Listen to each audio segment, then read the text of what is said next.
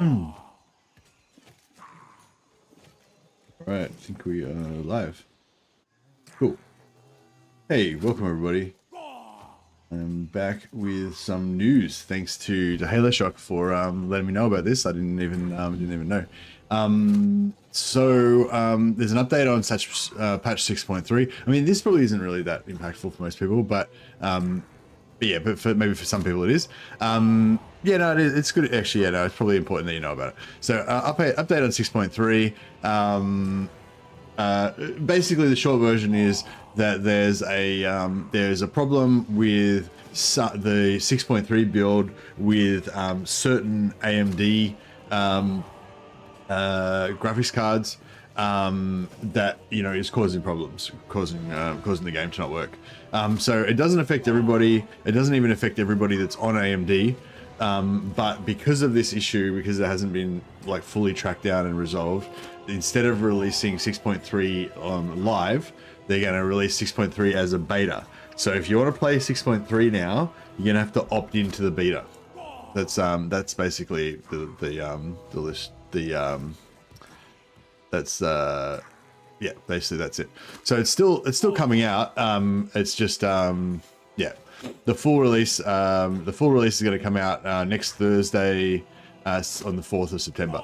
But the 6.3 build is still coming out as planned tomorrow, or that I think it's today, I guess now, or whatever, in less than 24 hours. It's still coming out at the normal time. It's just that you have to opt into it as a beta now instead. So if you're hanging out to play Lizardman, updated Lizardman and Tomb Kings, you just got to opt into the beta now. And yeah, it's not like, I mean, I know some people don't really like playing betas because they just want to play the stable version of the game. And yeah, I totally understand that. But in this case, it's not really, like, sorry, I'll put a link here to the full article if you want to read it. Yeah, I was going to read it, then I thought it's just going to be boring. I didn't read it out. But yeah, excuse me. So yeah, so that's basically the news. So just yeah, so if you when it goes live, just have to opt into the beta. Otherwise, if you want to wait, you can. It'll go live on Thursday. However, yeah, it's not really a real, like, it's not really a beta for game changes or anything. It's just a beta for this hardware compatibility issue type of thing. So yeah, so if you normally like to wait till the game's stable or whatever, especially if you don't have an AMD chip, then maybe check it out. Also, we've revised the 6.3 patch notes to include the full set of changes. So, yeah, so a lot of people were pointing out yesterday that the patch notes seemed really incomplete, and there was like, heaps of missing stuff. So yeah, so this is the bit that was missing yesterday. That's like pretty important. Which is basically the headlines of the whole update, really. They created so I did update to Lizardmen, right? So created a specific Quintex landmark for Lizardmen, since it was their location originally, makes sense. Added 2 new control buildings and removed the control buildings so you can construct inline settlements. Added context effect for a couple of buildings so you can now gain additional benefits by meeting requirements. Added low income from resource buildings which missed any. Added income from resource buildings which missed any effects. Adjusted hero capacity and recruit rank to match updated races, i.e. recruit.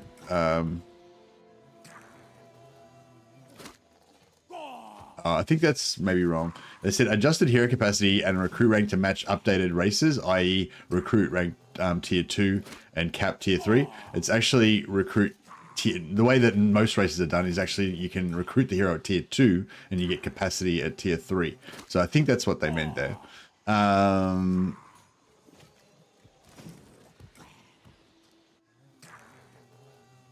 Yeah, Saurus Scar Veteran is still at the same tier. Yeah, so they didn't do. There's no race that can recruit at tier 1. I think they meant tier 2, tier 3. Saurus Scar veterans are still the same, but yeah, the priests have been moved. So I think priests were recruit tier 3 or tier 2 capacity tier 4. They've been moved down to recruit tier 2 capacity tier 3, and the prophet the other ones they go down from tier 4 tier 5 to tier 3 tier 4. So yeah. Or, yeah. No. Maybe they were both at tier 2, but capacity is still tier 4 for the other one, for the new one. Anyway, whatever. We'll show it off in a minute. Added feral cold ones to Nikai's cold one building. Sacrificial pit to Sotek landmark and sacrificial building. Sotek now generate sacrificial offerings when playing as Tehenhauin. Moved tiers around for bigger dinosaurs so they make more sense. Added an additional building for Dread Saurians, so you now get more of them. Building browser looks something like this. Minor settlement looks something like this. Technology tree, there's way too much to go over since everything has changed at least a little bit. Too long didn't read is there's more technologies, fewer building requirements, and you'll have to see them for yourself. Blah, blah. Yeah, cool. I noticed the tech tree was like much improved. Hey Primaria, so Ava, Hell's Gate, welcome. Added ancillary effects to all ancillary sets for all Lizardmen Legendary Lords. Changed some of Lord Mazdamundi effects in his skill tree. Added skill for Mazdamundi, which improves Temple Guard just a little bit more than previously. Changed Mazdamundi's starting spells from Apotheosis and Harmonic Conversion to Apotheosis and Soul Quench. No diplomacy penalty for Nakai trespassing. Changed Predatory Fighter skill a little so it gives weapon skill for the conditional, but now affects more races.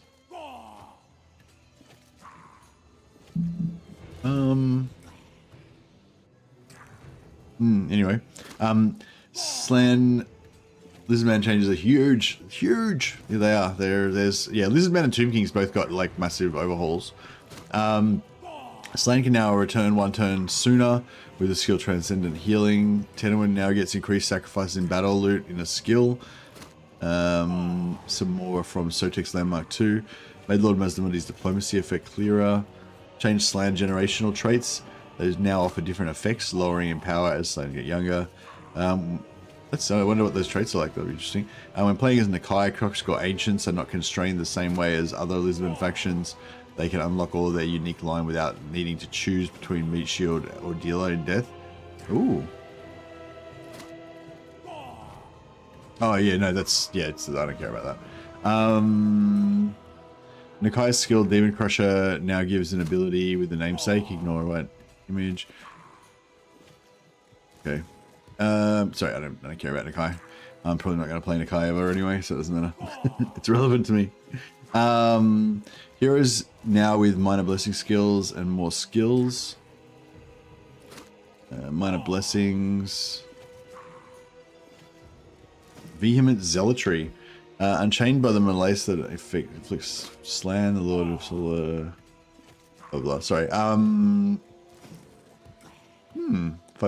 ward save for Temple Guard units in Mazdamundi's army. And -1 recruitment. Yeah, I was almost thinking about playing Mazdamundi, but then I don't know, I still feel like he's too vanilla, like, I don't know, I just feel like Tehenhauin's the best. Commanding Shriek. Restock and range for skink units. Cool. Resilience scales, spell resistance for an army from skink priests. Looks like that stacks as well. Boarding patterns. Skink Oracle. Oh, Skink Oracle was the other hero I was talking about. Rank 15 to get barrier. That's nice. Some new rights. I don't know if you can see those. It's about as clear as they get, I think. They might be a bit low res. Oh, they're probably not low res. It's probably just my... I don't know. We'll have a look at it in game anyway. Battle credit enhanced spawnkin ability. Giving Crocscore and Skinks more reasons to play next to each other. Okay. Oh, so I wonder if that'll apply to Tehenhauin, because we're going to be going mainly Skinks. Maybe get some Crocscores mixed in there. Yeah, I want to give Tehenhauin another go. I think I was just tired last night, and it was. Yeah, I was overstimulated, I think, and I just had problems, and yeah, anyway, it was fine.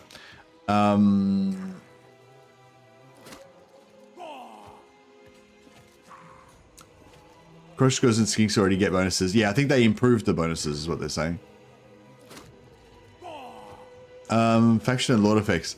As the Monday has lost his higher upkeep reduction to Temple Guard, bringing his stat in line with the other balance changes. What? His Lord Mazmondi's lost his higher upkeep reduction to Temple Guard. So what? Before it was 50%, now it's 30%. Yeah. There's a new follower in town. Let him follow you. Okay. This has been non-feral dinosaurs now have faction-specific tinting. Oh, very nice.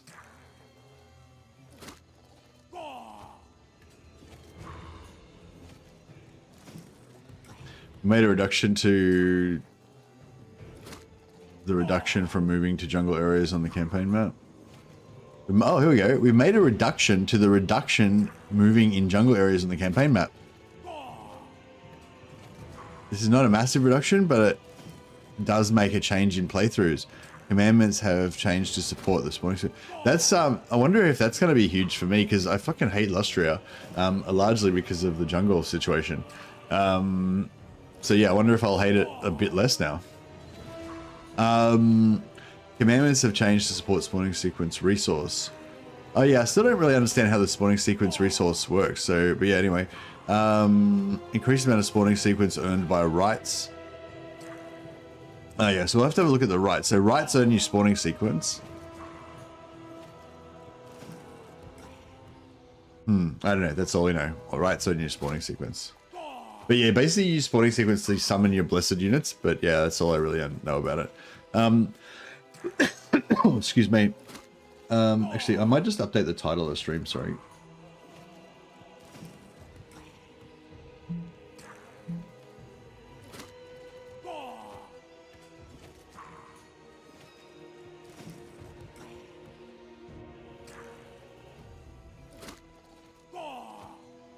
Sorry, 1 second.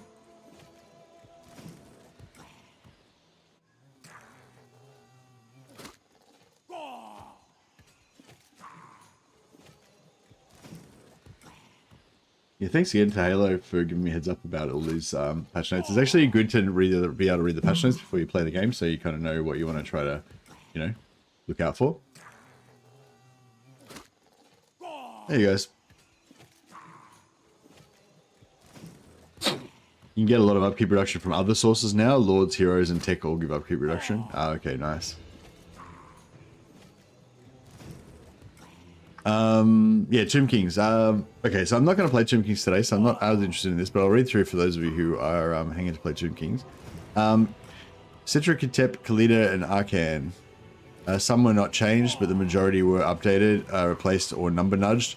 We also added a hidden effect for each faction, so when you get an increased capacity, it actually counts as an increase. What? We've also added a hidden effect for each faction, so when you get an increased capacity, it actually counts as an increase.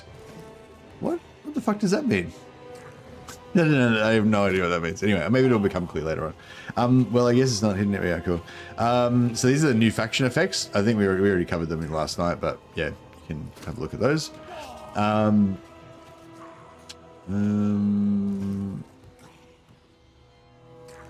Even since the stream, we've made some updates on feedback to buildings, below the changes as a whole. Garrisons have changed. I won't list details, but attach a couple of screenshots.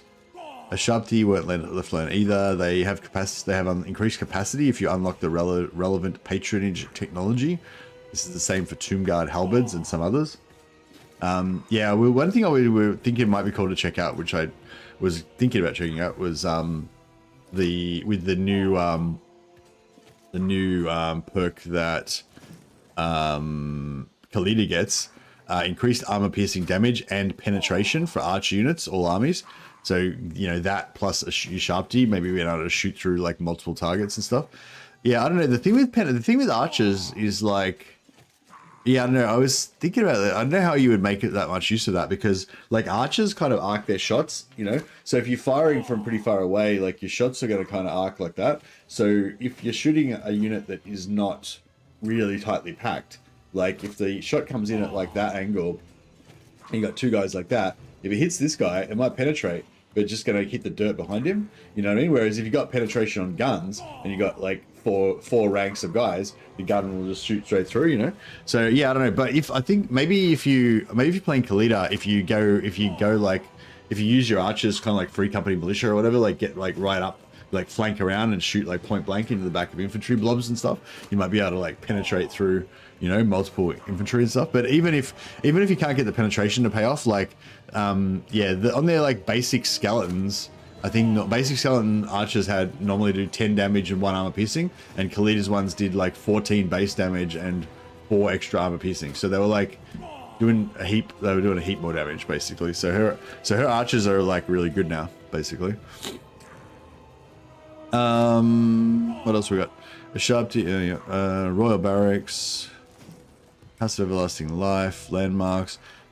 Now have some new effects. Stay tuned, as there is some spice for a new landmark that you can find in Lamia with unique effect when playing as Khalida. Yes, pew pew snipe for you, Sharpty. Nice.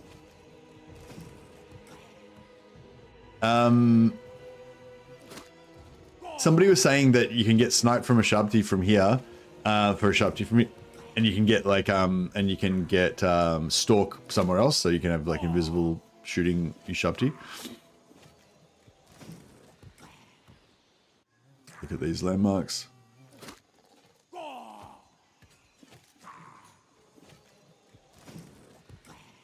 A tech tree. We've moved it around a bit, added some technologies, but the key takes are less penalty from researching technologies and better effects. So yeah, before, like, it would take 15 turns to unlock one of the categories of Tomb Kings, and then every time you do it, it would add like 30%.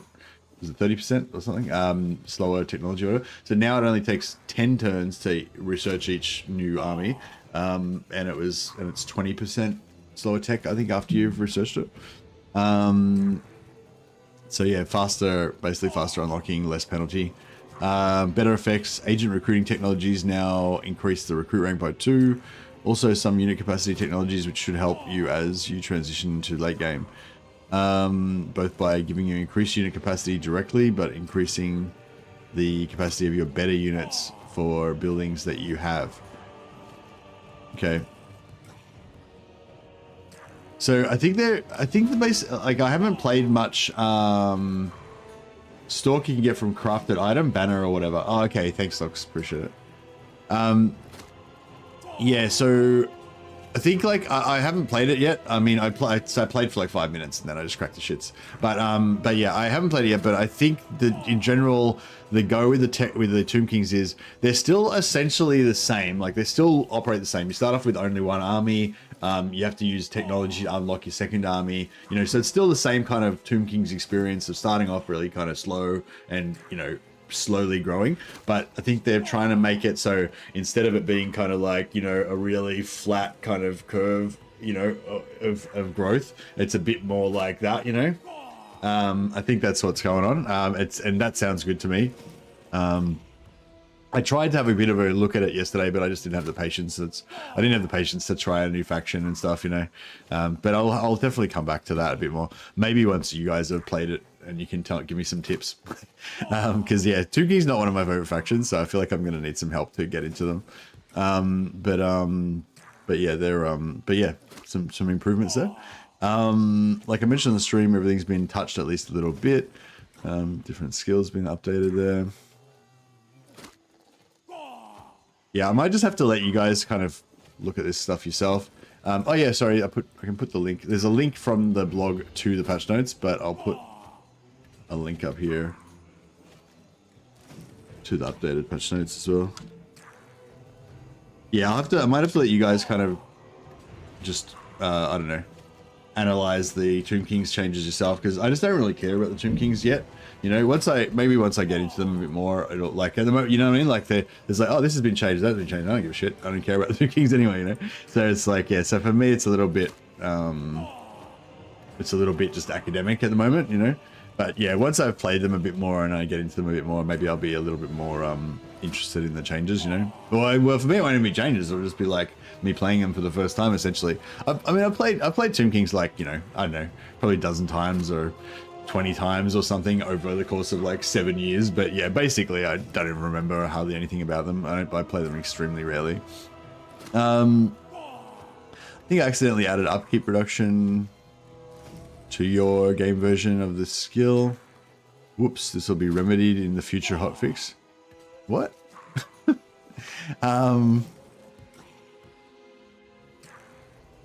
Oh, right. So a lot of people had pointed out that the upkeep reduction was added to a few skills. Yeah, they,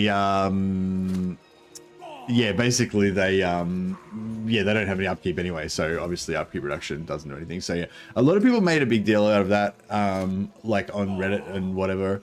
And like, it's like, who cares? You know what I mean? It's like an extremely irrelevant thing. Like, I don't know. I feel like sometimes people like jump on like silly little things like that as if it's like evidence that, you know, of something or whatever. It's like, it doesn't mean anything. It's nothing. Anyway, but yeah, so yeah, it was a minor mistake. Doesn't affect anything. So it's fine, you know, no problem. He makes it sound like they've got just one dude keeping Total War Warhammer 3 alive.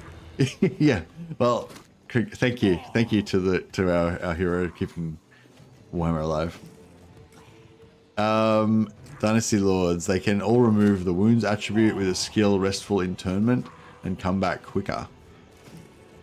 Nice. Wounds is like a debuff where basically if a single entity gets their health low, then they get a penalty, I think, to movement speed and some other stuff. But yeah, so they apparently don't get that. They can also embody each god, whereas regular Tomb Kings can only unlock one. New skills for all Tomb Kings. Do the Dynasty Lords have unique models? The Dynasty Lords don't have unique models, do they? Or maybe they do. I don't know. Why did they need to remove wounds again? Oh, they didn't need to remove wounds. It's just a flavor. I didn't even care about removing wounds. It's like, wounds are just, you know, it's like, oh yeah, if your guy gets super low on health and he's gonna die, he won't get a debuff. You know, now it's like, all right.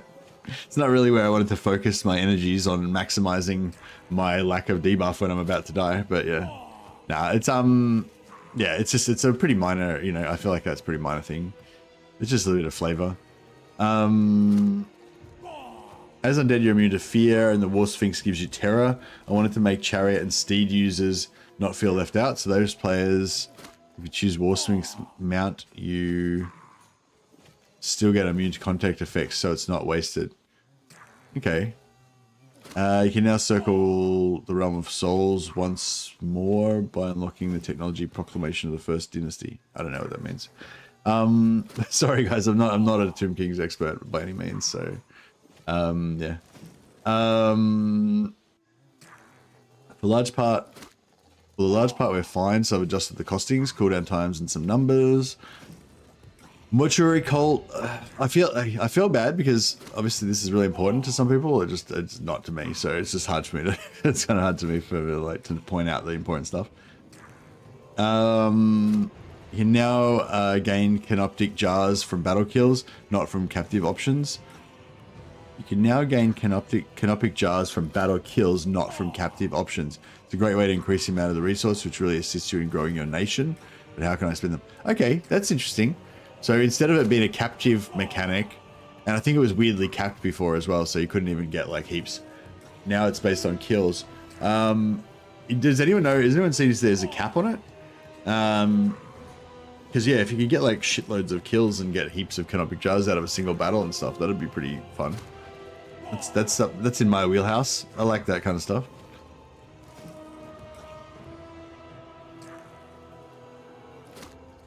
It kind of feels bad when you've got like a captive mechanic or something and you figure out ways to like maximize your amount of captives, but then it's like capped at like fucking 200 or some shit. And it's like, I got like 1,000,000 captives. Yeah, 200. That's all you get. You know, it's just like, you know, I don't know.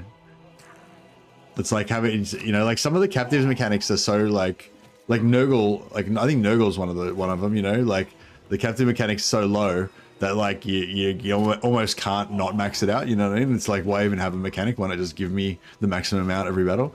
Kind of deal, you know? So yeah, I feel like they need to like you know, like having like, just say you've got a mechanic where it gives you like 1 captive per 1 guy that you kill.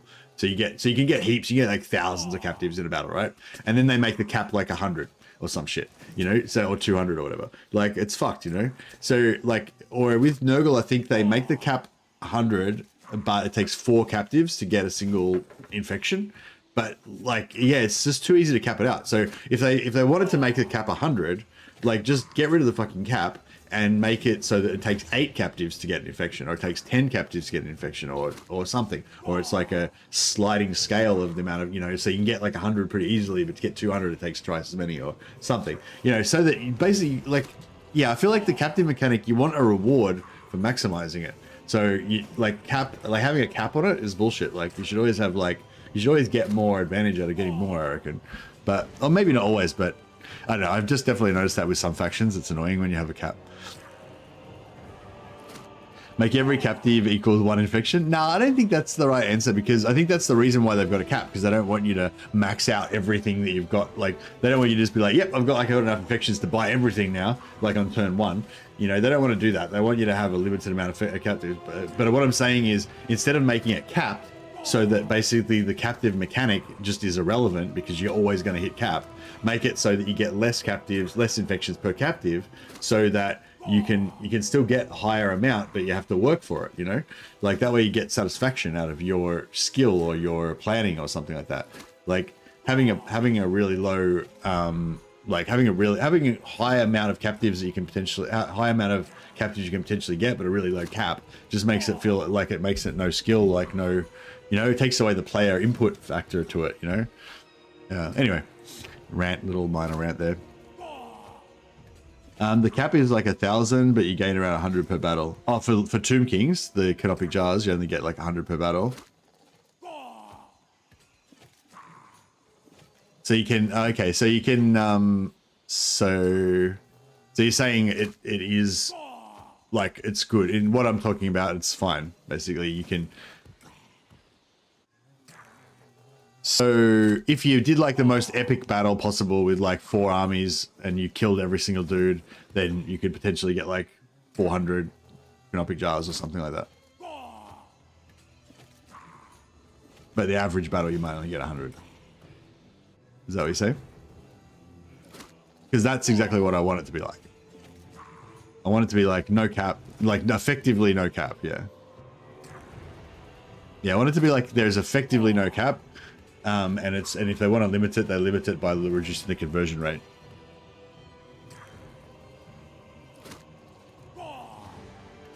I'm not talking about realism, Ava. I'm talking about player satisfaction.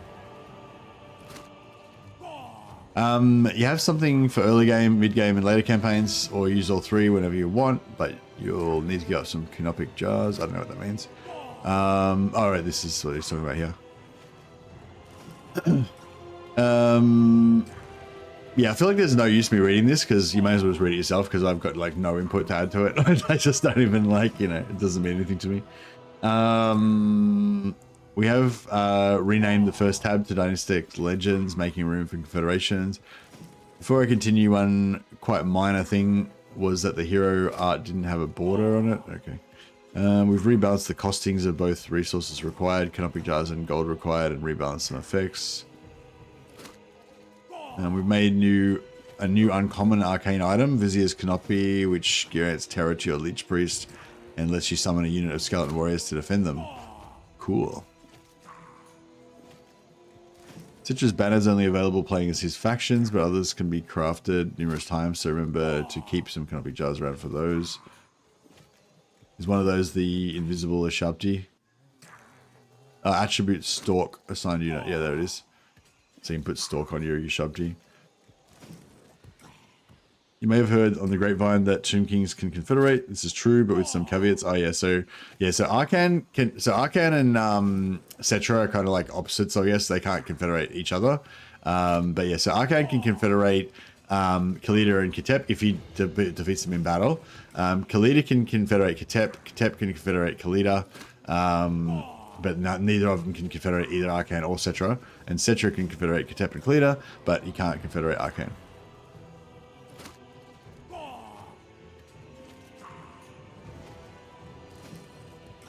It's so weird that Ketep has to defeat... It's so weird that Cetra has to defeat Ketep in battle to confederate him. Why is it weird? Just because it's really inconvenient to get to him. Oh, you mean like lore-wise? You think he would join him willingly? We didn't need to... Yeah, actually, that was actually brought up already as well. Oh, well, no, well, yes. No, actually, not really. It was sort of saying, just on a convenience factor, it'd be easier if it was the other way around, that Cedra had to defeat Khalida, but he could confederate Ketep with Jars.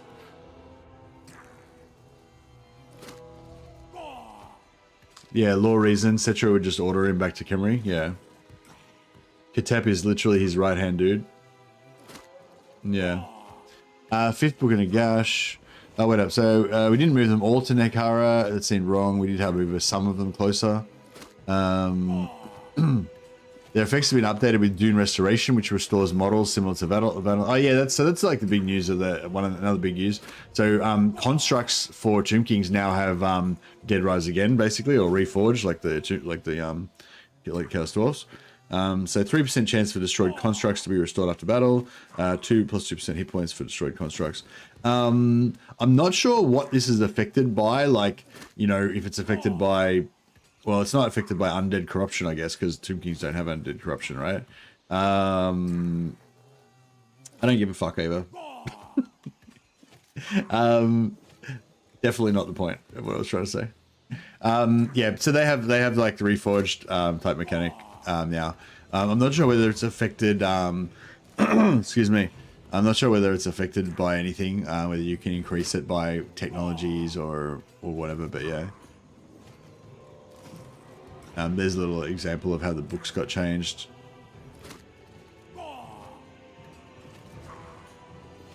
Such a tiny percentage, basically useless. Well, yeah, if it's only 3%, that's pretty low, but if you can get it up to like 80%, like Demons of Khorne can, you know, or whatever, so then it's like not bad. Manfred did not change. If you have any thoughts on their locations, let us know. Did Voltmars change?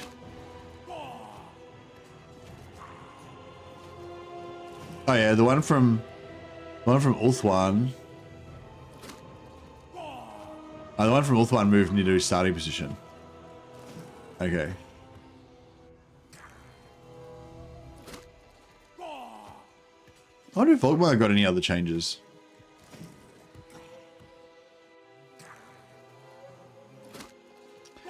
Is sending 2 melee units attacking together from one side bad, or is it better to send one if you can't flank? Ooh, that's a good question. I'm not sure if I can answer that one very well. Yeah, Cage Globe said, is sending 2 melee units attacking from the same side bad, or is it better to just send one if you can't flank? It depends. Yeah, I think it kind of depends. So if units get jammed together too much, like if there's too many units trying to jam into a small area, I don't know, I feel like it seems like they're not as effective at swinging sometimes. Like they're kind of like bumping into each other a little bit, and it like reduces their DPS. I don't know. I haven't never like tested it scientifically or whatever. But having said that, yeah, no, I would still, like, if you got 2 units on one side and you can't flank, I would still send them both in, because it will split the damage. You know, yeah, again, it might be different in multiplayer, but in single player, like, I would still probably send them both in most cases, because it would split the damage. If there was nothing else for them to do, right? But like, it's quite often good to have a second unit free to do stuff, right? Because you might not be able to flank right this second, but you might be able to flank, you know, in a second later on, you know. But yeah, but usually what I'll do is, if there's a unit there, I'll try to spread out my units so that they can get frontage each, like separate frontage, because like, yeah, if you have one unit, like if you have one unit charge in, another unit charge in directly behind them, the second unit is going to do very little, you know. It's not going to add much to the damage output. Whereas if it's all about the frontage, how many of the frontline dudes can hit the enemy. So you want as much frontage hitting them as possible if you're trying to increase your damage. But if you're trying to reduce the damage that you're taking, or you're trying to spread the damage that you're taking over multiple units. Like if you're playing vampire counts and you're trying to use a zombie blob to tank for you, then yeah, send in like 10 units of zombies. They'll just be a big blob. They won't do much, they won't kill much, but the incoming damage will be spread throughout all of these different zombie units, which you're then healing them all at the same time. So it's, you know, so it's better. So yeah, it sort of depends what you're trying to do. But I assume if you mean you're trying to inflict the most damage per second, then you want as much frontage as possible. So yeah, putting a unit in behind another unit is not really going to help that much, unless it's like trolls or something. So if it's if you've got like a monstrous infantry unit, sometimes they can kind of run through the infantry unit and kind of stack damage on top or whatever. So that can be good, or at least it used to be good. Anyway, I want Black Orc Big Bosses to actually become one-man Doomstack with the skill 1 Orc army. That'd be pretty good. Excuse me. I hate greenskins. They shone in Warhammer 2. Let them be weak in Warhammer 3. Greenskin skill update. Oh yeah, I don't know what any of these skills do. So yeah, I have to like yeah. So Goblin, Night Goblin War Boss, Goblin Big Boss, Black Orc Big Boss, and River Troll Hag all got skill updates. But I don't know all their skills off by heart, so I don't really know what they do. But we did have a look. We did have a look at that yesterday. But yeah. Oh yeah, WAR movement. That's the big. Actually, yeah, that's the big news for greenskins. So when you have a WAR now, they're no longer capped at 100 movement. So previously, when you do, or in the live game, if you do a WAR, then your WAR army is capped at 100 movement. So even like Route Marcher, like any movement increases don't work. But yeah, now they've said that it's not capped anymore. So I don't know exactly what that means. I don't know if that means that, like, I don't know if maybe the WAR is still going to somewhat reduce your movement somehow, but I assume it means that it won't reduce it at all, and your WAR armies are still going to move at absolutely full speed, which you'd hope that what it means. So that sounds cool.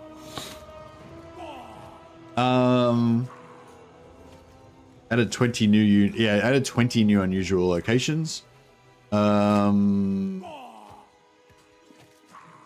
Updated the existing unusual location restrictions to make them accessible to more races. See, yeah, so most of the new races, most of the new unusual locations are available to lots of different races. They're not so like restricted as the old ones were, and they also updated the old ones to make them less restricted as well whenever it was like, you know, whenever it was possible or whatever.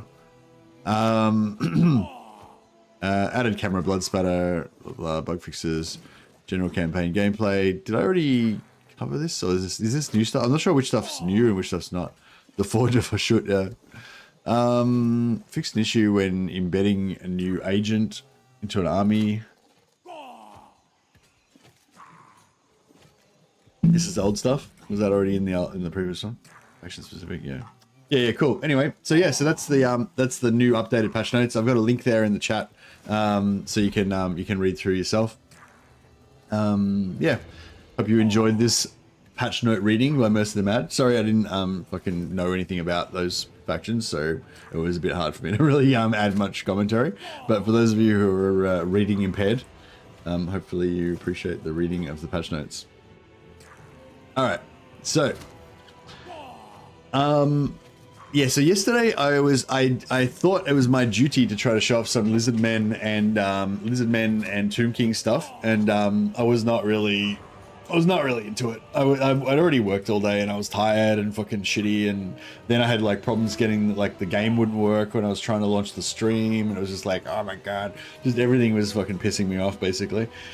So I tried to play some Lizardmen and Tomb Kings, and then I just, you know, predictably, I kind of knew this would happen. I just cracked the shits like within 5 minutes and was not interested at all. But I feel like today, now that I've had a good sleep and I'm well rested, you know, I can come back and give it a proper chance. So I was thinking about playing Mazdamundi, because Mazdamundi got a few changes. But I know, I just sort of still feel, even with the changes, Mazdamundi's still like kind of probably going to be feel a bit too vanilla. You know, like Krokgar and Mazdamundi are both kind of really vanilla. I feel like Gorak's kind of vanilla as well.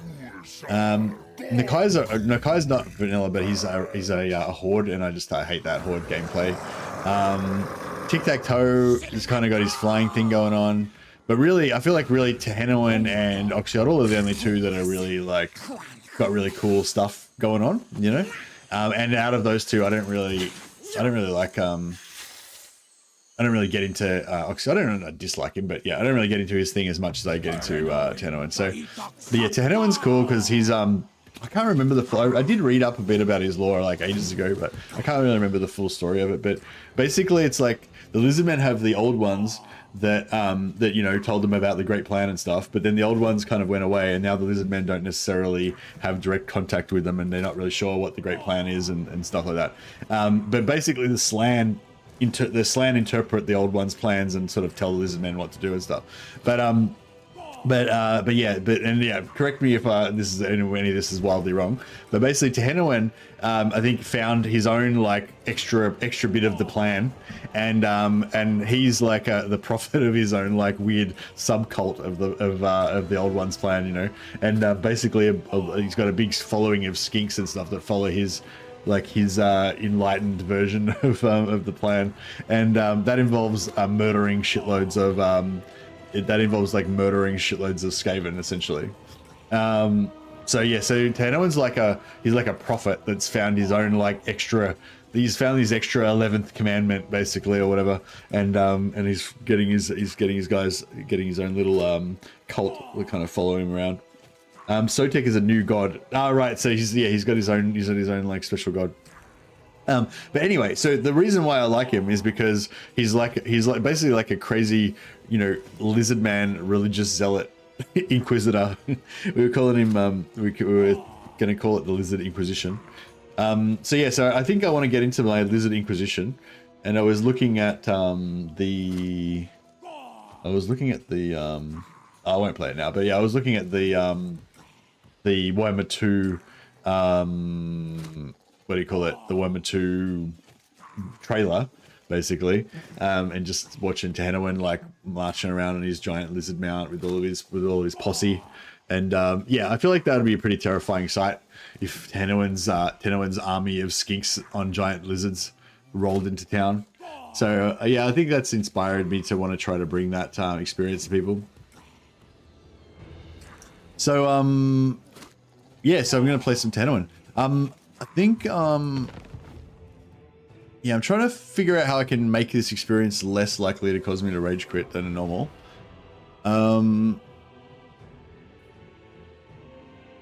I think last time we had a good Tehenhauin campaign, we played like This Is Total War with like, you know, max endgame as early as possible and stuff. But I don't think I want to do that this time. I think I want to I suppose we can leave it on. We got a new in-game disaster. What?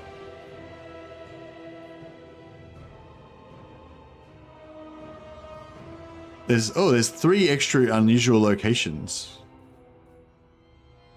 4. There's 4 extra unusual location things. What does that mean?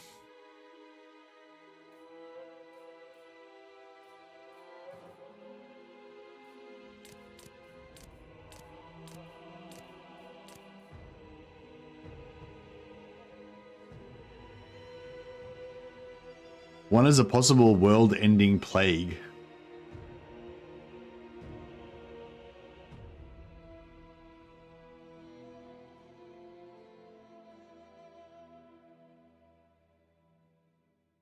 One is a doom sphere that blows up the planet. I don't know. It sounds like I don't want to have them on. So these ones like ones where you basically have to like try to build up really fast before it happens and try to find it and finish it, like kill it or whatever. Right, that sounds like a bunch of bullshit that I don't want to have to deal with. I just want to play Lizardman. I don't want to be like playing my campaign and then have the world randomly fucking blow up.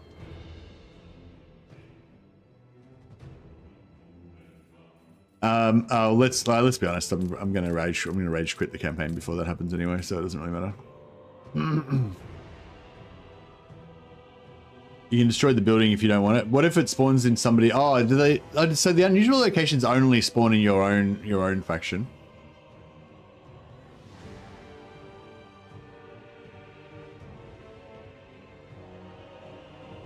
So they put it inside the endgame scenarios. So is it an endgame scenario?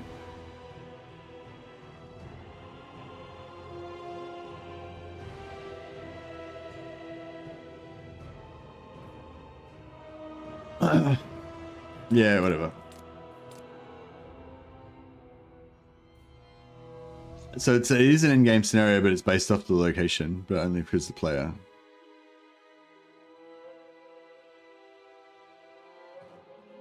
No, I don't know. Do I want to play him? I don't know. Maybe I'll leave him on, I suppose. I don't know. Whatever. It doesn't matter. It's not. We're not going to see him anyway, so it doesn't matter. But yeah, cool. Did Lawmaster Sotek do a video about those? Maybe you guys can check that video out.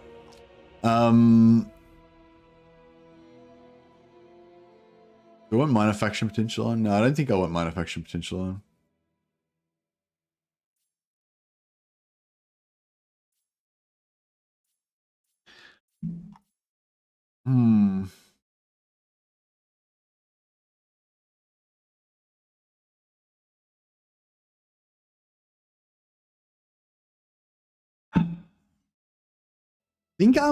One thing I think about this type of stuff, which is the same kind of thing that I was feeling with the Khorne books, is like, it's kind of weird because, what am I trying to say? Like, I think certain things, so there's kind of like there's two different sides to this thing. Like with the Khorne books, for example, like you've got like a fairly low-ish, you know, I guess reasonable chance for them to spawn eventually. But it's like, if you want to do a campaign themed around collecting the books of Khorne, so you can be the ultimate prophet of Khorne or fucking whatever, it can be really frustrating because you might not get them to drop, you know? Or it might take you like 150 turns before you get them or whatever, you know? So it's kind of fucked because it's kind of cool that they exist, but it's kind of fucked because if you want to base a campaign around them, you can't really do anything about guaranteeing that you're going to get them. So it's sort of, you know what I mean? Like, it's sort of, I don't know. It's cool in a way because, like, just say you love Khorne and you just play Khorne every day over and over again, and then one day you play a Khorne campaign where you get the books early, and then it makes that campaign special, right? Because you got the Khorne books early, and it changes the way that your campaign plays out or whatever. So this kind of stuff is cool in that way, and I want more of that kind of thing, like that don't show up in every campaign, but when they do, it's like really special and stuff. So I kind of want more of that sort of stuff. However, I feel like it's, yeah, on the other hand, I guess it's like, yeah, if you want a campaign based around that particular thing or whatever, then it's like, I don't know, what am I trying to say? Like, yeah, if you want it to be based around this thing, but you can't make it happen, you know, like automatically or whatever. Well, these you can though, maybe, because you could just choose like only one and then put the end game on, like, you know, super early.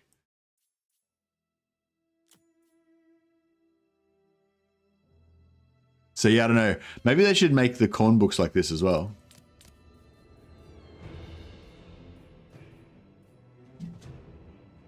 Yeah, I don't know.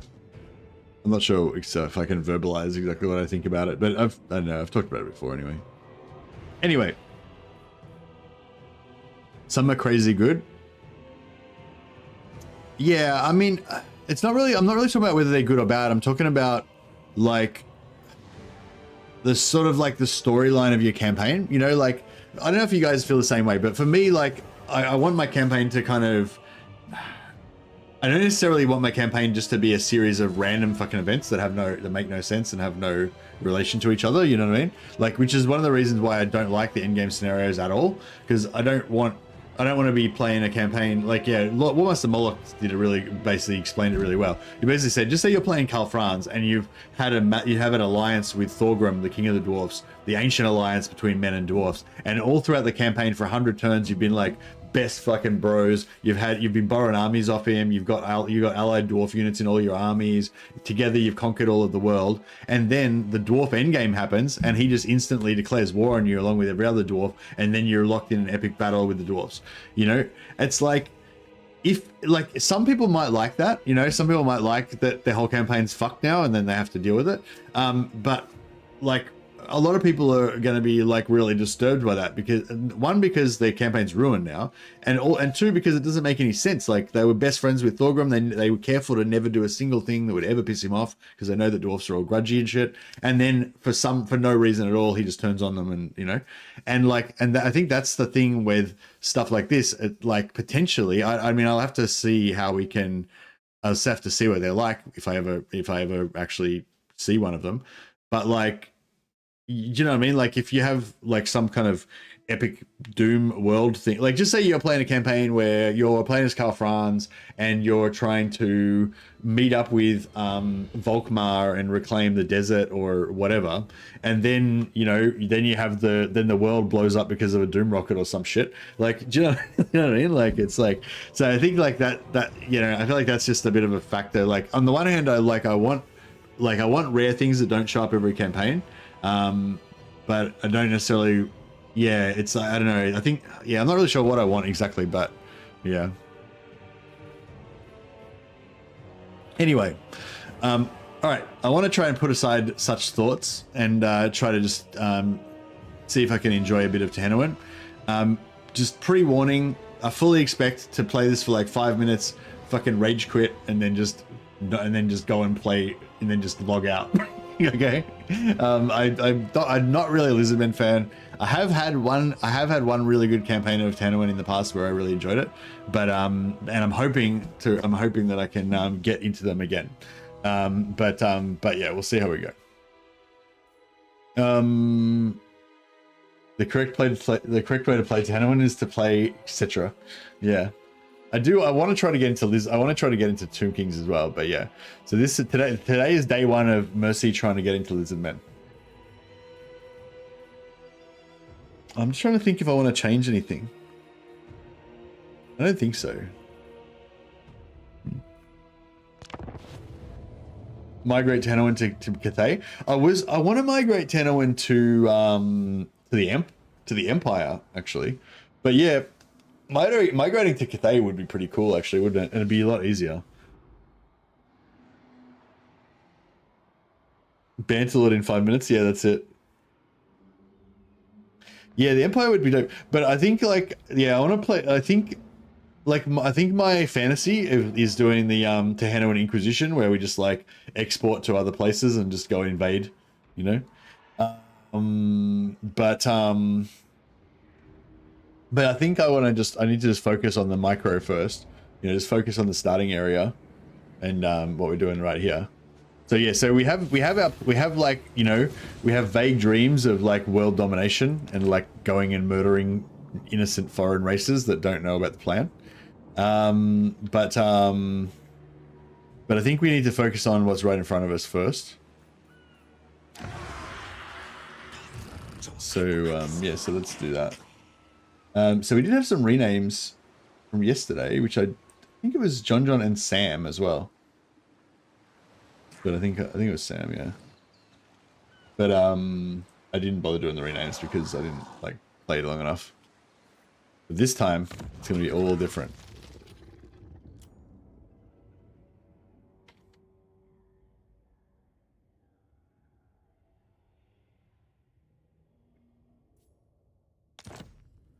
John.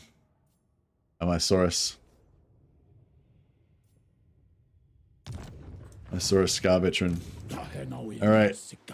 I feel like it was a bad choice for them to make the very first battle of the Tehenhauin campaign a siege battle.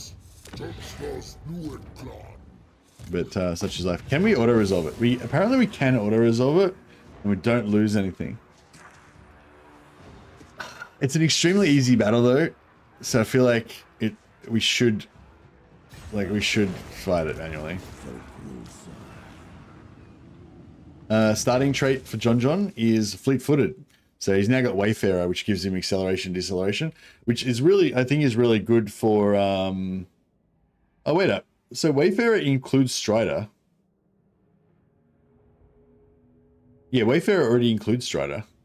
So he's got double Strider. But yeah. So Yeah, I think that's really good for charging, for cycle charging type units. And then I think the Saurus can end up getting a, the Saurus Scar can end up getting a good mount, so.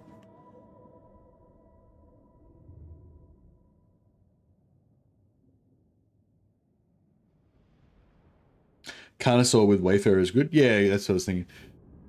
Just to make it, because cycle charging, you know, you have to, you're in battle, you're at 0 speed, stationary, and then you have to pull out and go from 0 to 100, do a little loop around, and then charge back in at full speed. So being able to accelerate and decelerate, max speed, and turn fast and stuff is really good.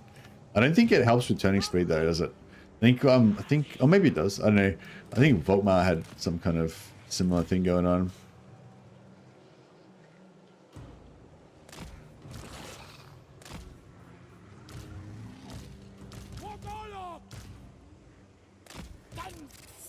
This is my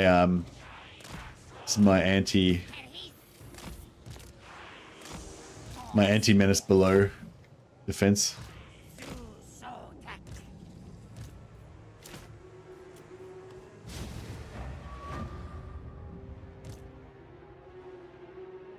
During 6.3 showcase, they mentioned that Tic-Tac-Toe was buffed somehow, but his Lord effects look the same.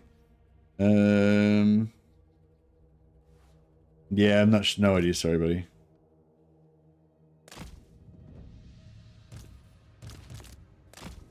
Oh, did I leave them here?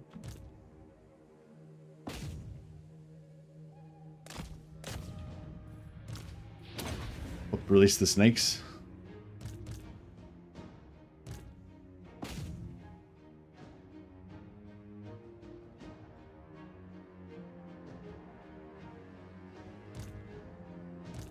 So I think there was only 2 menace belows, right? I think that's it.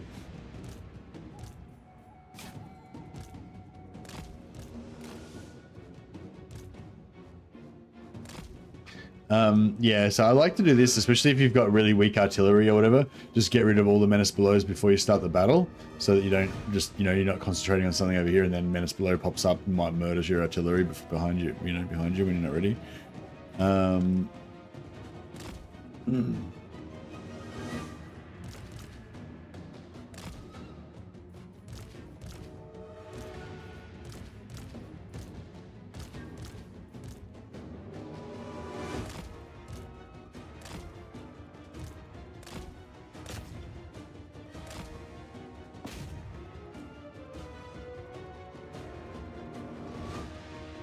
A bit of range damage there. Proxygos can take the gate down fast. Oh, the gate's going down pretty fast, isn't it?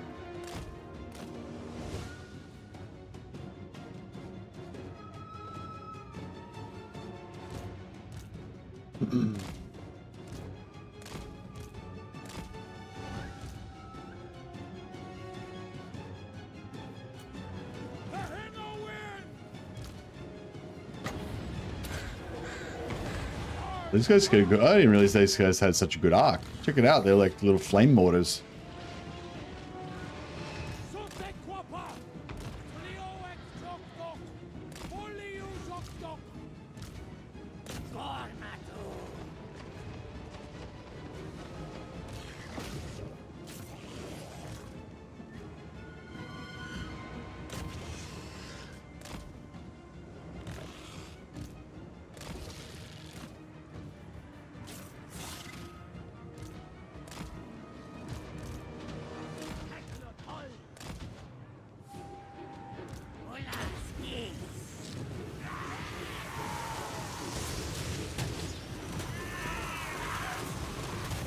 Little like lightning, little blue snakes.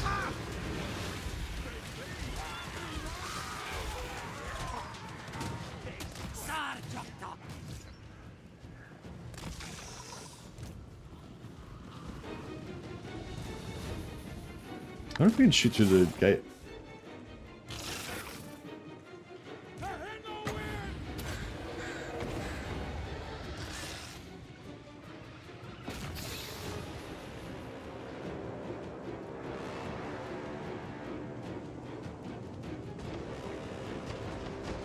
A little bit.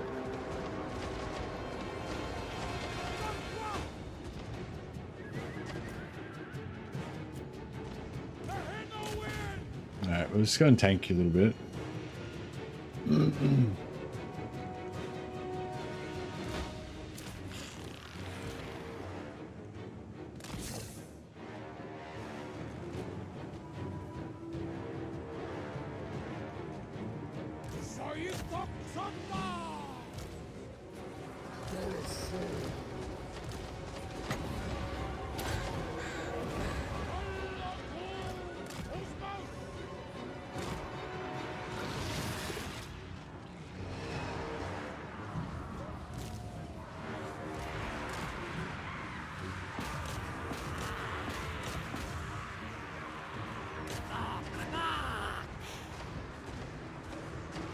Alright, get him out of the anti-large spears. Get some more flames on these guys.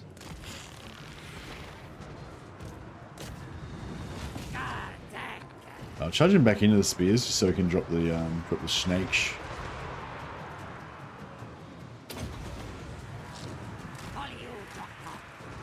And get him back out again.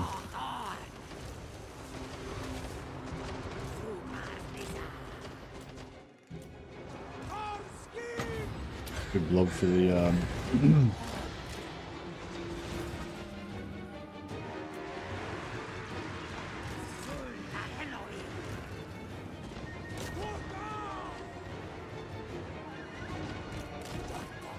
Get some terror in here. Tehenhauin can pin the spears.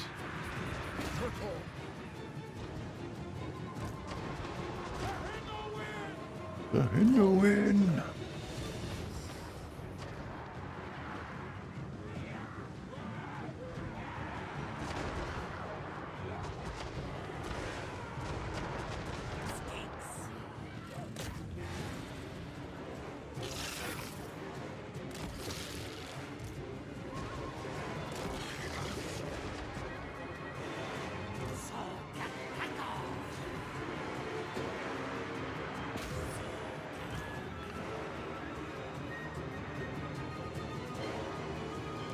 Kind of shuffle these guys down.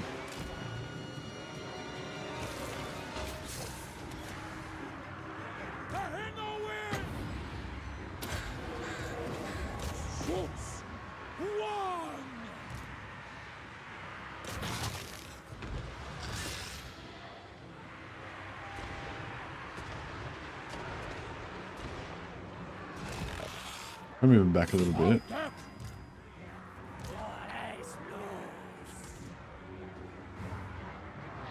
Some more.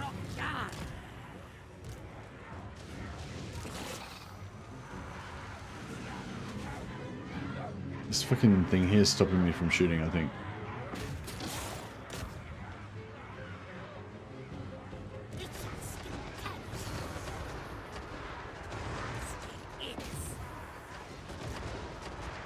Nice.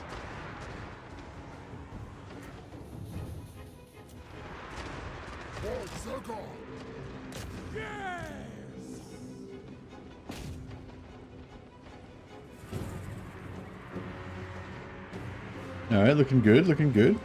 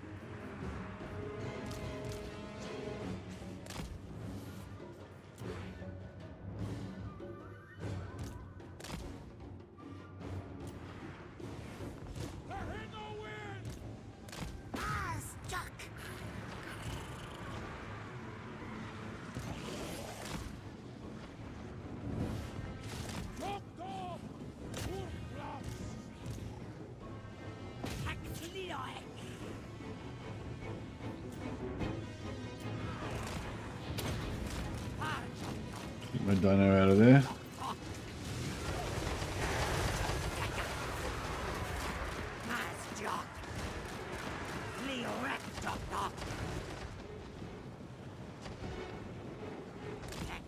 With Tehenhauin, I love getting tons of skin cohorts with javelins and arranging them in multiple layers, like some kind of Roman legion. Yeah, yeah. I was thinking about them when I first booted him up actually yesterday. And then I was like, I don't have any. Where are my javelins? Oh. I think maybe I remember that playing with some javelins last time. Maybe it was Crocodile that had the javelins at the start.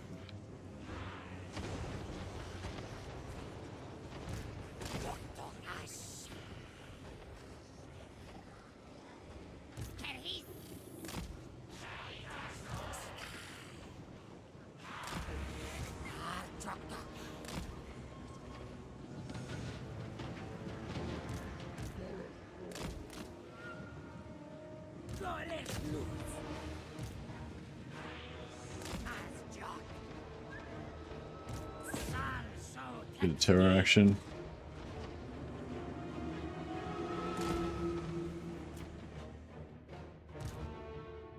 Can we go on? Somebody go and cap that.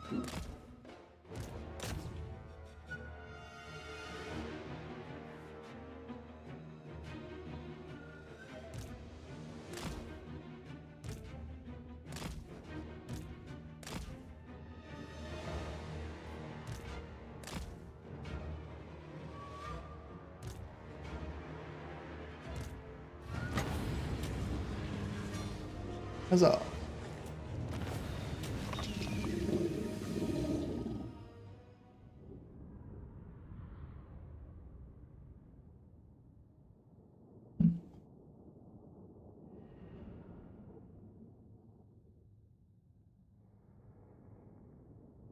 So it's when you get the when you get a slan, you get a random generation, don't you?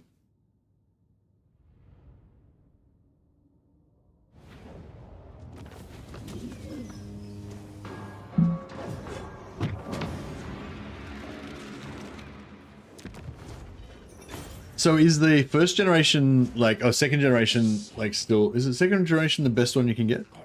Or you can get first generation? Oh yeah, so it's a cap of 100. So this is what I mean, like, oh no, actually this is building, isn't it? This is not based on captives.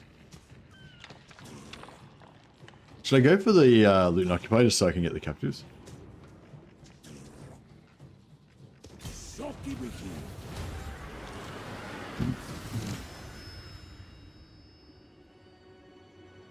What's third generation kind of half?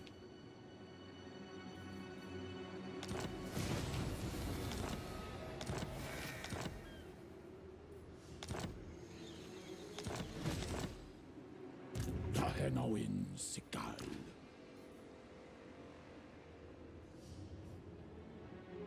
Third generation gives barrier to the army, but I don't know what else. Okay, that sounds cool. Okay, so there's not, so it's not like you get a good one or a bad one, you just get different ones kind of thing. It's kind of cool. Oh yeah, which one of these do we want? Which blessing do we want? Okay, we don't want Sorvosaurus infantry, obviously. We don't want flying units. Ambush defense chance? No, we don't want that. Control. Control's not that good for Lisbon, is it? Upkeep for ancient salamanders, Bastille. Yeah, I think we want the upkeep reduction for big dinos, yeah. Probably the main thing.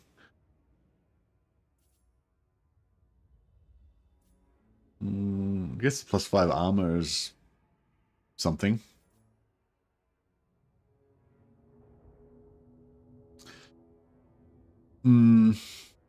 Yeah, I think we'll go for this one. Not that we have any big dinos anyway, so it doesn't really make much difference.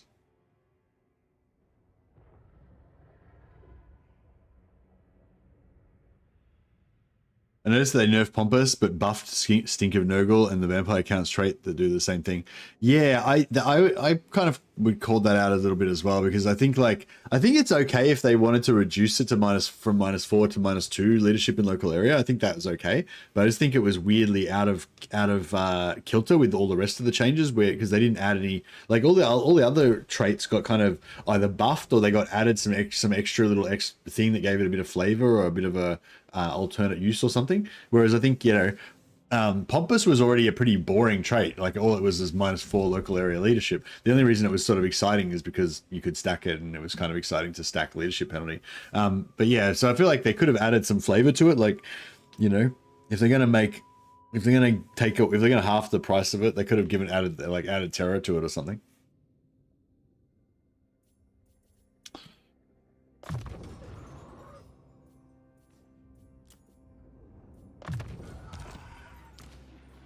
Garangani. Sautsik litaksa. So what does this do? Skink Chief. Yeah. Oh yeah, Cunning's cool now. Plus 10 melee defense is so huge. And Discipline as well is also huge. And Strategist is pretty cool as well because you get extra tacticians. Fuck, I don't know. These are like 3 of my favorite new traits. Fucking love these. I got all 3 of the best new traits. Like Strategist gives you a throwable version of Tactician. Like I don't even know which one to go. Like this one's really good. You are a lizard now. Yeah, you're about to be this lizard. Which one? You can choose, Sam. Which one do you want? You want Cunning? Gives you plus 10 melee defense. Or Discipline, which gives you plus 8 melee attack and defense, but plus 2 melee attack to the whole army. Or Strategist, which gives you Tacticians, which is sort of like it's sort of like this ability, which is one of my favorite abilities. Stand your ground gives you plus 24 melee defense and AOE, but you can like cast it at a rad distance. It's like Stand Your Ground. No, it's not Stand Your Ground though. There's the other one is Tactician Stand Your Ground, which is a different skill that it has range, so you can throw it 100 meters away. So you can stack the 2 of them together. You can have Stand Your Ground and Tacticians on top of each other. Have 48 melee defense. Yeah, I feel like we should try. Actually, we should try that out because we haven't. Yeah. You were too slow, Sam. We're going to take that one. Discipline makes good fighters. Yeah, Discipline. Yeah, they're all really good. I want all of them.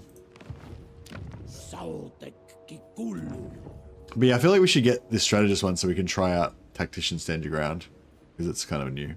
But Discipline also does look pretty good. And he's got a cool mask. Alright, we'll try and get the other one as well. Oh, I should have gone the top one because that one's going to go... I don't know. Yeah. It's fine. Tactician Stand Your Ground. So it's got 100 meter range, 24 melee defense.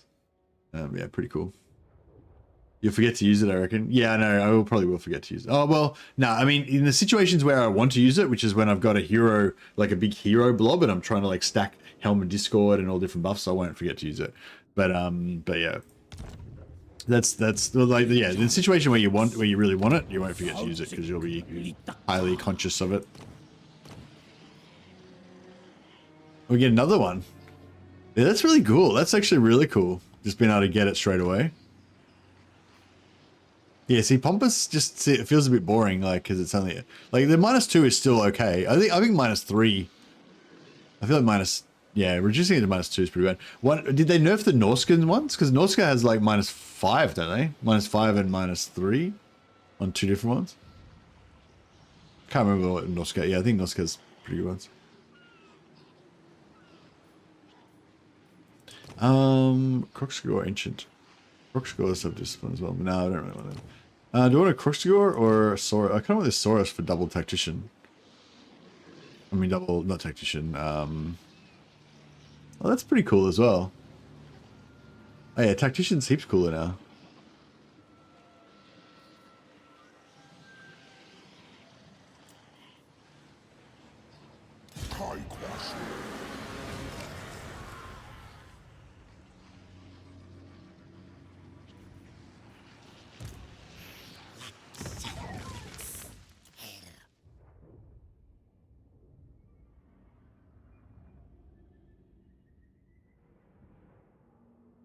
Samtak. Samtak the what was he? The strategist.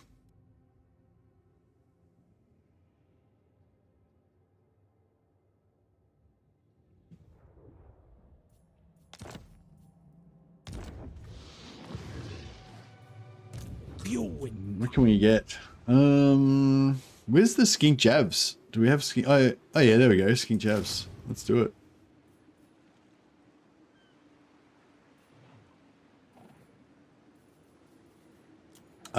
We've got enough to buy. Oh, we can get some javelins. What do they have? skink. 10% physical resistance.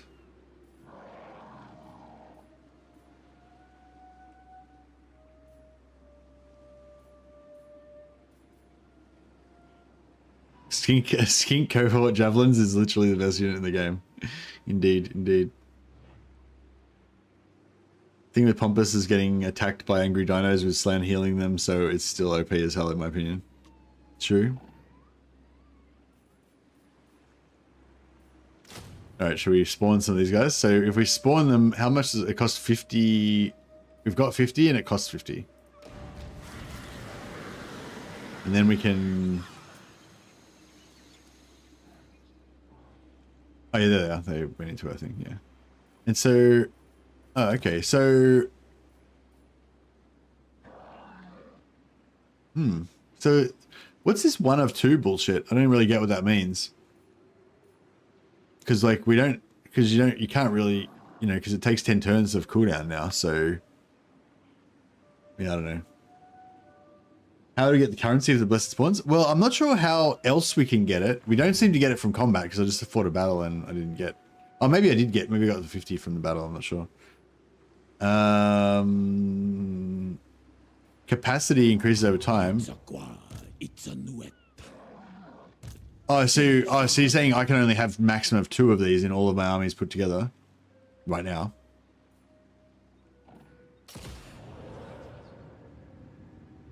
You get that's not it.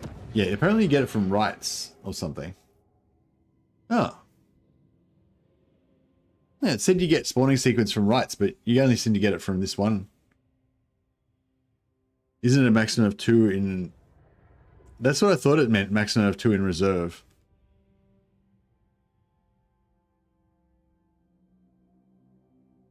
Just in the recruit peel. Yeah, that's what I assumed it meant. But it's weird that it's got a 10-turn cooldown on it. So, like, what's the point, you know, what's the point of having 2 of them? Like, I don't really get it. Like, what's the point of having 2 of them in reserve if as soon as I use 1, I get a 10-turn cooldown?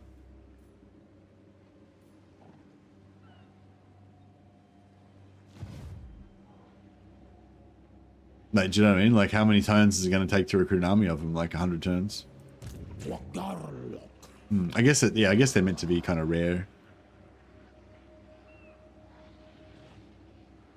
It refreshes over 10 turns, but you can recruit 2 at once if it's pulled. Oh, really? You can recruit 2 at once. Okay, cool. Well, that's important, actually, because it's got a 10-turn cooldown.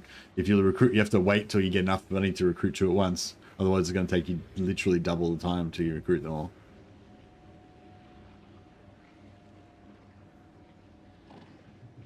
So over 20 turns, there'll be 2 in the pool. Oh, okay.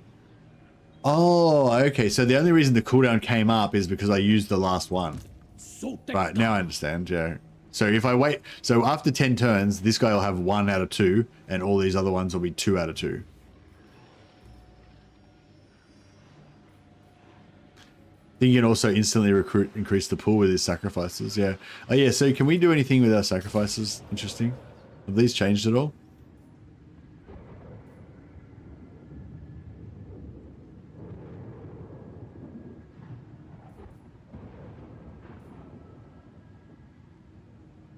Instantly adds Blessed Chameleon Skinks unit to the Blessed Spawning Pool. Instantly adds Pterodon Riders to the spawning pool. Hey, Anthony Caputo. Welcome to the Patrons of the Sciences. Hey, thanks, Anthony. Appreciate your support, man. Welcome back. Thanks for your, I guess, over a year of support now, because you've got a Vault Mercy head. Put you on the Roll of Glory. Glory. Indeed. Okay, that makes sense. I think I don't really want any of this stuff right now, but I think I need to unlock. How does it work again? I need to unlock these to get this, isn't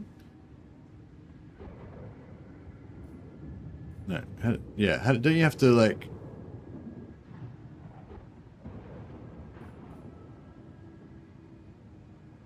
Oh.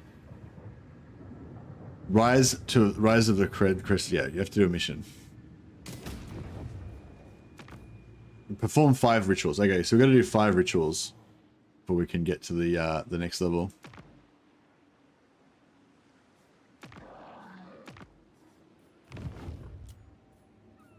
So should we do this one so we can get more chameleon skinks?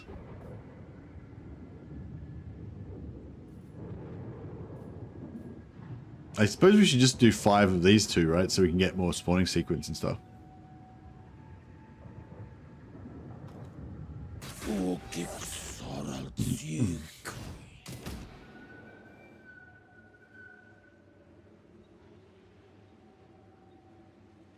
Get the snakes.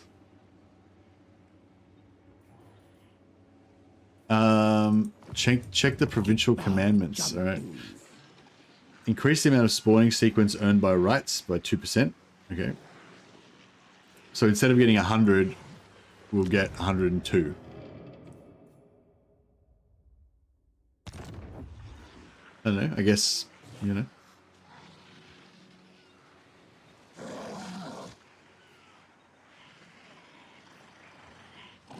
Hey, Bob Goblin. Welcome to the Patrons of the Sciences. Thanks for the support, man. Appreciate you. Put you on the Roll of Glory also.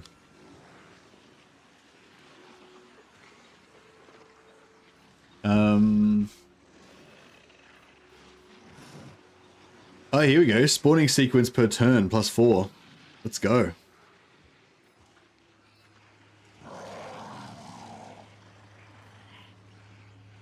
Although, we do kind of want growth though, don't we?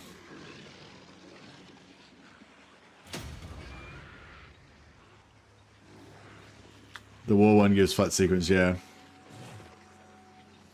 So once we level up our buildings a little bit more, we can just switch everything over to that and just start pumping out sequence.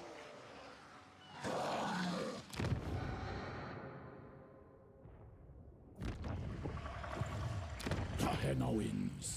So what do we got here? So we got skink chiefs, and we could no.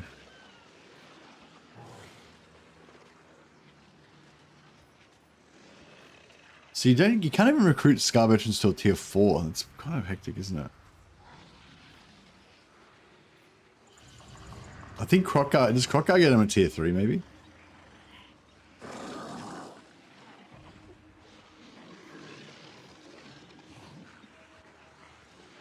How much spawning sequence does the War one give it max geomantic web? No idea. How would I figure out? Does the geomantic web basically like double everything? I could build this just so that we can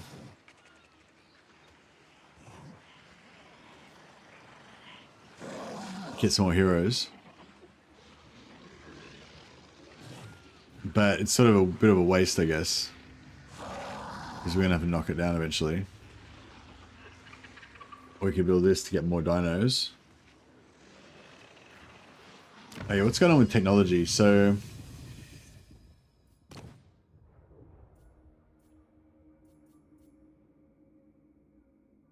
this is the skink area.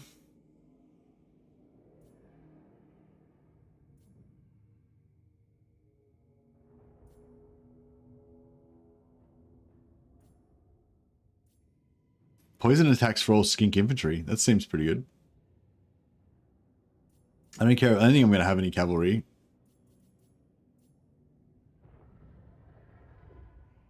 Yeah, I don't think I'm going to have any of these guys either.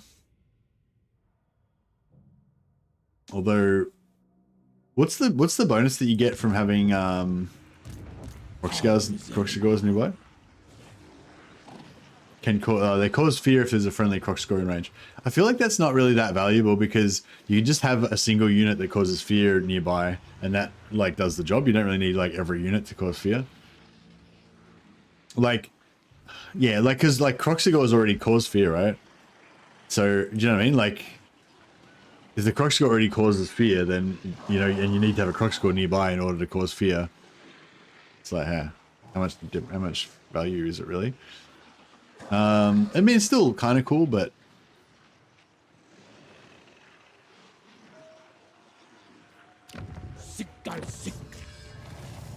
yeah, the new tech tree definitely big improvement for sure.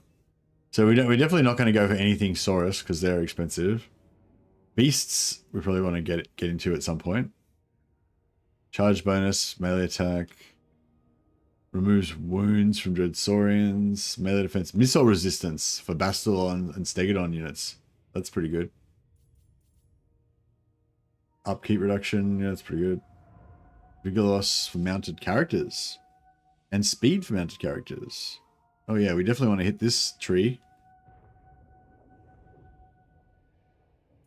Maybe we'll focus on that one and the skink one. There, I mean, there's...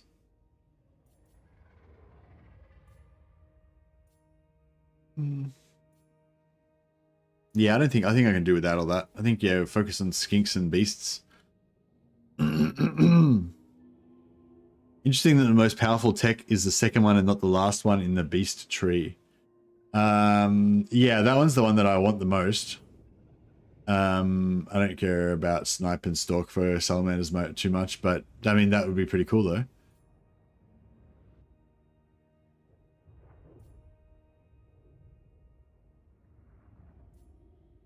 All right, and what's in the great plan? See, this is like a lot more relevant to me now that I actually care about playing Lizardman. Increase the amount of sporing sequence earned by commandments by 5%. Okay.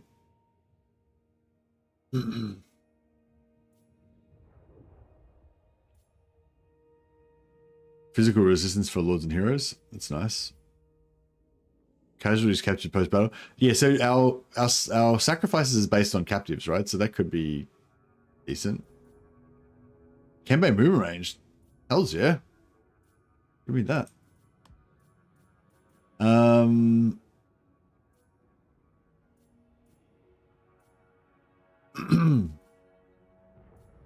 Wood save for all characters. I think there's 5% physical resist and 5% wood save for all characters, right?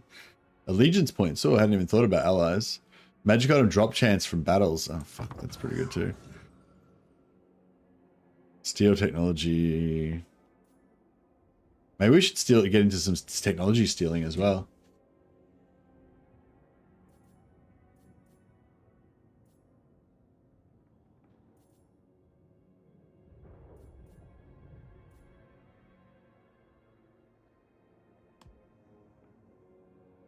Oh, that is kind of good as well.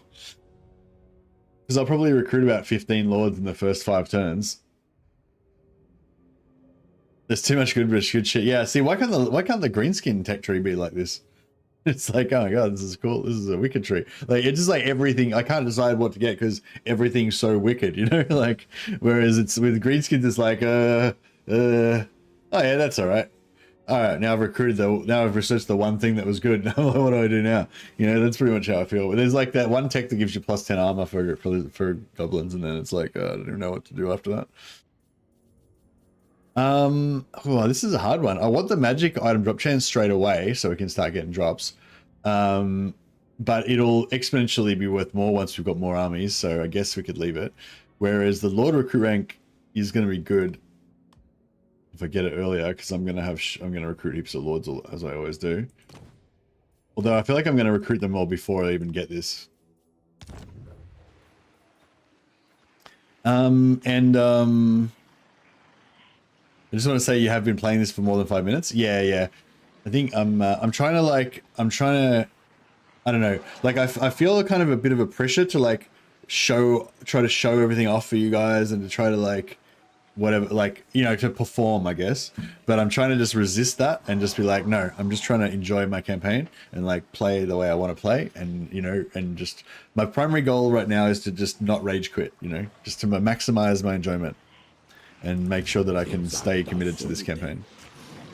It's for me, monkey. Exactly. I was watching another streamer. I won't name names, but I was watching another streamer the other day, like just briefly, and literally, he was literally dancing every time someone would do a thing, and it's just like, I don't know. I get that. I guess, yeah, I don't know. I guess it's just different. Like some people are more into being a YouTuber or being a streamer.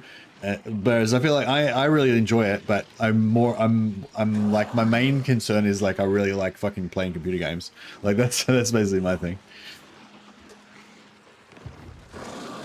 Just want me to be happy? All right. Well, dancing will not make me. Actually, dancing, that kind of does make me happy. I was cooking the other day, and like and I was like humming some tune, and I did a little like dance while I was like, while I was cooking, and I was like, that felt good. And then I like just danced a little bit more. And I was like, fucking hell, dancing actually feels pretty good. Lucky, like, you know, I would have been pretty like mortified if like anyone had come home and seen me dancing. But yeah, I feel like now that I've unlocked it, like now that I know that it feels good, I feel like it's gonna be my secret shame. Like whenever I'm home alone, I'll just like pull the blinds down and just like have a little dance off. Yeah, dancing and singing feels really good as well. Yeah, I feel like, I don't know, I feel like this is like way too expensive, but I kind of want it. These repairs are pretty cheap.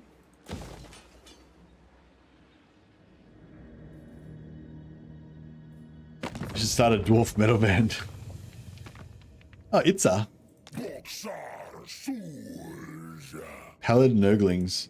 I don't even know who those guys are. Hopefully it's not going to bite me in the ass. But a little bit extra cash should be good.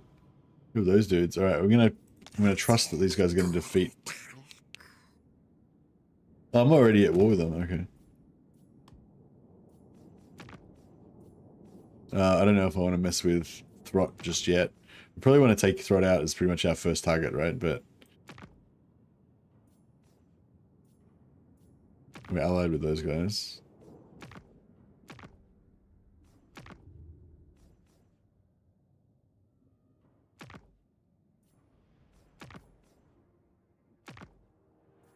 More cattle for the slaughter.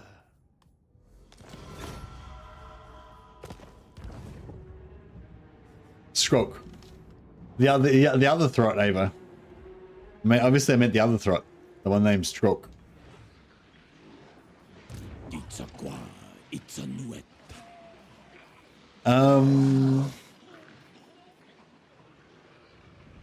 The other green Skaven, yeah. Cool. All right. I think we've maximized our turn one as much as we can. I don't know if I should really be doing this. So what's the play here? Do we want to go up and take out these guys first, or do we want to try to like nip up here? Oh no, actually these guys they're friendly kind of, aren't they? Should we try and like get up here and like wait till Skrok hopefully wrecks himself on these guys and then counterattack and take him out? Is that kind of the play normally? Or maybe we want to let him take all of this and then we kind of... What can we do to make you not dance? Well, when I'm offline and you can't see what I'm up to, I'm dancing all the time, basically. 100% dancing. But yeah, as soon as the stream starts, I just pretend that I never danced, and I would never dance. I don't think I'd ever dance in public, but a bit of like private home dancing. Just like, all I'm saying is just try it out. When no one else is around, draw the blinds so no one can see. Just pop some moves. Just have your own little dance. I bet you'll be amazed at how fucking awesome your moves are and how great a dancer you actually are. Nah, same chair. I don't have money for these like fancy things like chairs. What do you think this is? In this economy? So yeah, I feel like he looks a bit fucked up, right?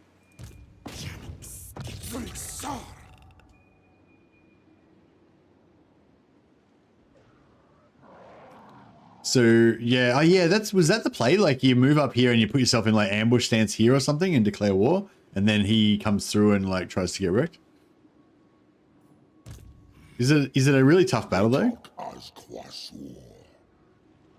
That's Mercy saying sub to me, please and thank you. What is me? What?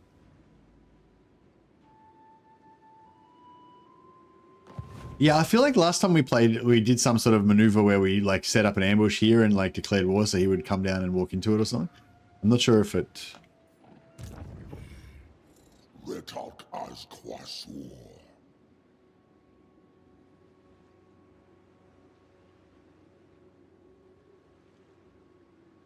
What you said about the chat? Oh, right, yeah. You should have plague monks and a catapult. Yeah, but he doesn't have all of our mad lizard shit though, does he? Chimnikar. Kokitsanu. So we could go to there.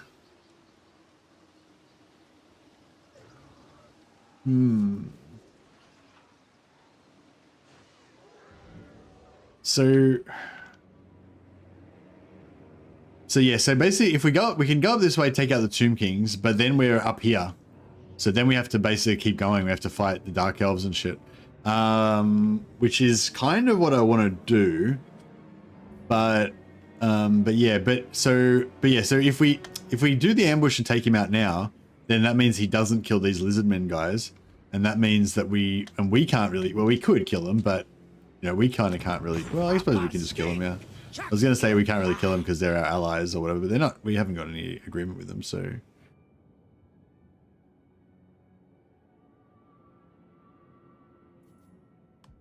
So yeah, so I was sort of thinking maybe we come up here and we, so this thing, if we ambush Skrog here, then we have to take the settlement, and then he's still got another settlement or two up here. So that means we have to keep going north, and that way we run into, what's his name? Bad News Bear. Should I go all the way to the end? Like, where's the exact placement for the ambush? Should I go as far in as I can?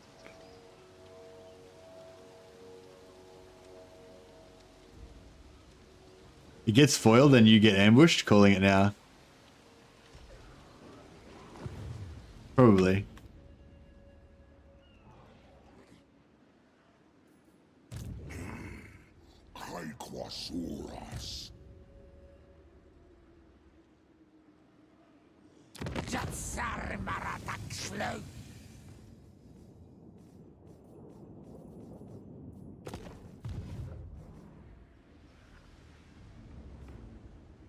Itzata sude.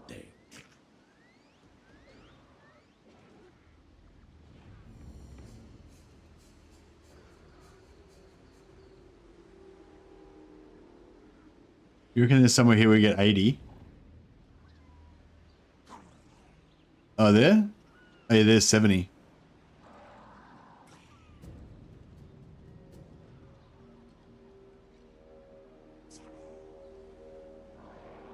Okay, there we get 70. Tungumar.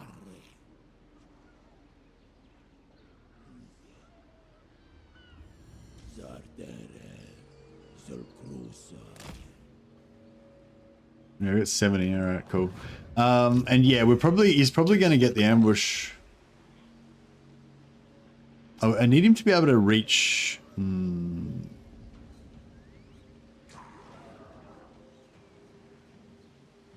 How far in should I put this guy?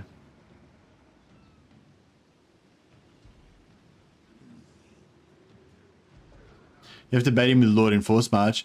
I don't know if I do, because I think if I put this guy here, I think if I put this guy here, like, so if I could put the guy in Force March, like here, and then he'd be able to just reach him in Force March, so that would work. But I think if I put him here, he'll be able to reach him in not Force March, and then even if he retreats, he'll still be able to reach him and destroy him.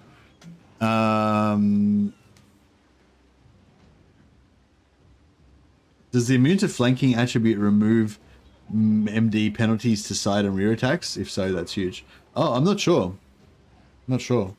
Does anyone know that? That's a good question. Does the immune to flanking attribute remove the movement defense penalties to side and rear attacks? Gojo Soriani says yes.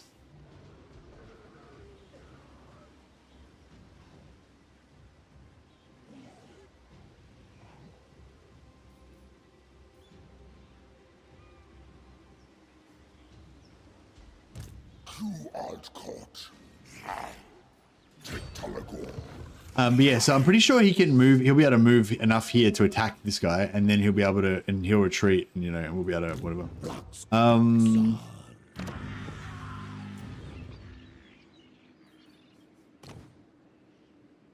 I wonder we'll,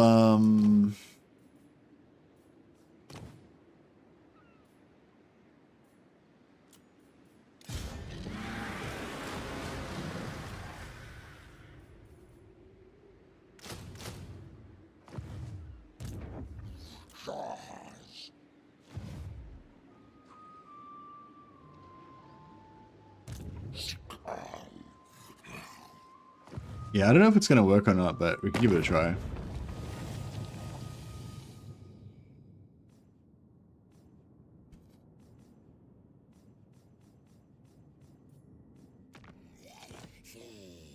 I smell lizard spawn. Usquama. Skenkdor Malmasaurus.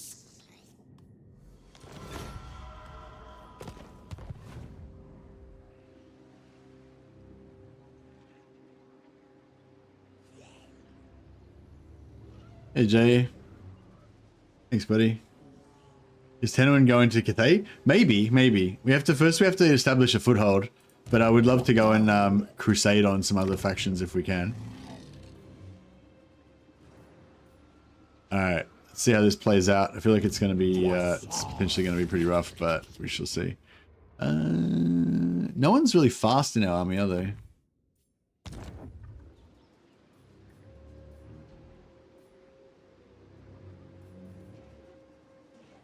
$122. Oh, that sacrifices not. Oh, these ones are cheaper. Okay, that changes things. Can Second Lord recruit? No, the Second Lord can't recruit. Yeah, so I was gonna say if I could have recruited with this Lord, that would have been better.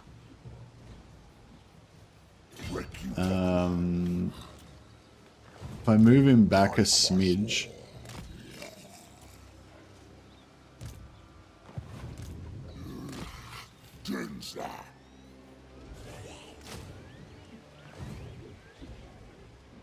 Alright, hopefully that'll work.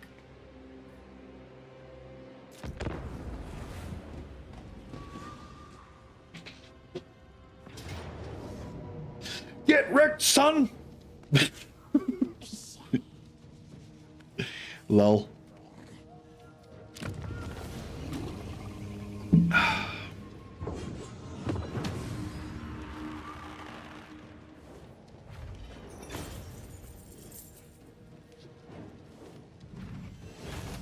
So we're 115 from the battle.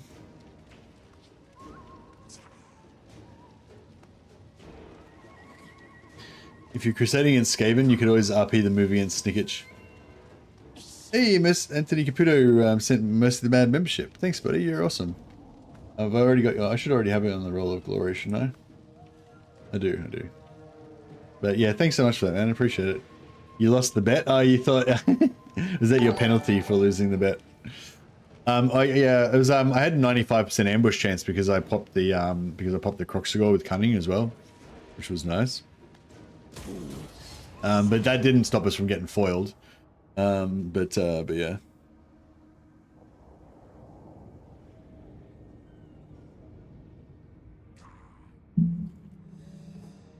I feel like this is kind of good because even if it failed, it's early enough that you could just redo it, you know, because it's only turn 2. So if he smashed me there, I could just restart and just do the first turn again. Wouldn't be that bad.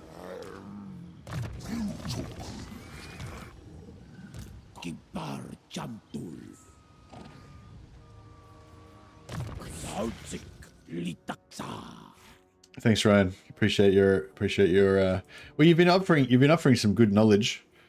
You've been sharing some good information about the different skills and things.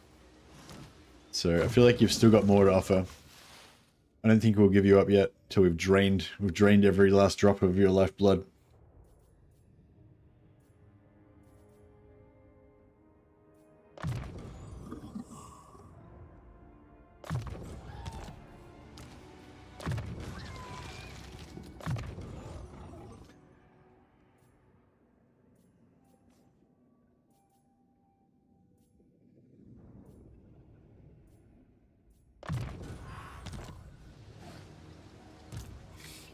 Alrighty, well, we've saved our lizard brothers, so they should be appreciative of that.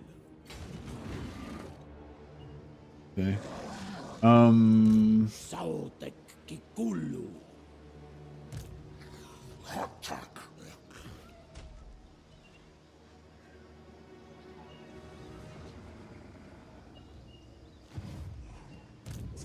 alt court.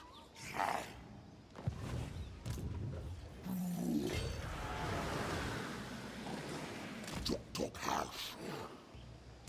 Alter hertig.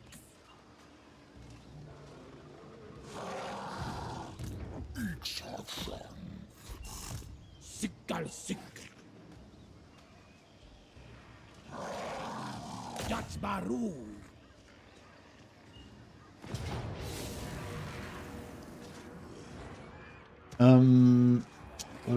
If we get the auto resolve, we can get this guy as well. I'm trying to figure out this Gelt spell intensity thing. It's all armies, right? Yeah, it's all armies. Yeah, it's every yeah. So basically, every wizard in every army gives you like plus 15% spell intensity. So if you have eight wizards in every army, then every army will be doing double damage.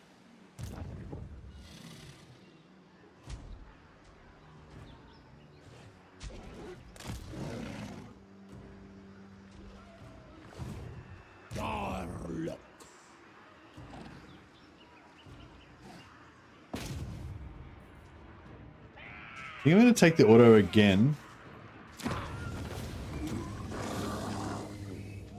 So we kill the Lord.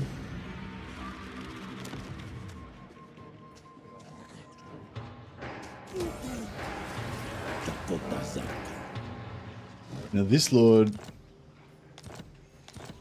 did not get a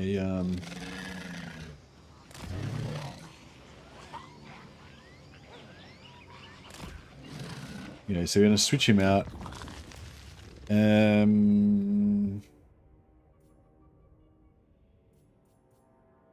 Yeah, Tactician's actually not bad, but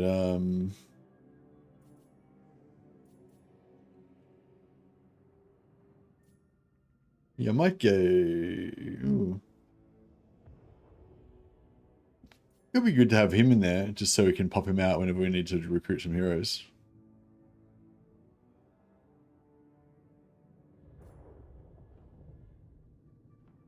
Although I feel like this guy's cooler to... Oh, actually, yeah, no, we'll grab this guy.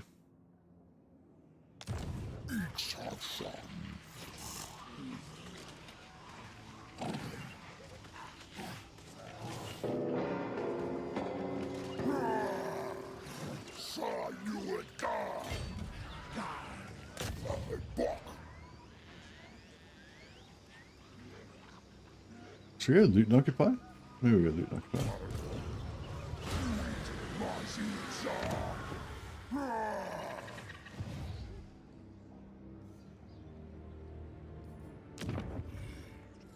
Luxel and Sabaton. Alright, cool. Welcome. Behold my great.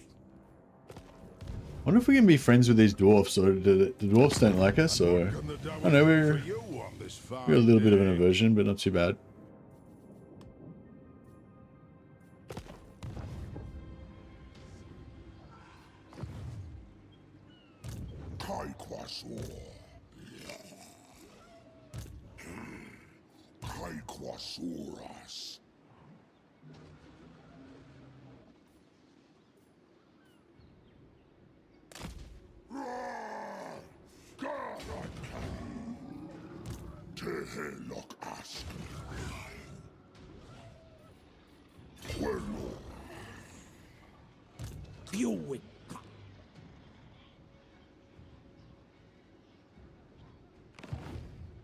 Do you reckon...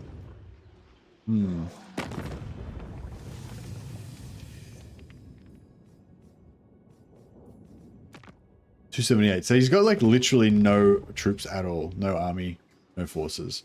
So I think I would guess. So I think we're okay to force much to glory. Oxel's the headquarters. Sorry, yeah. Oxel's the headquarters.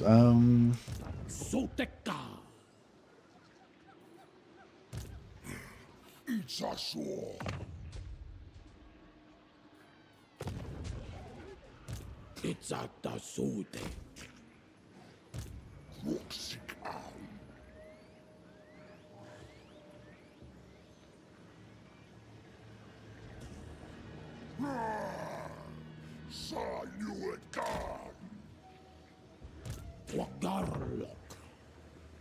So here's a replenishment.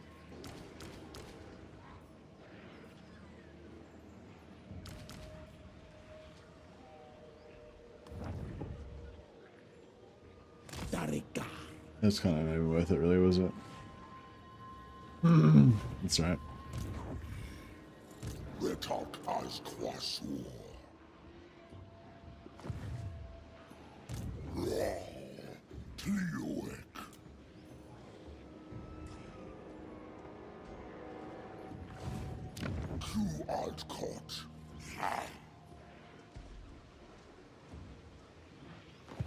What?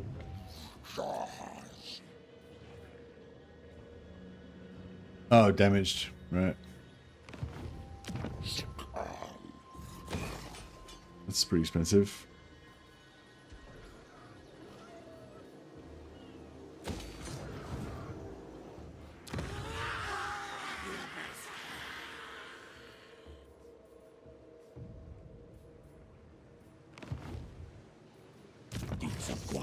It's a nuet.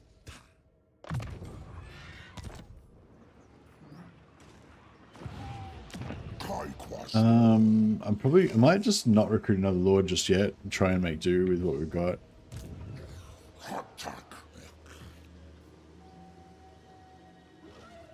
Skink Chief cap is at tier 3, yeah. So yeah, Skink Chief cap is tier 3. Crocscore recruitment and cap is at tier 4. Skink Priest is at recruitment is tier 2, but cap is tier 3. And Oracle recruitment is tier 3 and cap is tier 4. Did they buff the Lizardman economy yet? Yeah, I think so. I think they might have given him more upkeep reduction and stuff as well.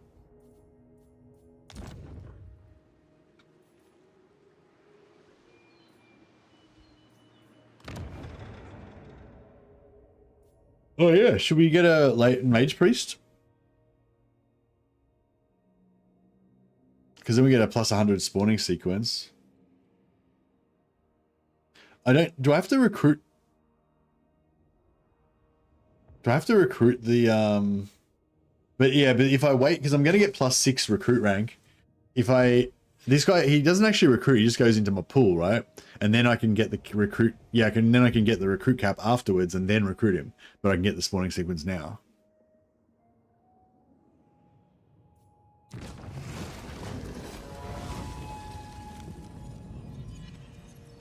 There's a lot more Slan Mage Priests than there used to be when I used to play Lizardman. Didn't there used to only be like 4 before?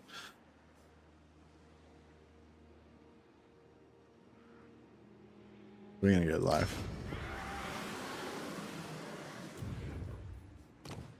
Third generation.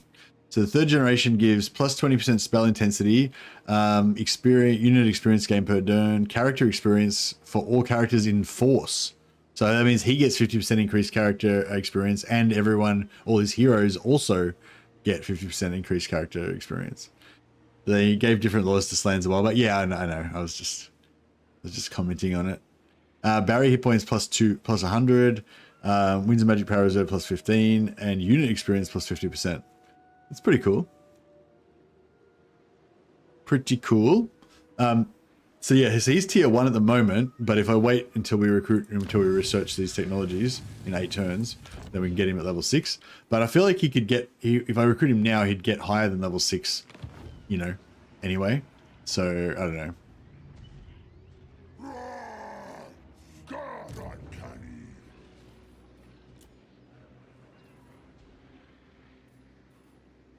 I kind of want some, Desauruses. These guys are double. Yeah, fuck, that's expensive. Crocscores. Yeah, I wouldn't mind some Crocscores maybe. Or then again, maybe we want to get some like blessed big boys. Yeah, maybe I should just save up for these guys because I don't know. Skinks only cost 50. I know. We'll see how we go anyway.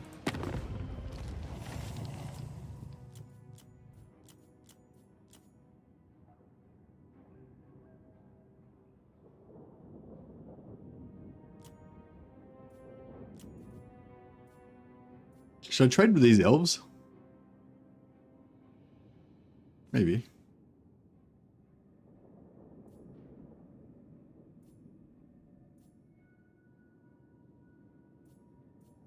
much is it? Not a great deal, but better than nothing, I guess. Traveler. What would That's fine. He's in the other he's in this army because it's getting replenishment, whereas Tehenhauin's not getting replenishment, so he's been buffing the replenishment of this army.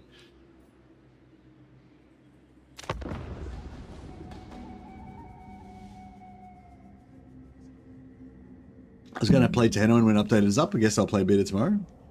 Yeah, man, get into it. Get on board. Get on the get on board train Sotek. It's coming through.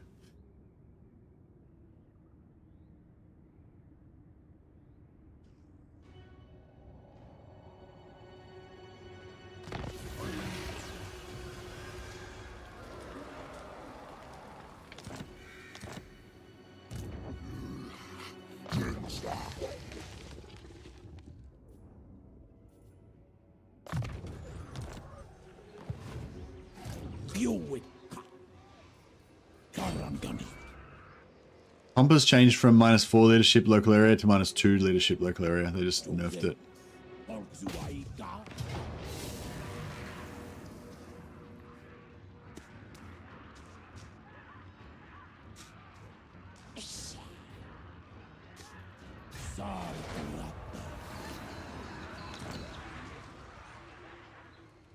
Yeah, I feel like it's probably. I think it's probably okay that they nerfed it, but yeah, I feel like they should have.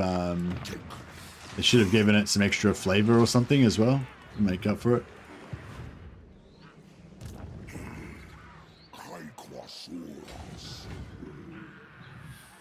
What tier is this? Tier 2. You failed. It goes silly. Take wake us. Take talk. More jokes. Look. I just misclicked, totally misclicked him over there by accident. I was trying to like move the camera around and I accidentally just moved him out of range. Juan Parhawks.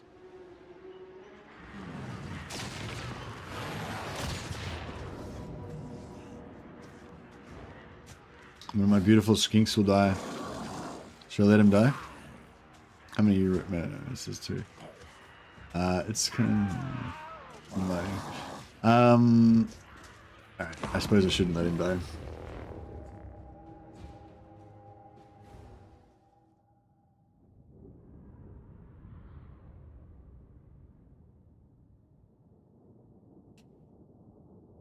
I also saw they changed the vampirate's trait. Some are decent now. Okay, nice.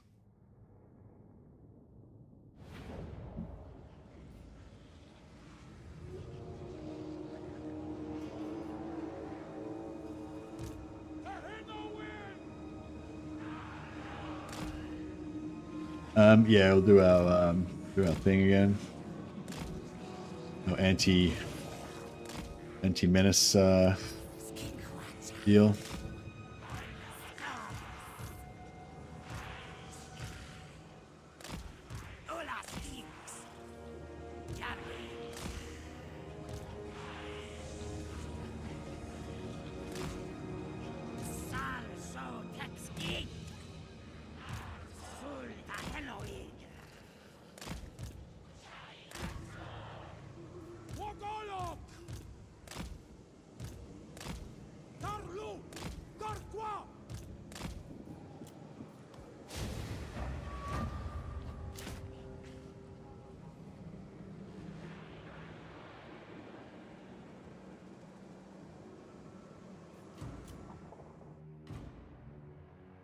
Is this new? Is that like, yeah, what's going on with that? Is that like the banners or no? I don't know what that is.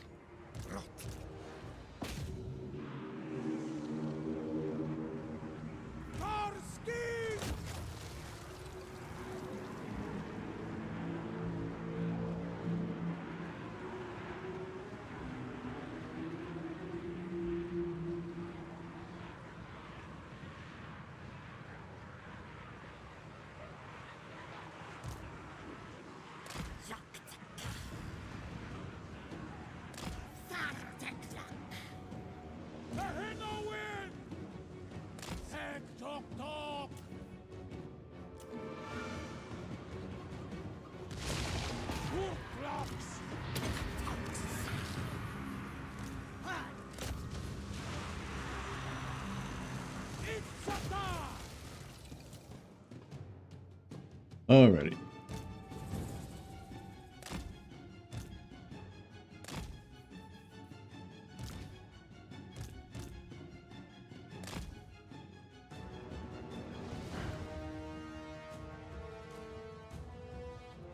Beastmen can possibly have a huge exploit with their trait changes. They can possibly get minus 80 leadership doomstack to instantly rout armies.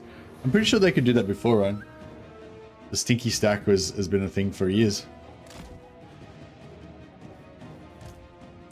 It's sort of a self-moderating thing though, because it's like, yeah, sure you can do that, but then it's like the game's just really boring. So, you know, it's like one of those things where you do it once and then you're like, oh yeah, cool.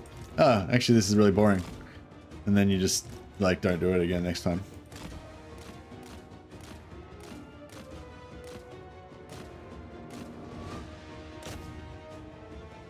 It's also incredibly inefficient, yeah.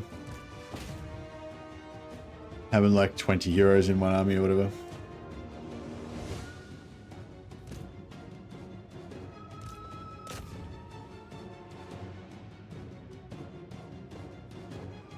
It's just, yeah, it's like somebody said about Pompous, you know, it's a late game vanity stack, you know what I mean? It's not really like part of the meta in terms of like strategies, you know what I mean? It's just like a cool thing that you can do late game once you've saved up fucking, you know, 20 hero, however, you know, how many heroes do you need? 5? No, 20.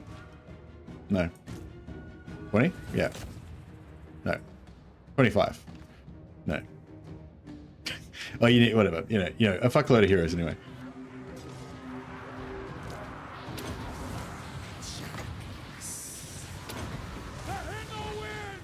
Tehenhauin.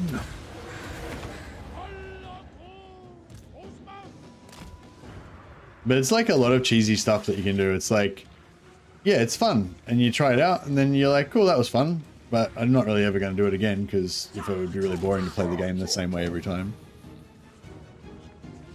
It's part of the cheese wheel, yeah. I love my Belligar 18 Thanes and a Rune Priest. Yeah, that's totally different. That's totally fine. Belligar 18 Thanes and a Rune Priest is just correct gameplay. That's fine. No problem with that. Are my saves dead with this update? Hey Dresho, yes, if you try to load your saves into a version of the game where they don't work, then they'll be dead. But the good news is, if you just load your saves in the version of the game where they do work, then they won't be dead.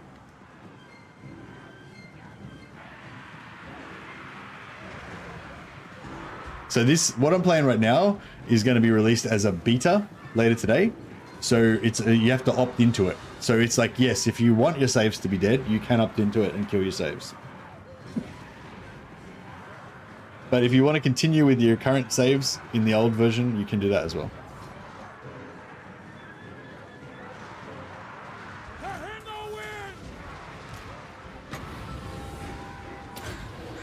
Optional save killing. It is an option that's been made available to you, yes.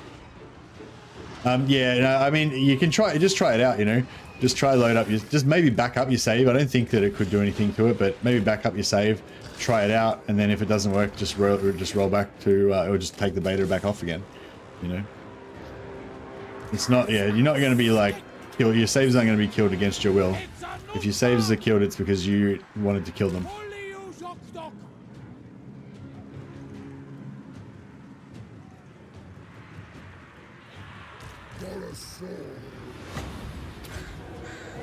But yeah, but they did say that I think they did say that it's likely going to they did say it's likely going to not work, like old saves not likely won't work with it. But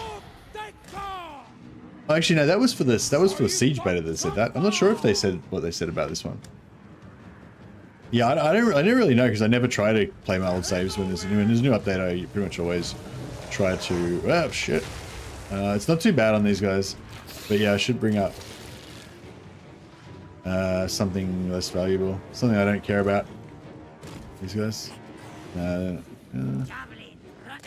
I guess that's the best we can do.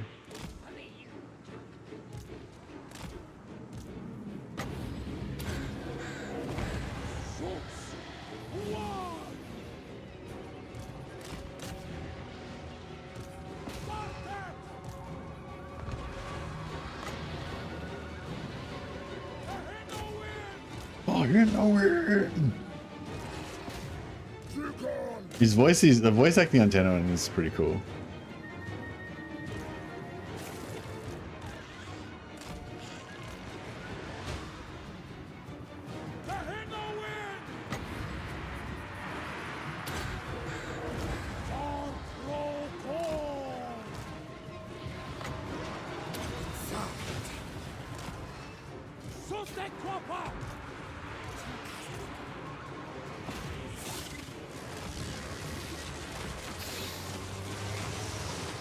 Huzzah! We evaded them.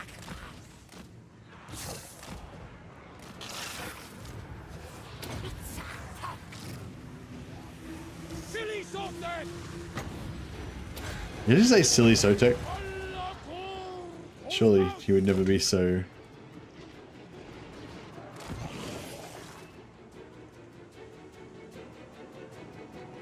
It's now a beta, yeah. It's because there's like a hardware conflict or something that's making it not work with some AMD. Yeah. Not work with some AMD cards, so they might be releasing it as a beta. Alright, if we kill this lord.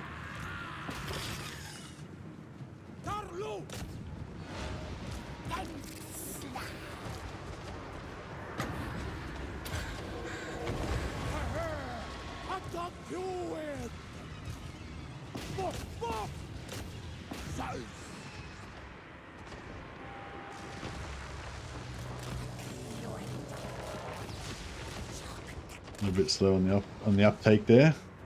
These guys are probably taking enough of a beating now. Get rid of them.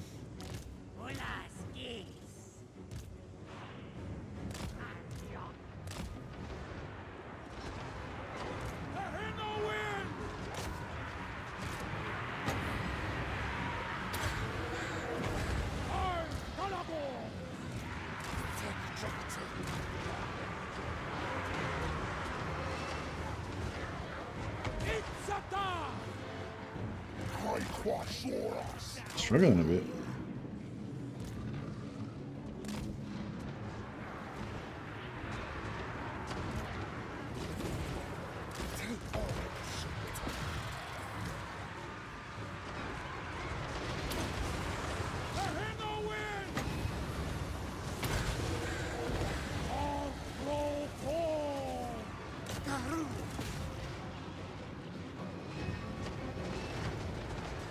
Taking a little bit too much damage on our heroes, but if we can get that life slan back in next battle, we can, or soon, and we can fix that.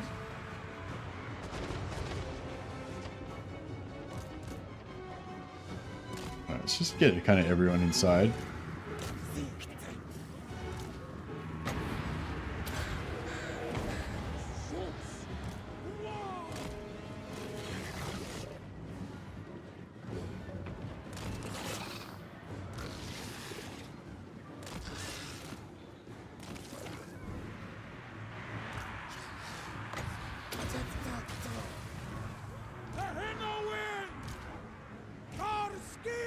Trying to hold them back a little bit.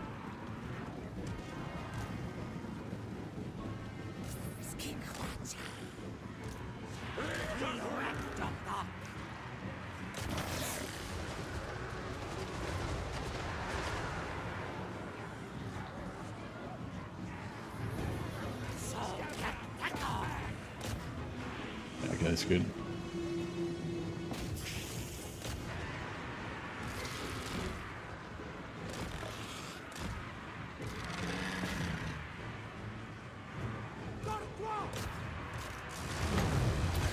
Yeah, somebody's getting wrecked. Yeah, that's a bit rough, but that's it.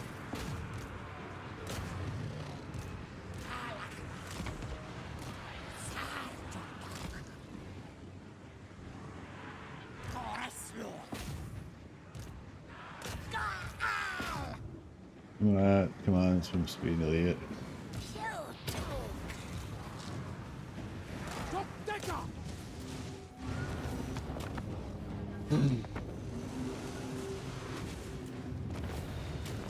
I'm willing to sacrifice AMD users to the Pyro and on the Pyro to Sotek.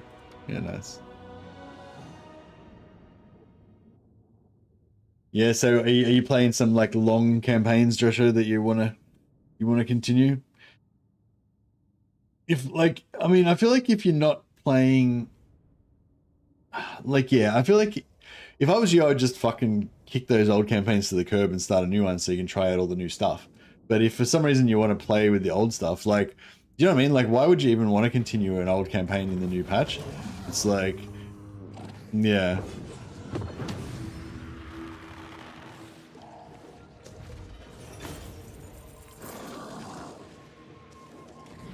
I don't know, for me it's like, well, like, just say like there's all these new nice traits and everything and different ways that campaigns develop and everything. So I'd like, if I want to try the new patch, I'd want to experience it from turn one, you know what I mean? I have a Zatan campaign where I have Cathay Conquered. Yeah, well, that's what I'm saying. If you want to play the Zatan campaign with Cathay Conquered, then keep playing in the old patch. But like, if I was you, like, I wouldn't want to like switch over your old patch Zatan campaign to the new patch, because it's going to be weird, because you're going to not have, like, you're not really going to be experiencing the new patch, because the new patch would, you know, if you played with the new patch from turn one, your campaign would be totally different to how it is now. You know what I mean? So it's like, do you know what I mean? Like, you're not really, like, if you put your old campaign into the new patch, you're not really going to be experiencing the new patch. You're going to be experiencing some weird kind of melding of the old patch and the new patch kind of thing. You know what I mean? So yeah, so I don't know, like, yeah, I would just keep playing in the old patch. If it was like a hotfix type of thing, where the hotfix just fixes a few bugs or something, and then yeah, you would probably be able to keep playing, and you probably would want to keep playing. But when they do like a major update, it's like, it's a different version of the game. Like, you know, even if it doesn't brick your save, I'd still would just start a new campaign anyway, and continue your old campaign in the old thing. But that's just my opinion. Because yeah, if you try to put into the new one, it's going to be too different, and it's just going to be weird. But yeah, it may work though. Give it a try. Just back up your save first, I guess. But yeah, it should be fine. I mean, I don't know if it'll work, but I don't think it would like destroy your save permanently. Like, if it doesn't work, you can just reload. You can just exit, roll back to not be in the beta, and then reload your save from there.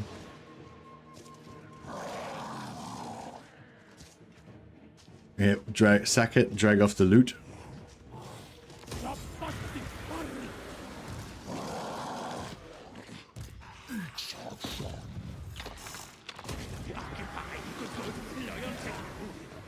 Tehenhauin Sikal. Kokbar. Chantalubar. Yeah, I'm really annoyed that this guy, he should be like here instead of there. Now he's fucking, he's in the wrong place. Kaikwasuras.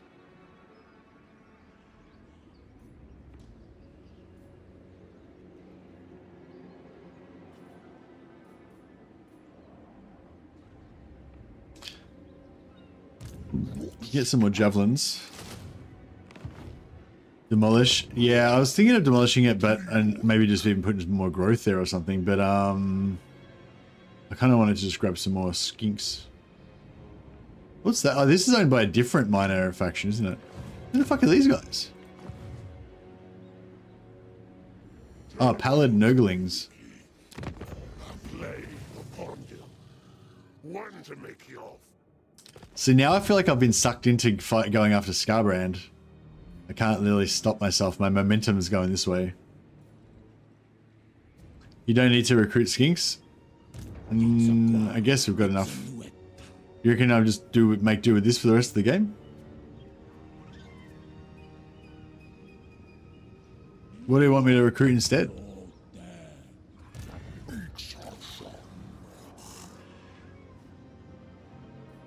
Just don't recruit anything.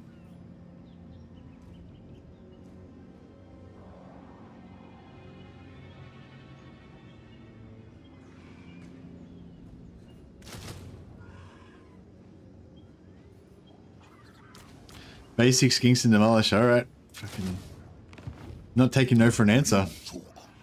Like, get rid of those skinks.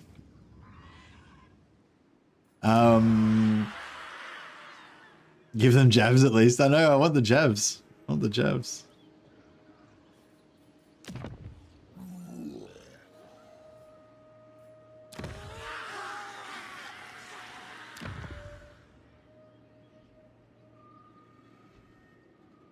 I was thinking, I wonder if we could like maybe take, I don't know if I want to take this.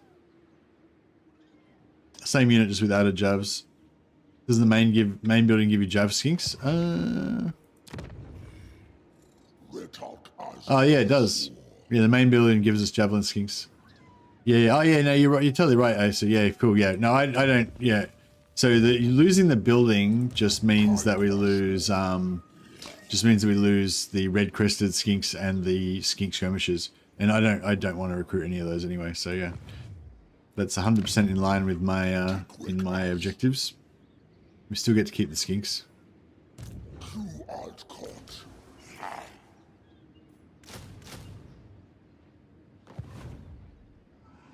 Yeah, no, I wanted the jav skinks. I thought when I destroyed the building I wouldn't be able to recruit the javelins. But yeah, no, I can still get them. And I want them.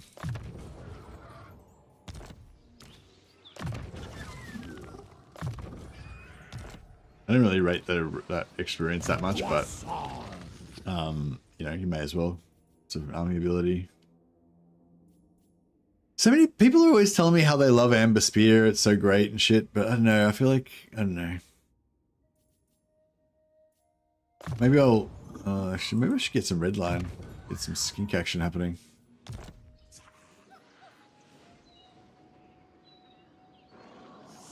Can we hit that from here? We should be able to easily.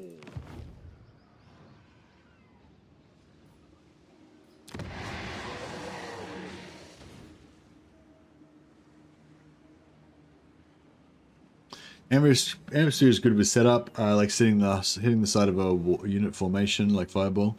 Yeah.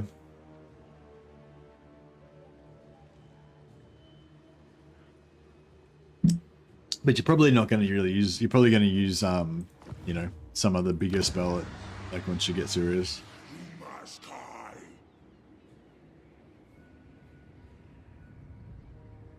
Rather just Flock of Doom. Yeah, probably.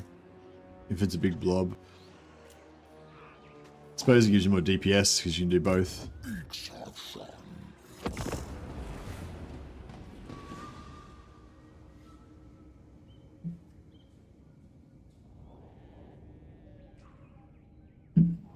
Change the recruit? What changed what recruit? What?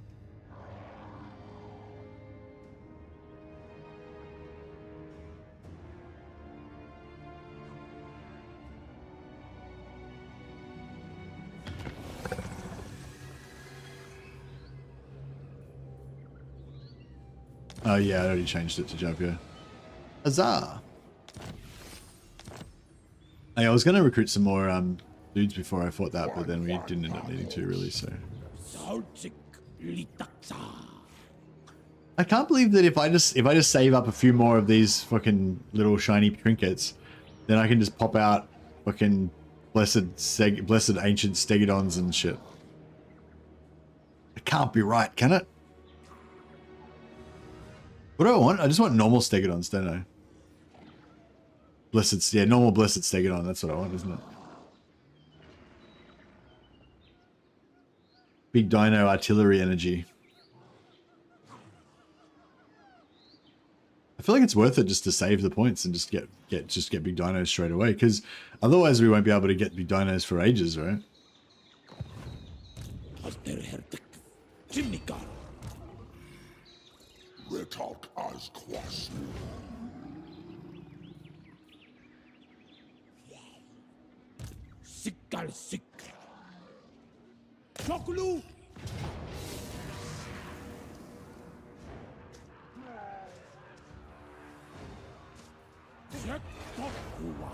Big salamander. Oh, is there like a giant salamander? I don't really like salamanders. I don't really like them. I don't really like them. Like, they are fun, but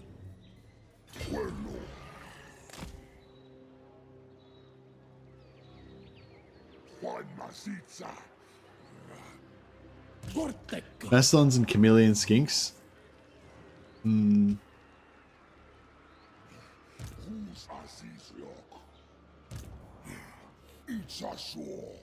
So I could get this guy in, but then he's going to be out of position.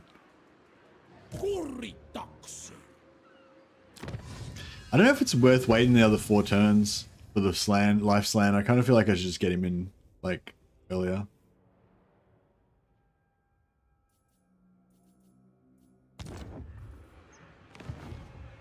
Zaraltsi.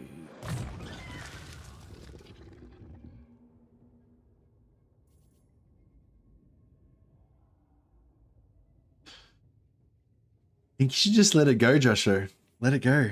Just think about it this way. Like, instead of thinking of it as a tan campaign lost, that you can never get, that, you know, it's a waste. Think of it as now you can start your Zatan campaign all over again. You've got an excuse. Except for you can do it better by playing Astrogoth instead.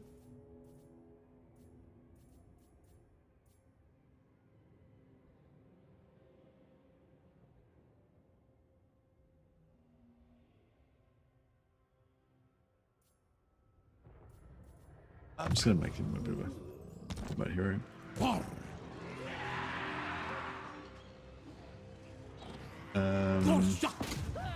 Yeah, we can just auto that, I guess. I've been playing Zatan in the Old World mod. Awesome campaign. Zatan's comfy start is the best. Yeah, I've heard Chaos Dwarfs are pretty good in Old World.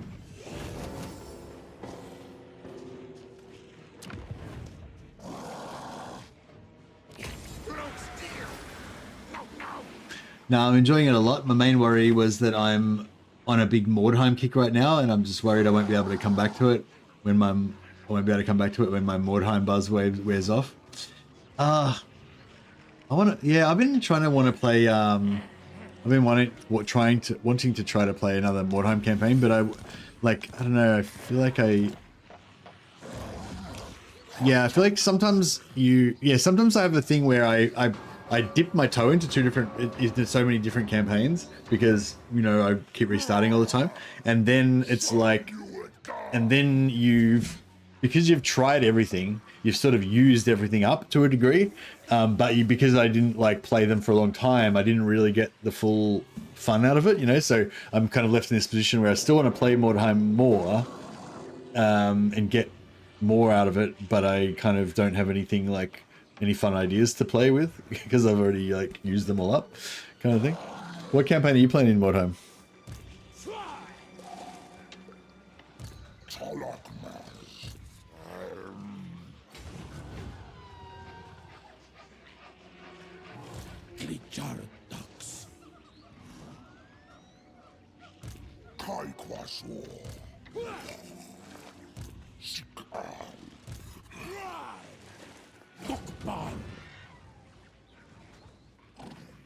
Tungumar. Shahas. Take Doctor.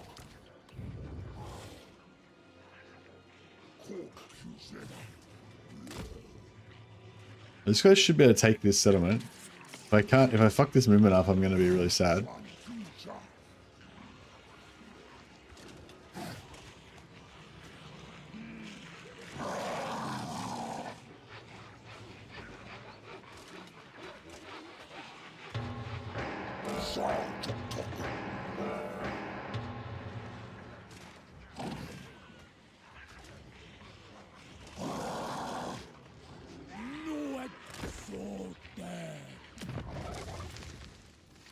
Oh, here we go. We've got +4 now. Very good. That's the first one's +4. That's not bad.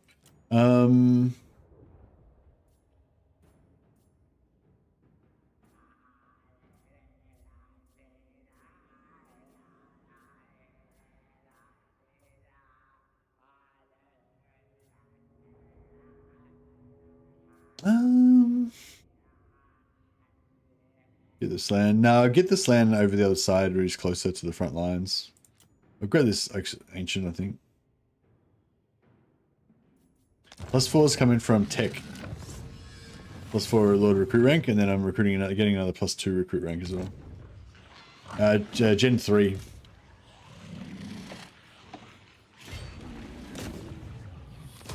No, luckily that movement didn't screw up.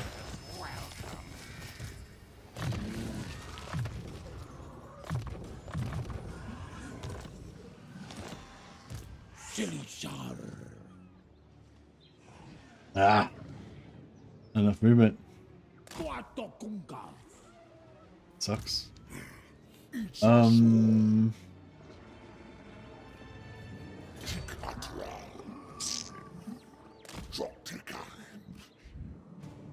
they've got an army in there. How much army have they got in there? Melee presence 6. They got 6 units in there.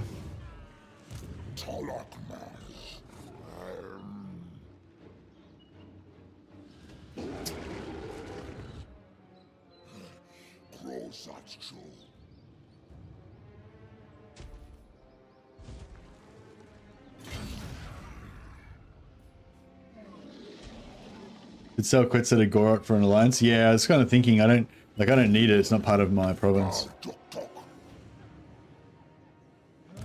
I follow only grandfather.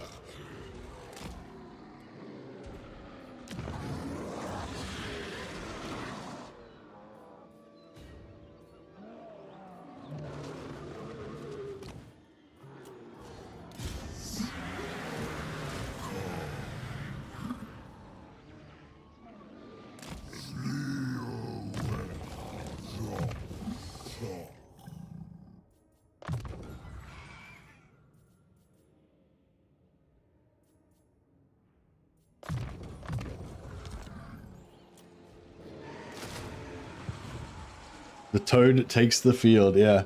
Actually, we can rename the toad, I reckon, because we're going to try to make an effort to make him stay alive. So Anthony Caputo is the toad. Bob Goblin's still got to come in. Bob Goblin's next in. The toad. Anthony Caputo, the toad.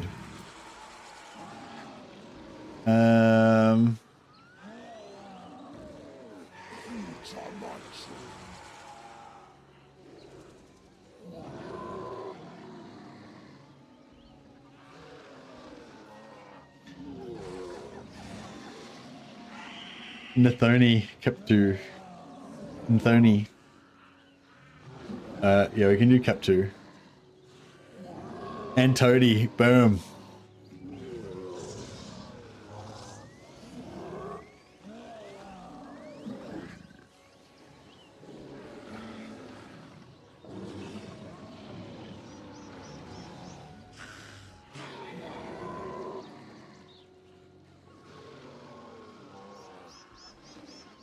And Toady Cap 2. Oh, there's not enough fucking room. Not enough letters. That's right, we can put it in here. Oh, I can't fit all the words in. No. Oh no, if I take this letter out. Oh.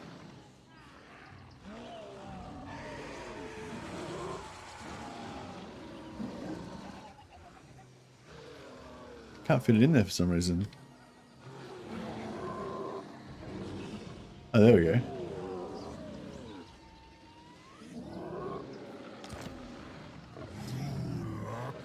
And Toady. Very good. I'm on my Empire Mercs, just finished the second mission story. Oh, nice. Are you doing, have you got any, can you tell me any stories about your Empire Mercs? Have they had any special character to them, or special experiences they've had, or events? Do you have a favorite guy?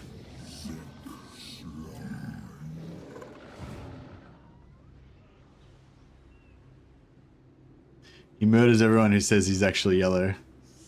Indeed. What? You may not like it, but this is what peak performance looks like.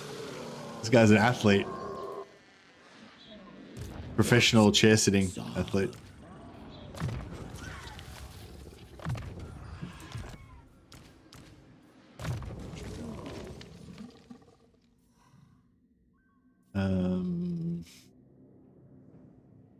Yeah, I feel like I should...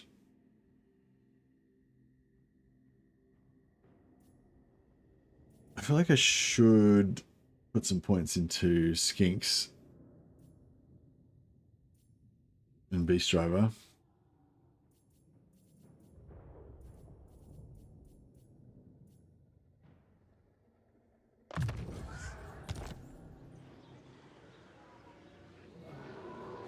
Mercy of no beard and bowl. Yeah, that's it. It's my my natural state.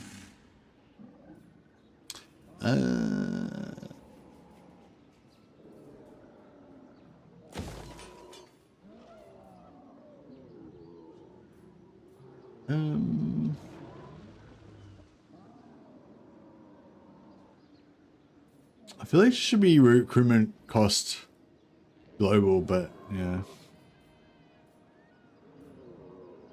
I'll just go growth here as well. Just go all out growth on this settlement and try to pump it up really fast.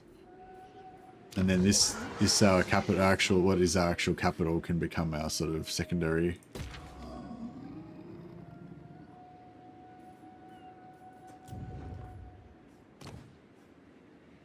What should we go for, heavens? I feel like we should go for heavens.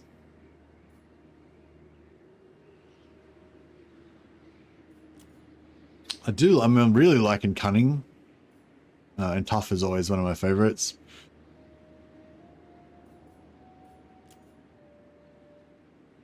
The extra hit points actually is not bad. Actually, yeah, I'll go for the hit points, I guess. Once he's on his big mount, the extra hit points will be nice. The community psychology doesn't really matter, but the experience gain to get him to level up faster. Unbothered, moisturized, happy, flourishing.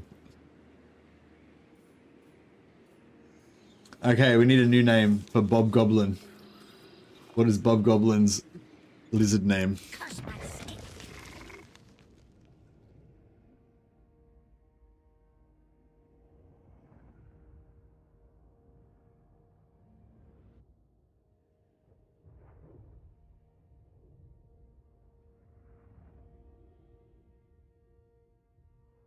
Bob Gobbler.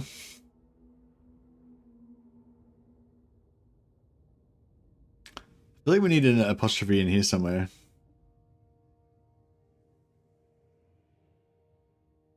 Oh no, I can...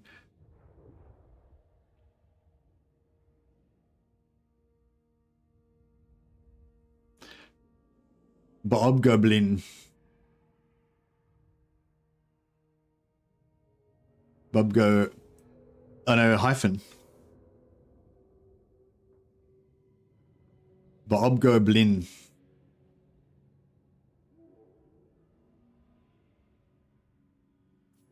The Twitchy.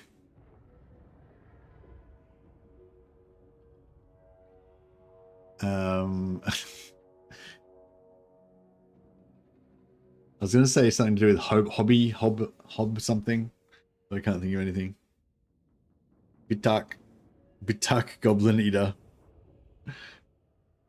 Oh, yeah, that's a good one. Actually, yeah, let's do Goblin Eater.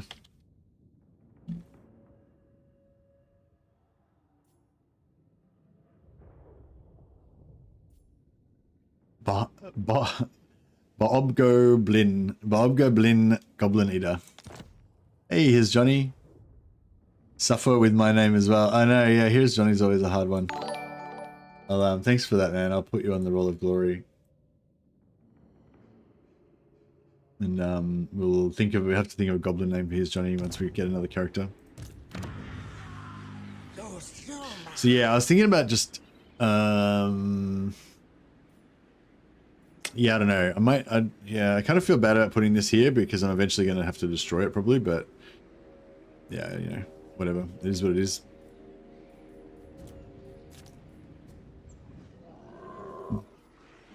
And yeah, we'll go for the extra growth for now. But we'll switch it over to the,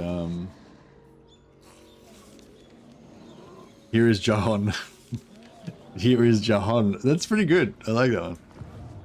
Alright, we're set. We're all set now. I don't know if we need this guy or not. It might be good to respec him out first, quicker, so that he's ready to come back in faster.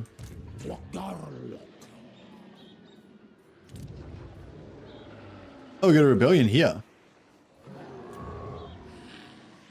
Oh shit. We might need to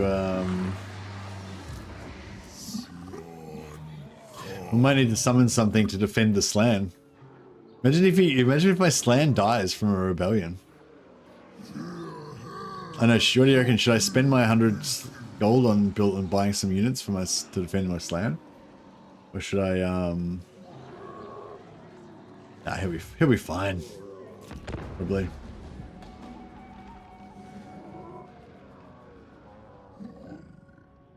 I hope they didn't kill my solo lord over there.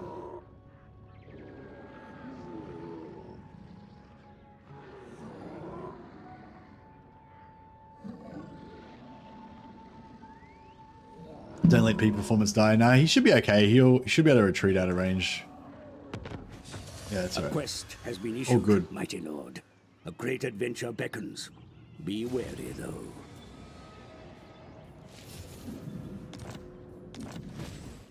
What's the worst that could happen? Yeah.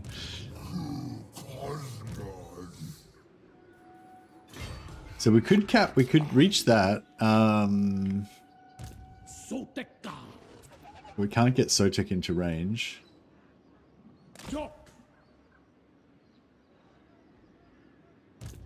No, need my warp token stash. Yes.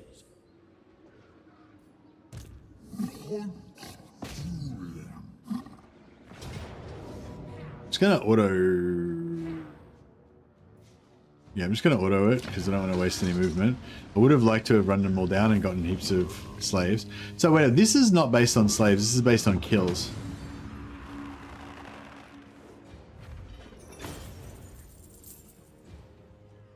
But this one's based on captives. So is this capped at 50 or what's? I don't know what's going on there. Is this based on captives or not?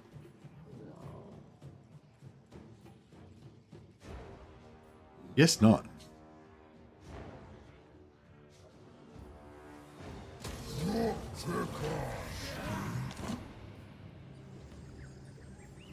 There you go, Waffle.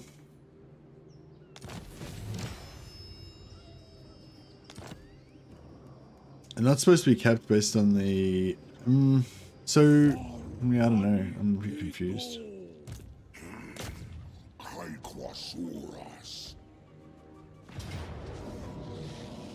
Alright. I just thought I'd siege lock him because, just in case Itzo is just about to take it or something. That way we can guarantee that we take it and then we sell it back to Itzo. It's at the Sute. Fees you bottle.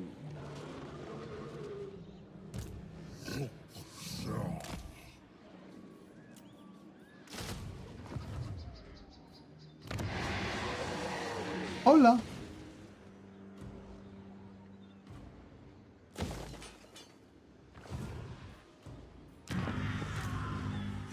I guess we're gonna take out these minor guys.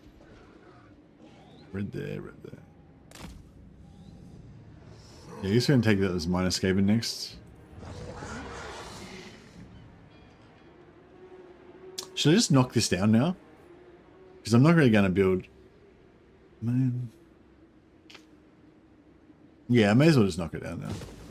We can build it. We can rebuild it in Chaos if we really want to.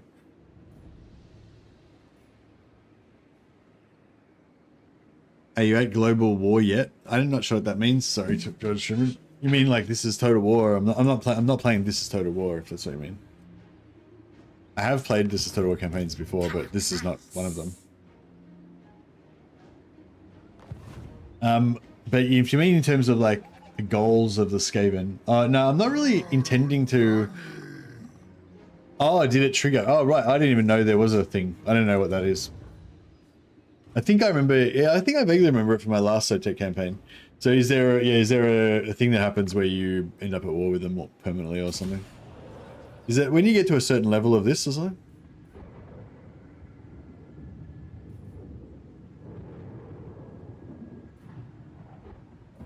Oh, this thing up here. Yeah, so I'm on this first stage.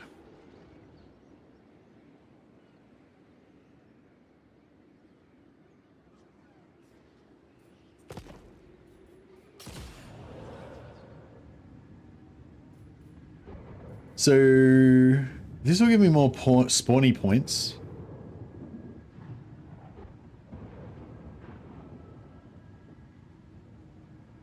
Blessed chameleon skinks to the spawning pool. Oh yeah, so I've got 2 out of 2. So I can't get any more cap. I'm capped on those guys, so there's no point. I shouldn't. I don't know. I mean, I don't really care, but I probably shouldn't try and get capped on it. Do I want blessed pterodactyl riders?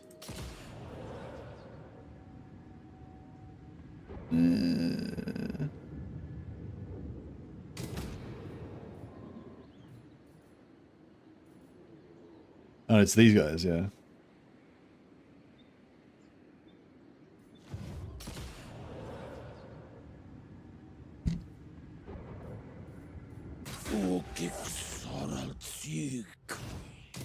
So how many is that now? 3. I need 2 more.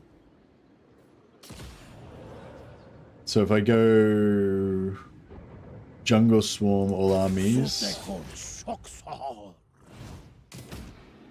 and I've already got armor on, don't I? Plus 10 armor all armies. Yeah, I've already got that. Oh, if I kept it again, could I get plus 20? Oh no, it'll just give me another. It'll give me an extra 10 turns, won't it?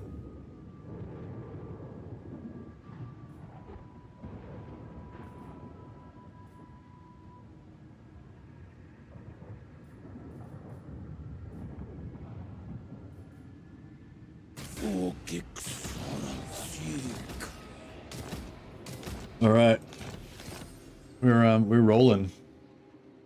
Oh yeah, we've got 294. That's not enough to. It's not enough for any big dinos yet, is it? But it's pretty damn close. Oh, it is. It is. We can get blessed Bastilon, blessed Stegodon. Kind of want a blessed Stegodon now.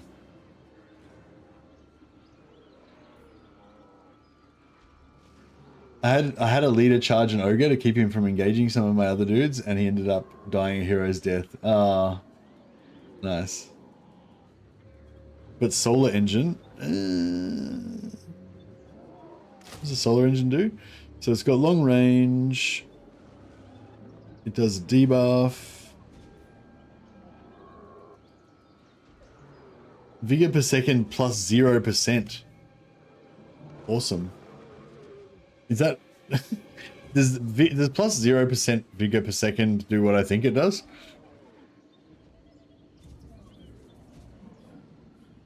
Immune to flanking.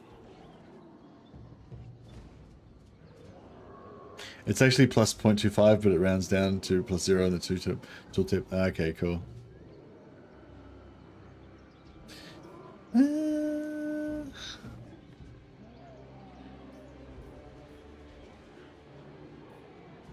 But look at this. Look how many hit points he's got. He's got so many hit points.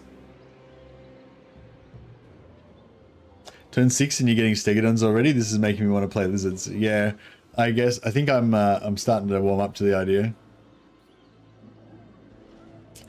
All right, I'll get these. I'll get the blessed one just to make Ava happy. Hold out for the blessed ancient Stegodon. This bad boy. Slow death, damage over time. Oh yeah, that sounds pretty good.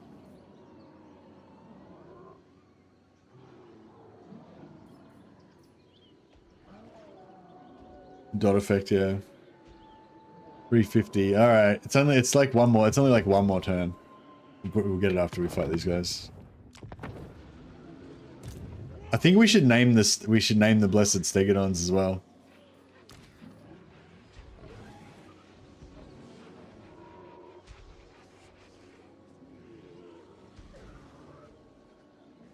I think the blessed. Maybe we should call the blessed Stegodon. Here's Johnny.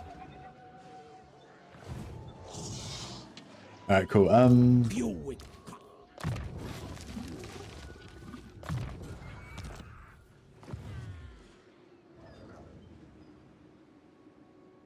Can you rename the Bastilon we've got to Battletoad? No, it's not a toad though. It's like a Stegodon. Oh, it's I guess it's like a different type of dinosaur. It's not a toad. These guys are the toads. Slans. Warhammer's so cool. I love Warhammer. We've got a rebellion about to crop up here. We don't have any lords that actually fix rebellions, do we?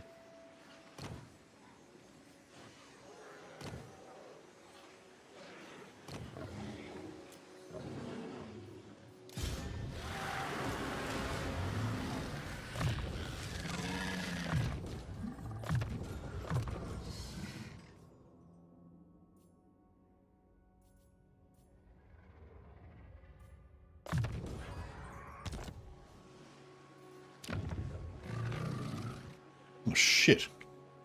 Yeah, this could be bad actually. Because we've got double barracks here.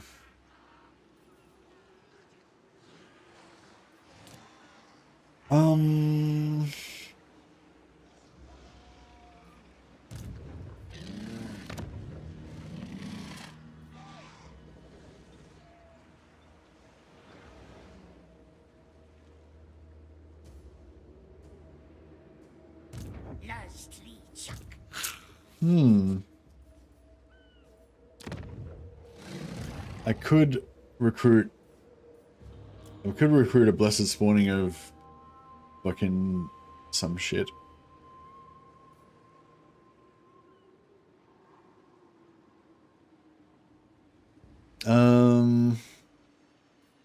That's gonna mean that we don't get our Stegodon. Now, how bad is this rebellion gonna be? I feel like it's gonna be pretty bad.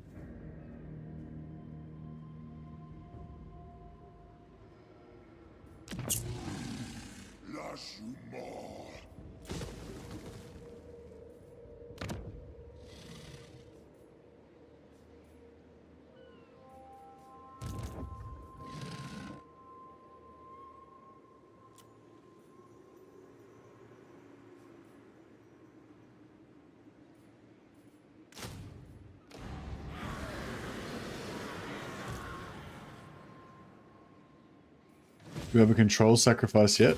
Oh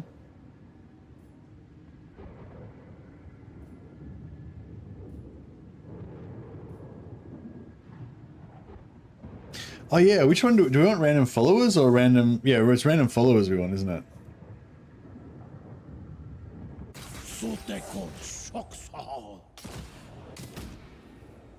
Now the addiction begins.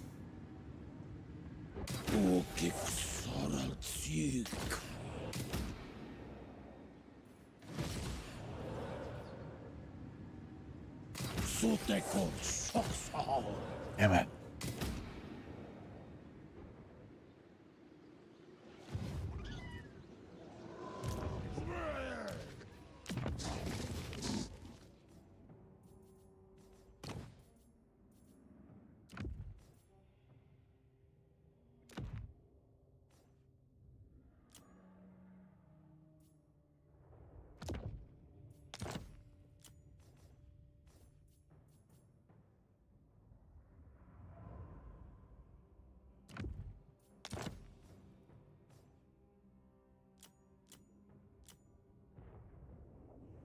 I don't know if that actually applies to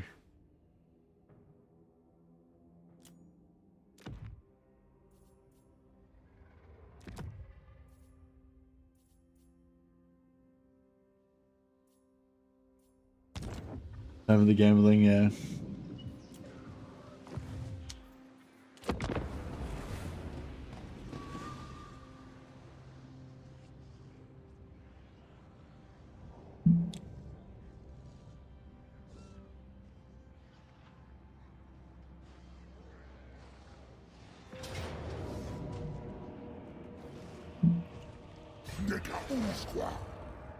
Alsixla Axa Zuzun. Tehenhauin Zikal.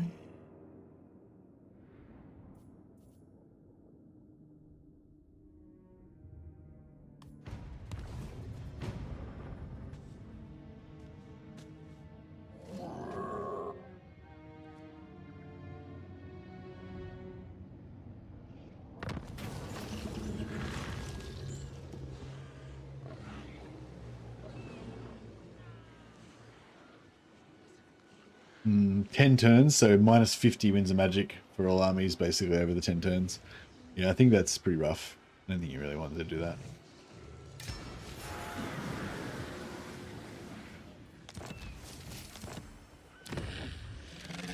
Alright. I just want to delay the rebellion for 1 turn so I could destroy both of my barrackses. So now that, so if the barrackses were up when the rebellion spawned, that'd be a very powerful rebellion. And now that the barrackses have been destroyed, it should be, you know, pretty manageable. Are these any good? Maybe, I don't know. Income from all buildings, local province.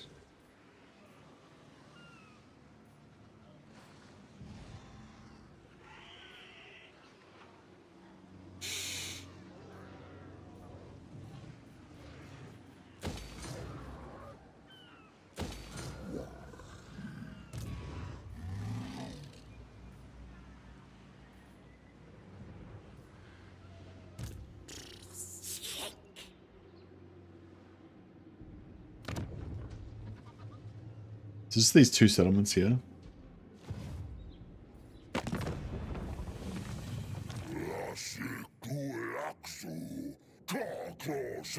Oh yeah, it looks like we've got the war. The war is on.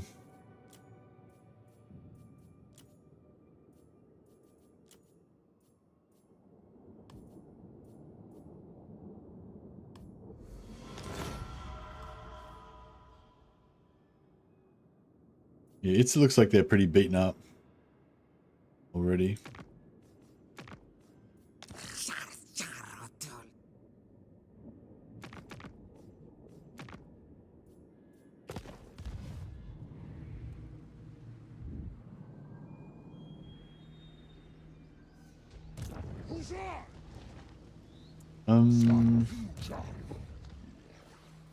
What level is it? It's only level 1, so we'll I'm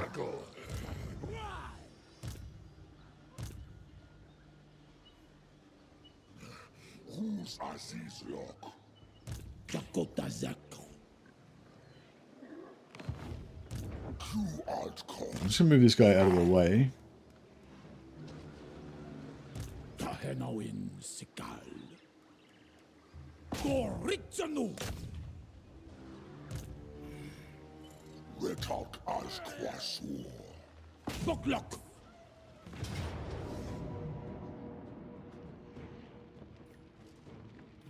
I'm gonna give him the sack.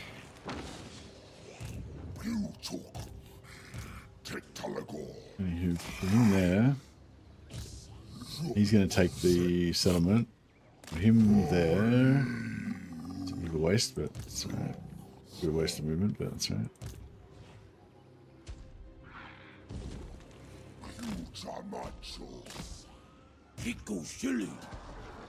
Yeah.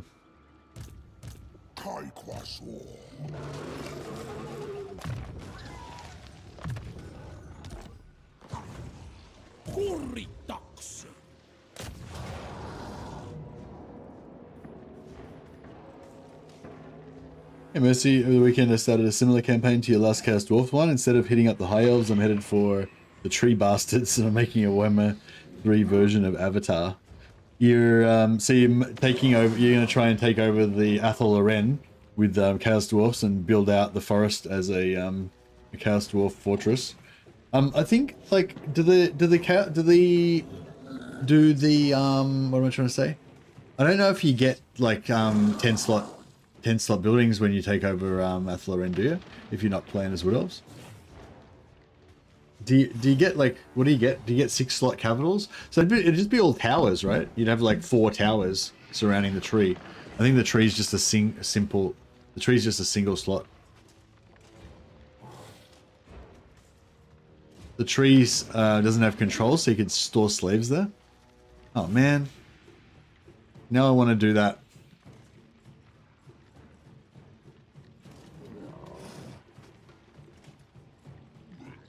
Chaos Dwarfs migrate to Athol Loren. Chorf Avatar campaign.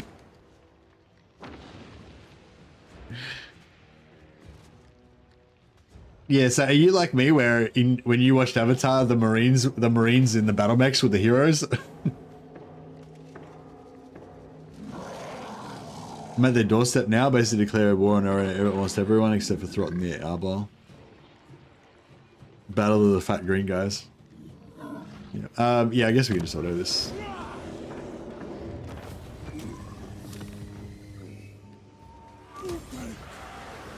Yeah, so I wanted them kind of max. I wanted the max retreat on them. So he's got that much movement. This guy's got a shitload of movement. So I'll use his movement to transfer in here.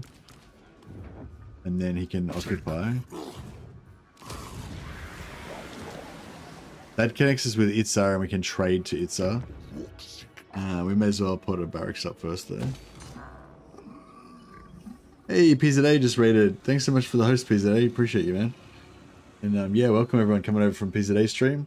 Have you guys been enjoying the new content? They're interns now, not slaves. Indeed. Avatar interns. Time for some pizza. Pizza for Itza. There's a lot of lizards around here, isn't there?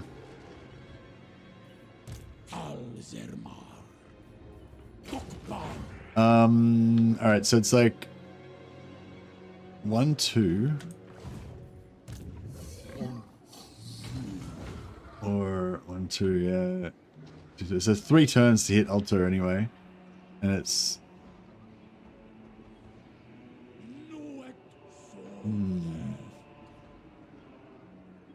if we go this way, it's sort of 2 turns-ish. Because we're not at war with them, so we could recruit a lord here, he could take that.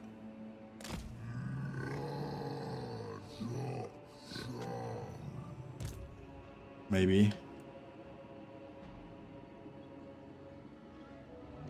Maybe.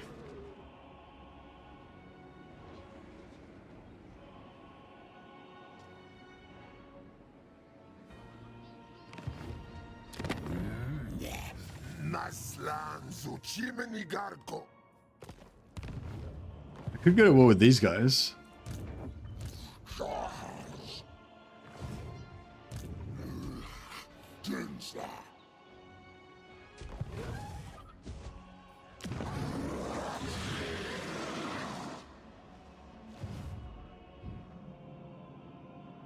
Is that ruins?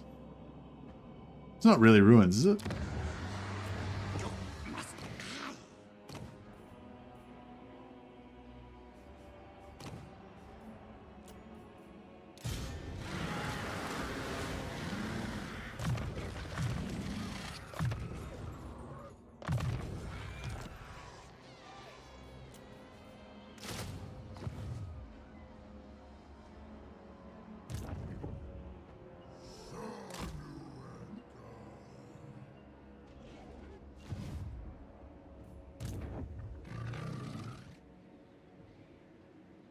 Will any confederate? No. I don't think so.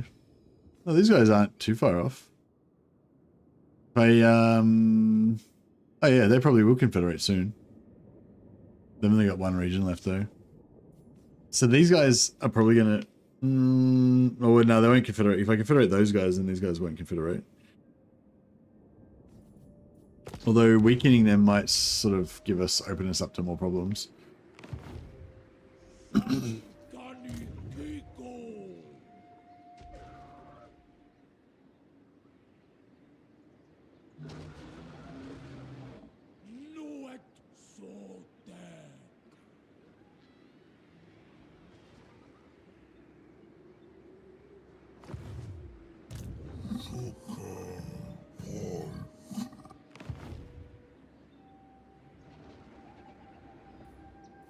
I don't know if I want to go this way or not. I feel like there's got to be some Skaven in here somewhere, right? But one of these is probably a no. They're both occupied probably, but where are their armies in that case? Ah. Right. Impossible. Oh yeah, I just realized we're at war with them as well, so we won't be able to initiate the attack on this anyway. It's like, oh, there they are. Cool. Cool. It's a qua, it's a nuet.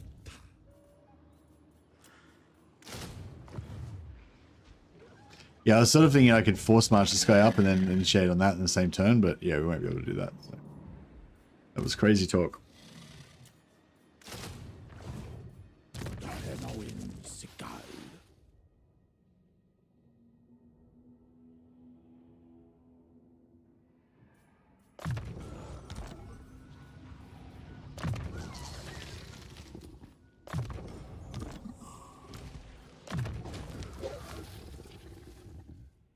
Yeah, I'd sort of totally forgotten that I was at war with Lord Skaven, and I thought we'd be able to do a but we're friendly style sneak attack.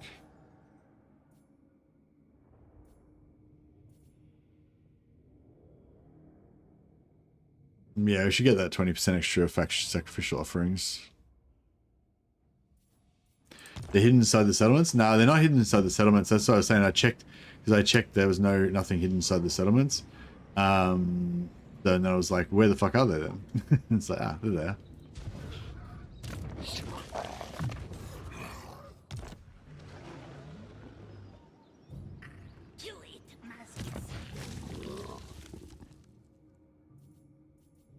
Powers over minimum plus 10. That's pretty cool.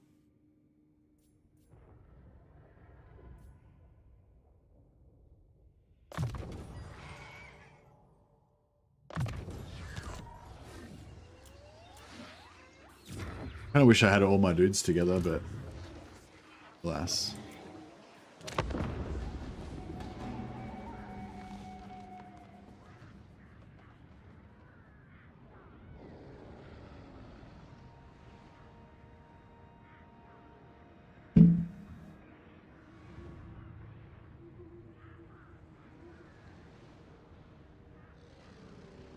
Sotek abjazu kikuritak.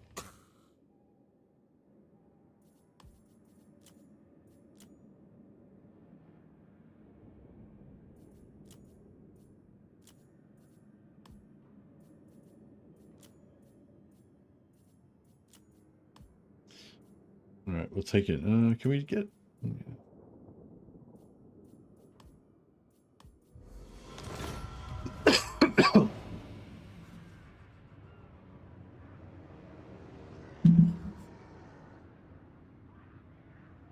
So they're gonna try and ambush her? No, they're not. Okay.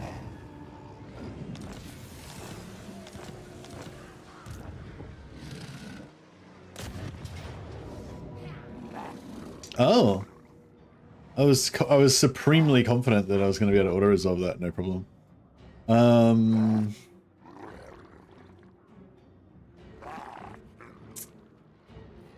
not entirely sure I want to...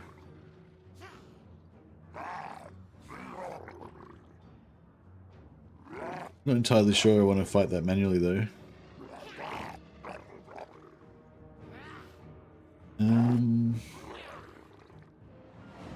Send in the Croxigor.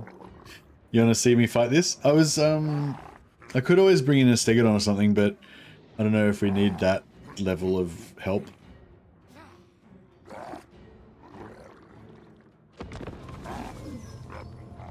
I'll give it a try. If it doesn't work, we'll just come back with a Stegodon.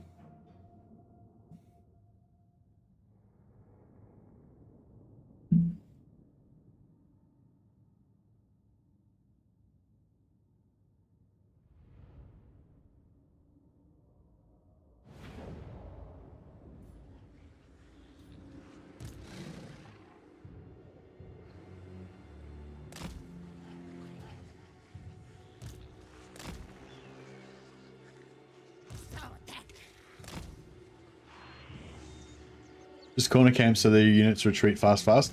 Yeah, we can try and up here. But I was sort of thinking of trying to waste his lightning as well.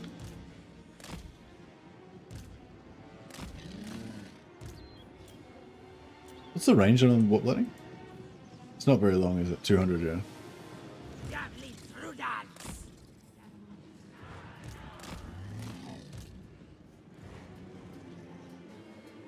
There we go. Fuck, at the moment I took my eyes off it, it was like, oh, damn.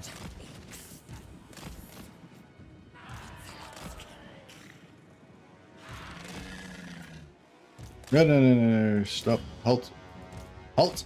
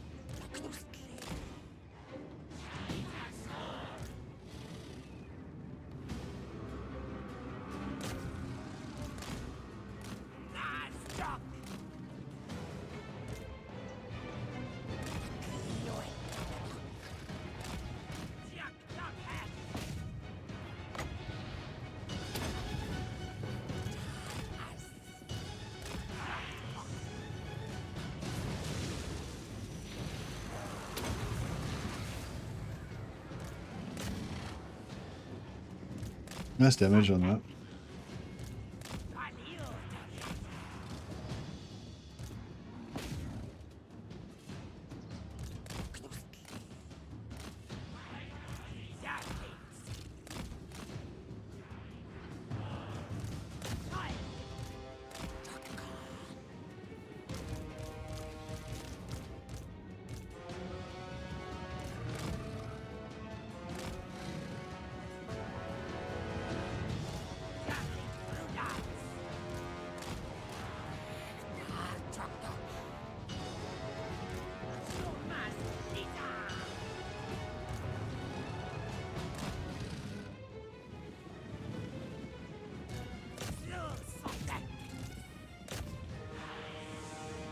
Getting fucked up with these guys.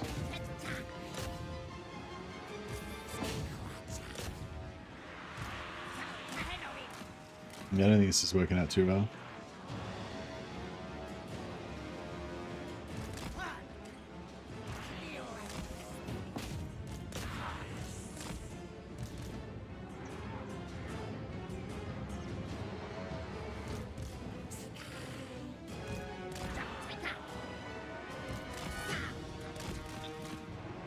Yeah, that range damage is fucking us up. Yeah. Oh, oh.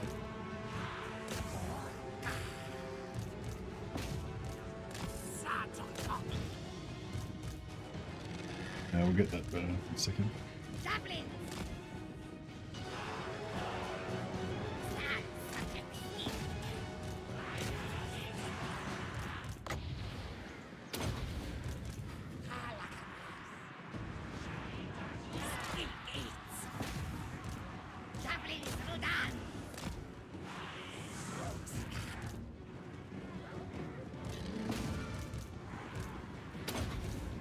These guys aren't really liking the melee with the Night Runners.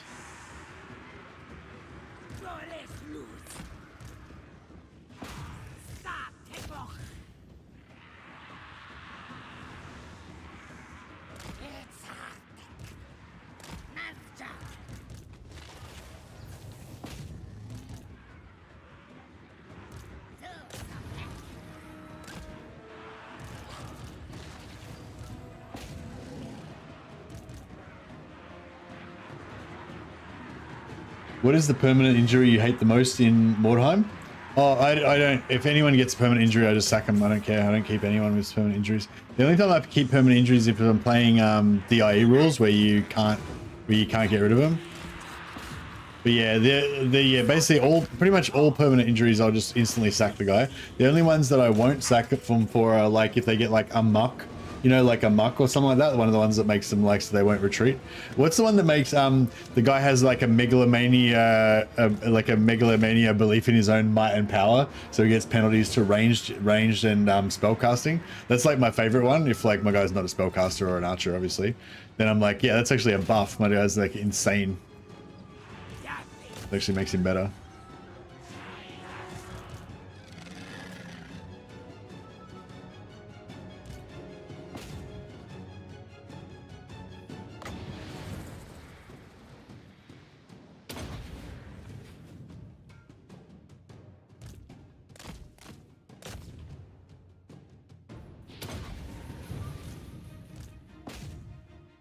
Oh, bro, what the fuck? No, charge.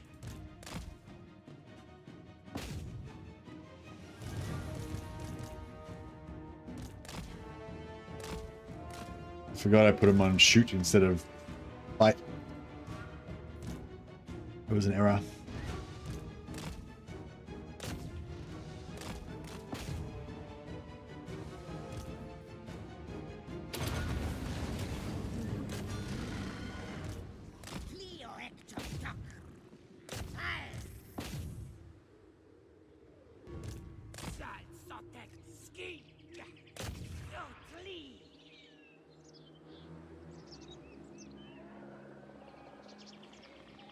Immersion playthrough, so if your guy bursts an eardrum, you have to turn off audio. Yeah, what permanent injury do you hate the most? It depends what character it is. If it's an archer and they lose an arm, so then you put like 10 million points into archery or something, then that would be worse. But luckily, I never create archers, so it doesn't matter. I wouldn't mind doing a gun gun playthrough. But actually, yeah, I could go a gun playthrough. Actually, I haven't really my very first campaign of Mordheim was like the very first time I played Mordheim. I think my first one I played was Empire Guns, and yeah, I haven't really been back to it. So yeah, so maybe I should get back to it. But I mean, I don't really like it that much. So I mean, yeah, I don't know. It is fun, but it's not really like the way I used to the way I play Mordheim now. Like the gun playthrough, the gun style doesn't really work with it. You know, I really love like melee stacking and using command and stuff.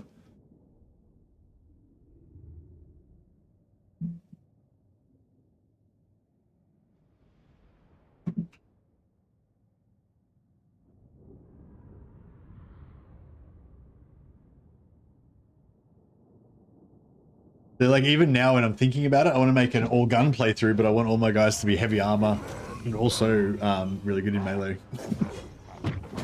Like my brain can't get down with the gunness. See, sacrificial offerings 50 again.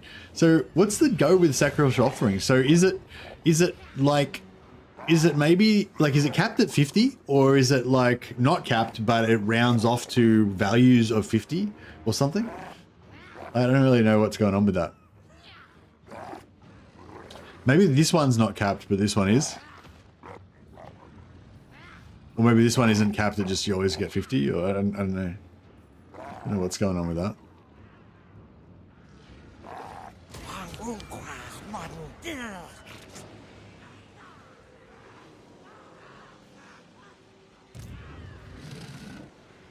Might be flat 50, yeah.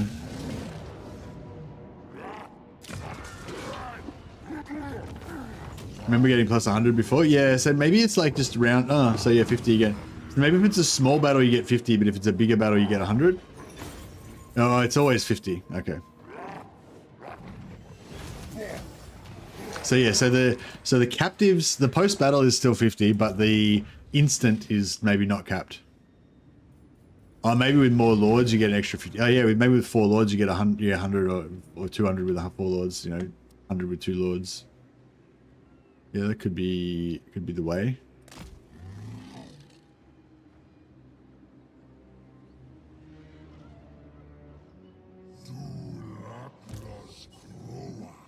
I was gonna take these guys out, but now I'm sort of like, oh, maybe we should just be friends with them.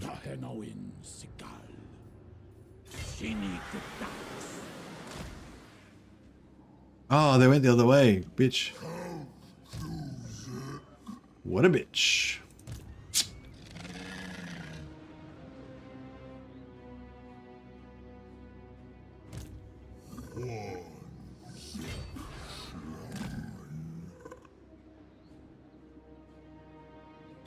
Did I just call Lord Dick a dick? Yeah, Blight the Dominator is a bit of a dick. Let's be honest.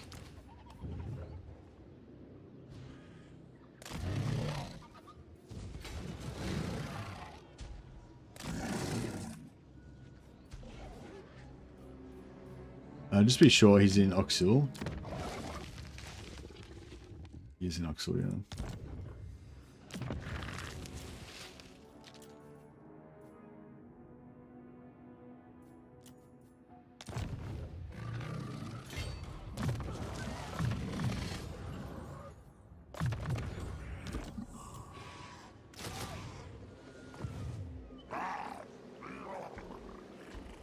Big half mast, yeah, I think there is a.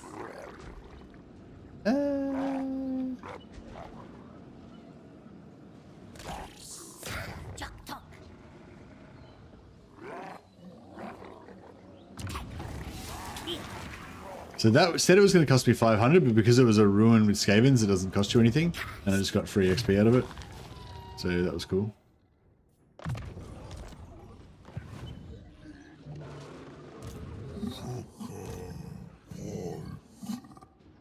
I don't think we need to worry about being ambushed by Skaven.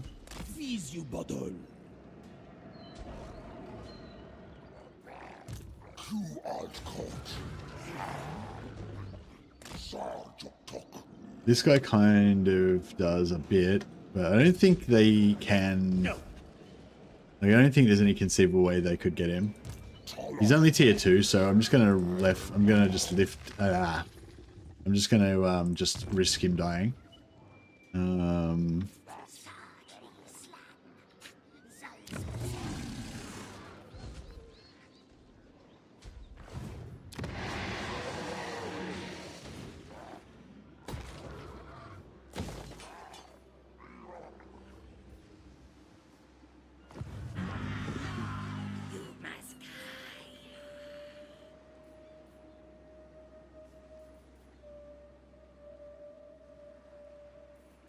Oh, should I build that?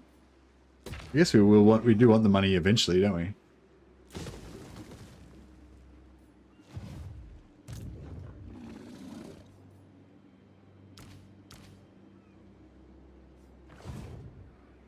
What am I going to do with all these armies once I'm finished?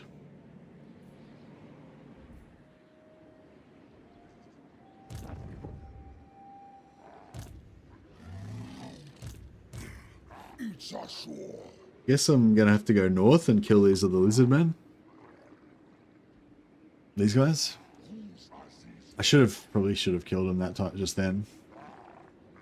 What's it? Yeah. Oh no, it's better this way, I think.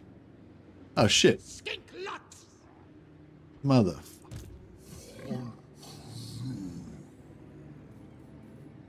These dickheads are gonna take my settlement.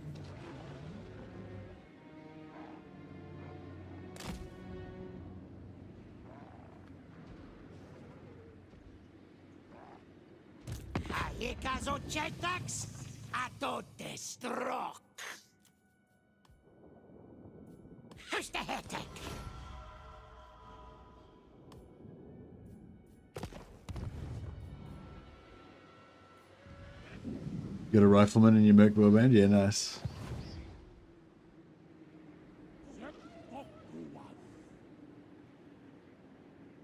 I could do like I could do like a rifleman warband, but with a they're defending a small contingent of what do you call it? Sigmarite priests. So I'd have a warrior priest leader, a second. Oh, can your lord have a rifle? Yeah, I could have like a warrior priest leader, a warrior priest hero, and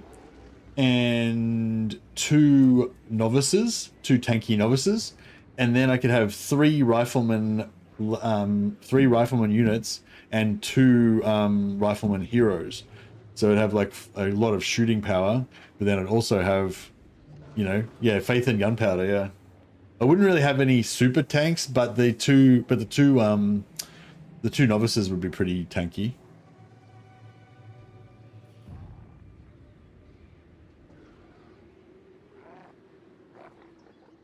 Yeah, basically a mixture of sisters, warrior priests, mixture of all 3 warbands, basically.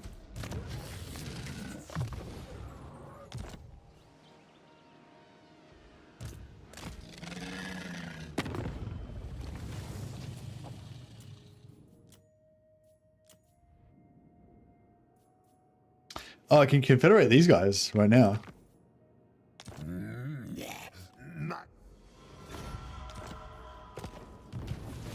Oh, I'm at war with those. Oh, okay. The Blooded Wanderers. That's what's his name, right?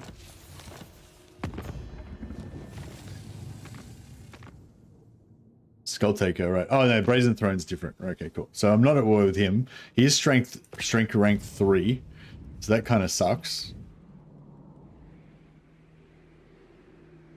In the lore, there's a Skaven pit fighter called Scabicus. Scabicus. Who's he meant to be? Who's that a play on words of?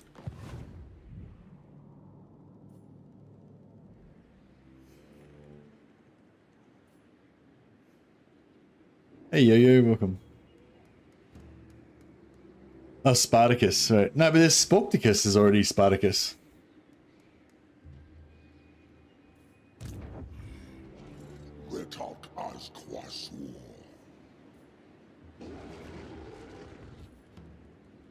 We got a big dino, but it's a feral Bastilon. I don't know if I really like them.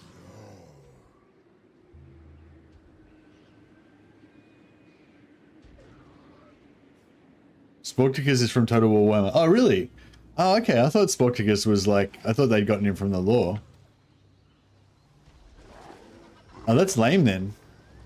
If they created Sporticus and there was already a Scabicus, then they kind of fucked up there, I reckon. Chimney gun.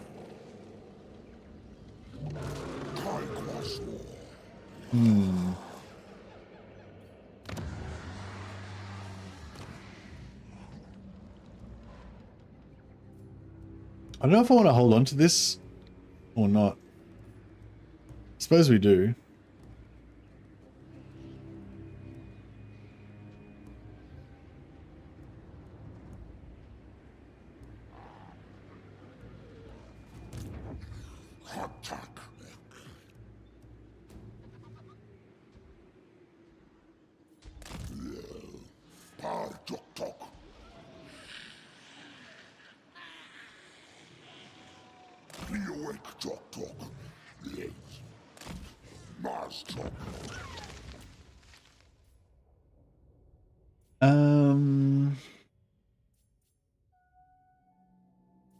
I'm going to replace it with this guy first, because next turn we get another +2. So we can recruit rank 7. And then, yeah, I'm just going to put him out there. So if this guy tries to come back in, he'll be able to get out. But if he doesn't,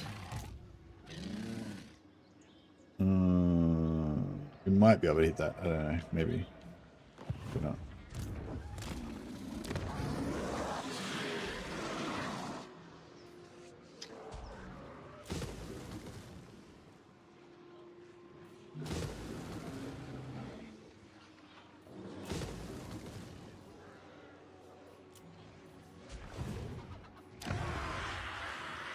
Yeah, I don't know if we're going to be able to hold on to this. Maybe. What do you desire? If it is within my vast...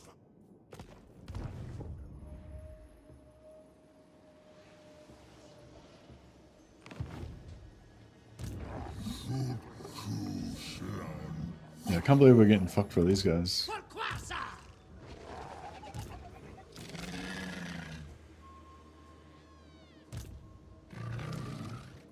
I'll keep him just here just in case they don't, for some reason they don't take it.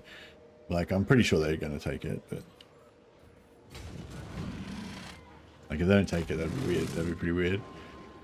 They might sack it, I guess. Maybe.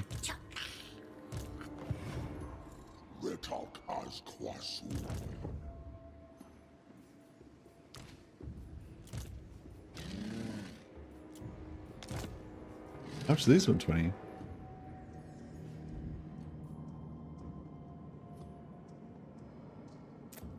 Yeah, I feel like we've got to go north.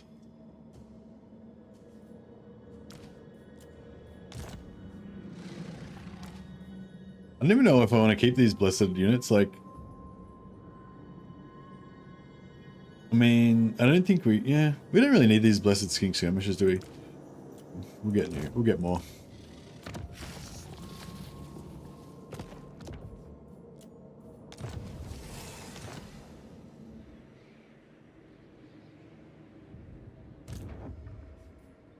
When I play with in-game themes, I always get 3 points of lightning strike. Yeah, that's probably good advice.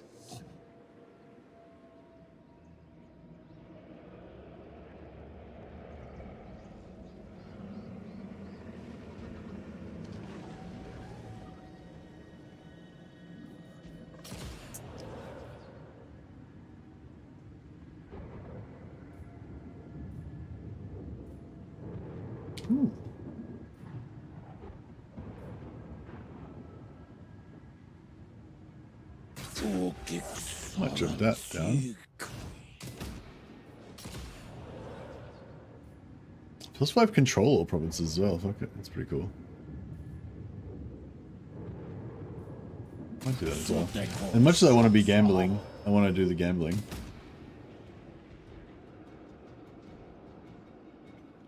Lightning strike is not as good with melee factions. If you get post-battle replenishment every time you fight, and you're good with you have a good army, it's not too bad. But yeah, if you're a faction that doesn't get post-battle replenishment, like Warriors of Chaos, Norska, it's funny, like all the factions that used to get post-battle replenishment now don't have it, and all the factions that shouldn't have it, like Empire and Dwarfs, now do have it. It's like fucking weirdly reversed.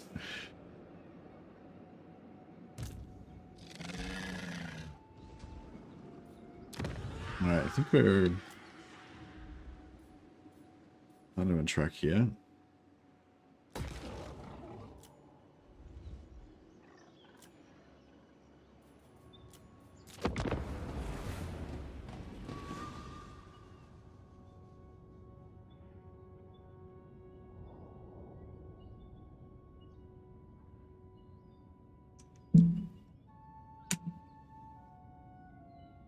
Dwarves get good replenishment now, which I'm not hating. I guess many people complained about it. Yeah, I kind of would. I kind of wish there was a faction like how the dwarfs were supposed to be, but you know.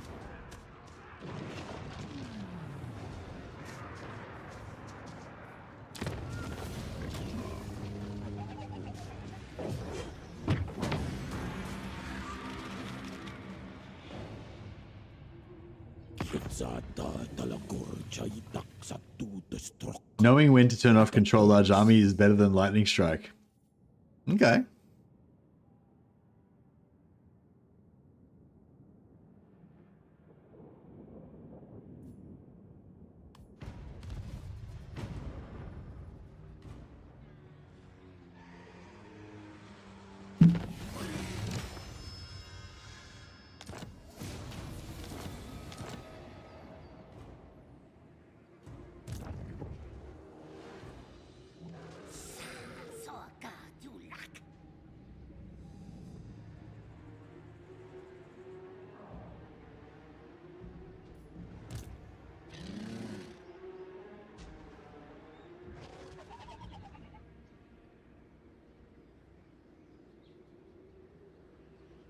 You could probably extend that to knowing how to play is better than any one skill in the game.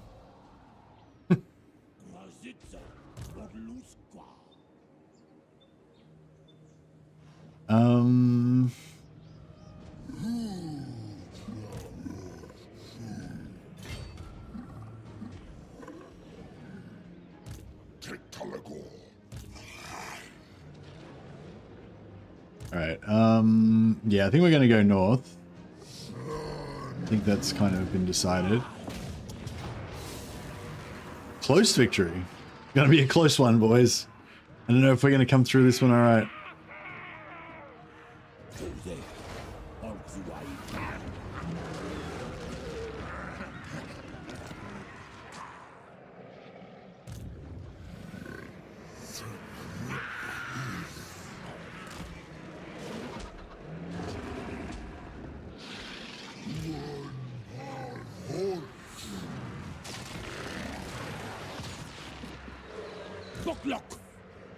Cool, they're both in.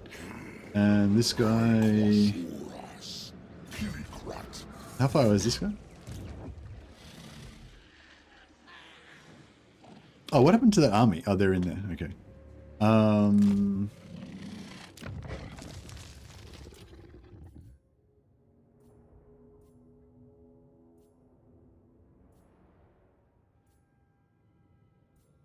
Don't really, no, that seems a pretty crap trait. I don't know if I really want any of these. I mean, I guess strong or something, just so that you have a beastie rock score. Just to use him as a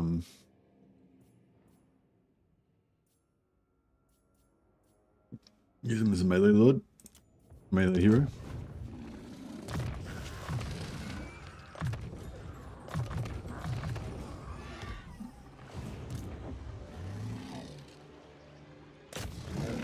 Oh, that sucks.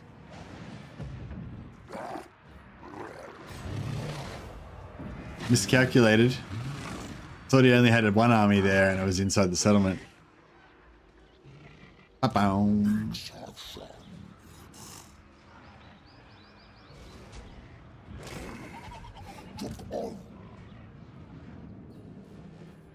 Yeah, I didn't really want that feral stegodon anyway. So I guess that's fine.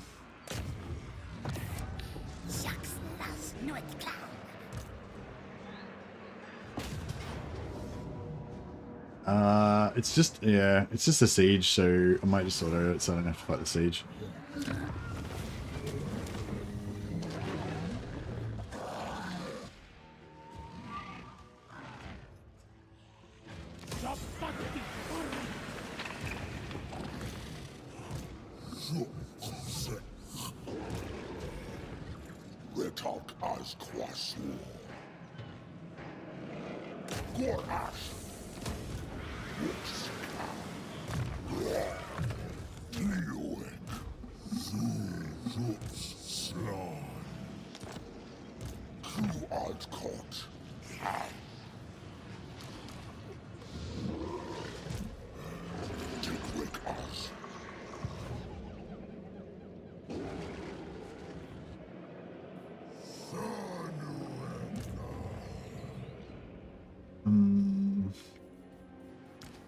Right, yeah, so we'll get rid of some of these lads to bring our costs down a little bit.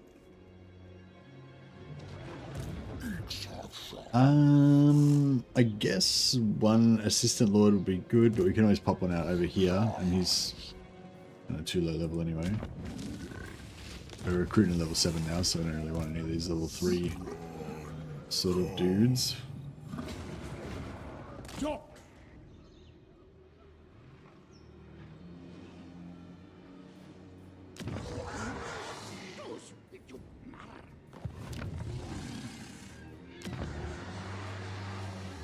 Yeah, we'll push on to tier 3 and then we can start building our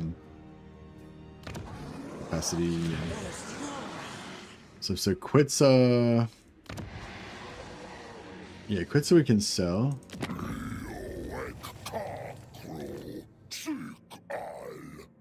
9.8. Not bad, not bad. Still got 8.7 and military alliance, so.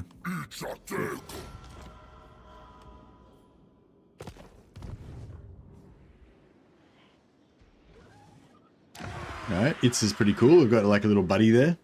I like having allies and stuff. It's fun. The Bank of Gorok, indeed. Took out alone. Yeah, so we're fucked here basically. I can't. Yeah, I was trying to be sneaky, but yeah, it's a mistake.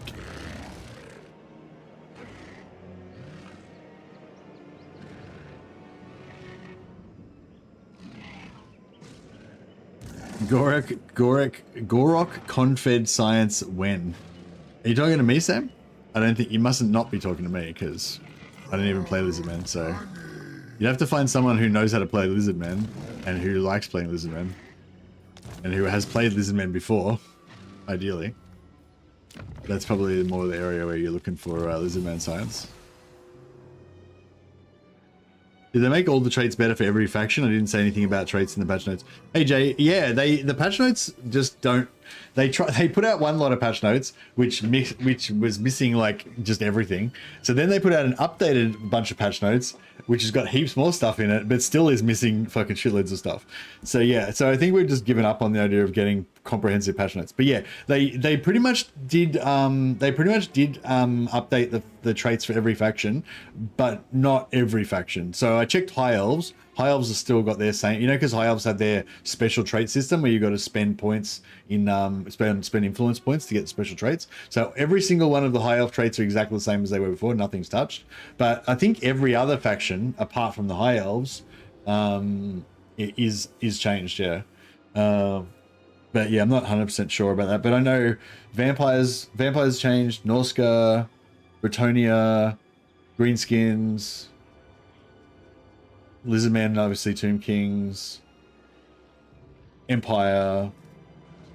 Has anyone checked dwarfs? I assume dwarfs as well. Yeah, everyone who's got the generic traits definitely, because tough. I mean, pretty much every faction has tough, and toughs. Yeah, tough got changed. I think didn't it? I did it. Maybe not.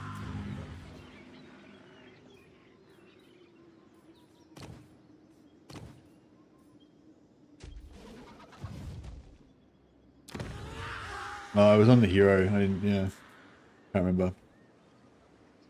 I think tough did change. I think they might have added a little bit more toughness to it. Maybe I'm not 100% sure. The traits haven't been updated in all factions, but most factions have been updated, and all generic traits have been upgraded. Yeah, that's what I'm saying. All generic traits have been upgraded, which means pretty much every faction has changed, because almost every faction has generic traits, except for High Elves don't have generic traits, so they haven't, you know. Yeah, giving Cunning 10 melee defense is nutty. I know, it's crazy, isn't it? 10 melee defense is huge. I feel like Cunning's like a contender for one of the like best traits now.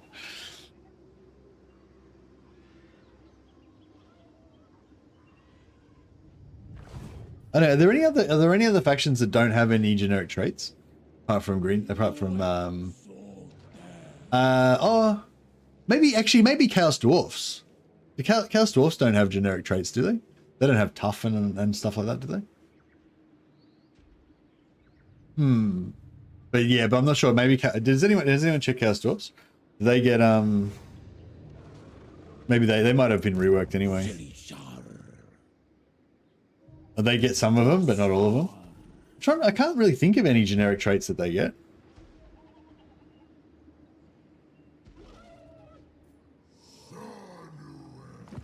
Yeah, poison attacks and 10 melee defense is pretty good, because poison already gives you basically more melee defense.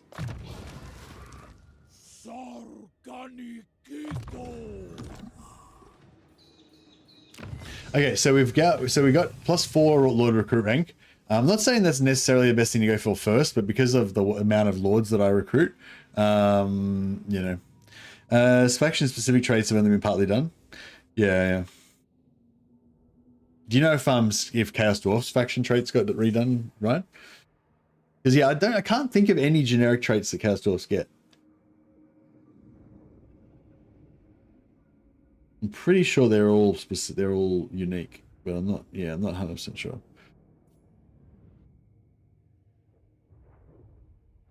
Yeah, Warriors of Chaos definitely have generic ones. They can get tough, yeah. Oh, you're saying Chaos Dwarfs can get tough? I think I want to get the magic item drop chance for first. There's so much good shit in this tech tree, man. Like early.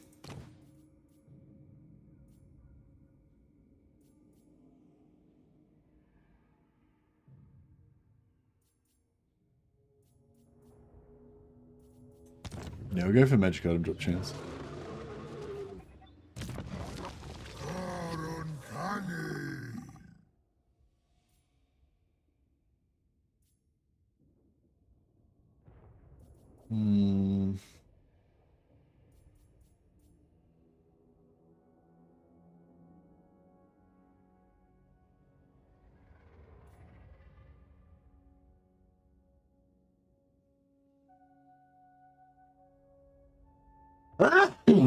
That's what tech trees are supposed to do, give meaningful buffs. Yeah, yeah, of course, definitely. But I think like the judge of a really good tech tree is one where you can't decide what to choose because there's too many good options. Excuse me. And that's what I like the Empire tech tree. I love the new Empire tech tree since they updated it quite a while ago. I think it was when they did Thrones. I think it was when they did Thrones that they updated the Empire tech tree and again. And like I love it now because it's just like on turn 1 there's so many choices and every single choice is great, you know, or not every single choice, but a lot of the choices are really great and it's super hard to decide. Every time I play Empire it's super hard to decide what to go for first. But yeah, Chaos Dwarfs is really good.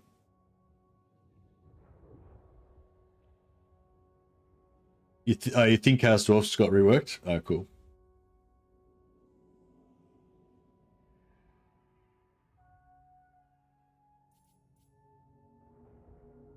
Yeah, I'm hoping to try and have a good Tomb Kings campaign at some point, maybe in the next few days.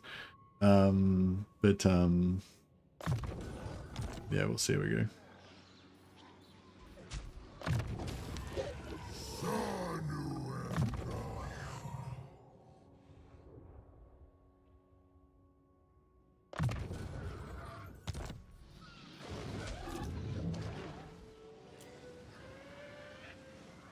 I think I'm gonna go tier 3, then I'll go 2-2 and get money and then come back.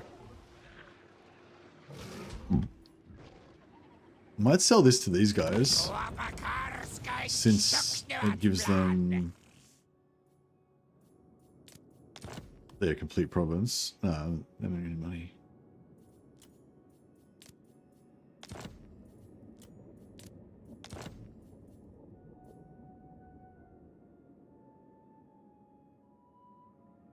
Am I on the right side? No, I'm not on the right side. I'll wait till next time.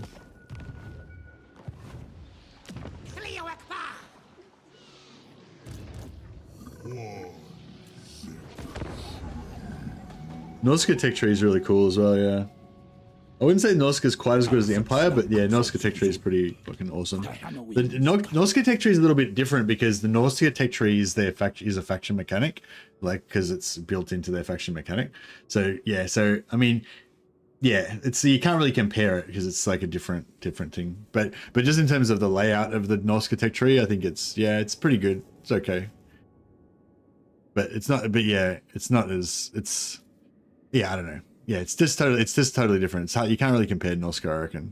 I mean, Nausicaa tech tree is awesome. Like it's one of the things I love the most about the faction. But I wouldn't say you can't really compare it in terms of, you know, it's not really a fair comparison to other factions that don't have a mechanic tied to it.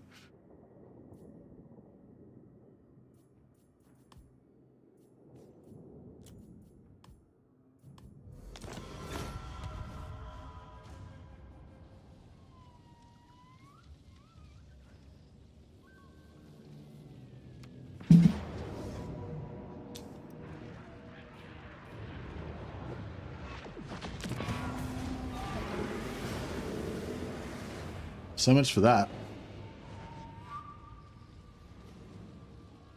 May as well have sold it to Itza. I didn't realize he had an army in range. Well, I didn't realize that was going to happen, I suppose.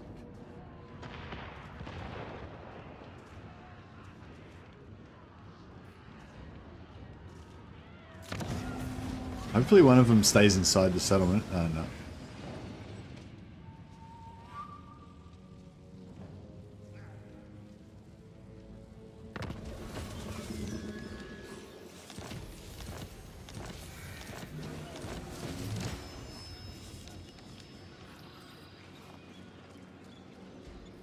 Plus 100 research rate. Pretty hot. Oh, we got an unusual location. I was about to sell this. This is one of the new ones. Cult of Pleasure. Unit gets +1. All armies in region get +100 per turn. Characters get +200 per turn. When Slaanesh is 100 or corruption is 100 or more, each turn you get 10% chance to spawn a Slaanesh cult in one of your regions. When normally killed in action, your lords will be wounded instead. Immune to diplomatic penalties when trespassing. Oh man, this is cool.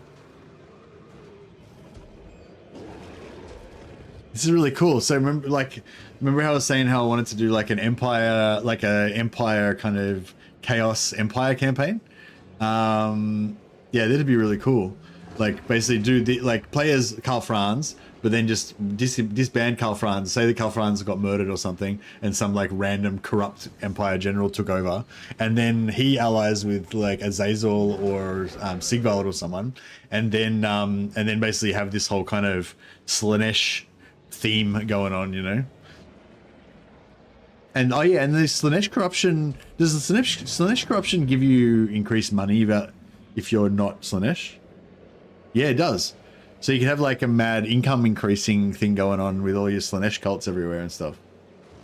And heaps of rebellion farming as well. Actually, it'd be better for Kislev, really, wouldn't it? Plus, yeah, free lord stealing as well, yeah.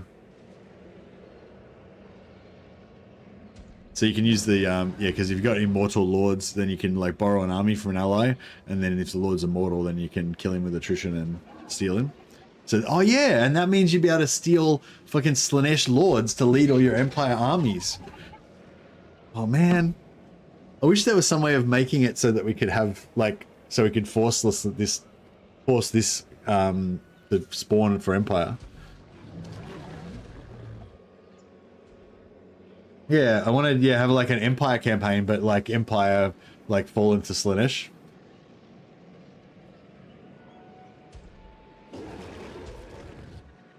That'd be cool.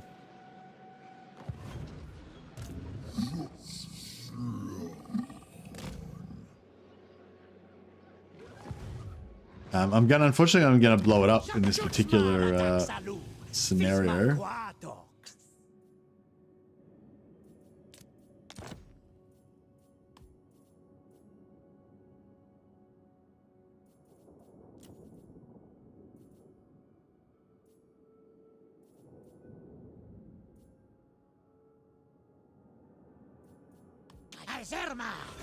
Yeah, as soon as I trade it, it gets destroyed, so it's gone.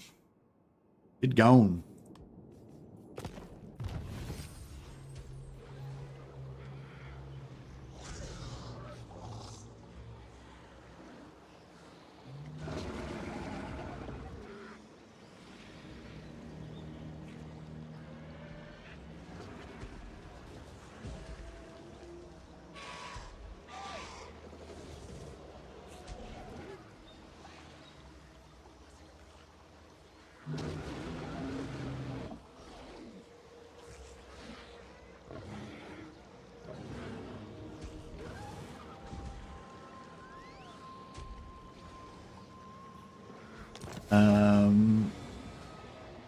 Man, Mercy playing any faction that's not Empire. Man, imagine if we were playing Empire right now. Yeah, I know, that's it. I wish we could play, yeah, I wish we could do that in Mordheim as well. Like, I wish I could play like an Empire Mercs campaign, but have like Chaos characters in there and be like, imagine we're playing Empire right now and Chaos, yeah. What's better than playing Empire and Chaos? How far can this guy move? Not far enough. Yeah, I kind of wish I had bought an extra.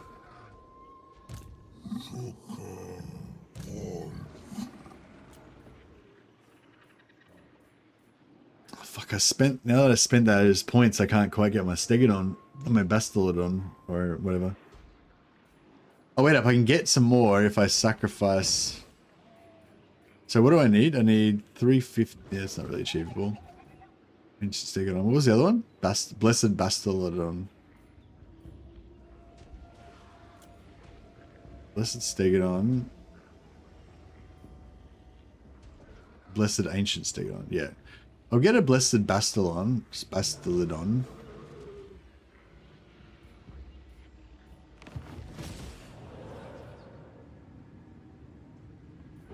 Oh yeah, how powerful is this powerful crested skink chief? Is he actually good?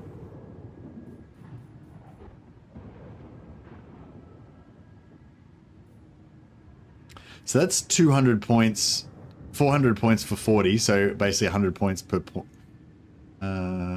This is same ratio.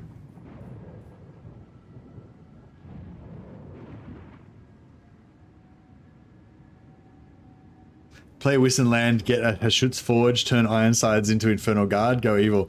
Yeah, it'd be cool if there was some sort of way that you could like control what things you got or something. Or like trade for them or, you know, something. But yeah, I don't know, you can't really do stuff like that.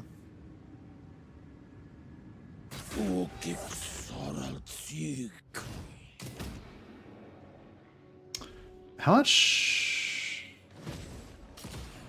I could get another 40.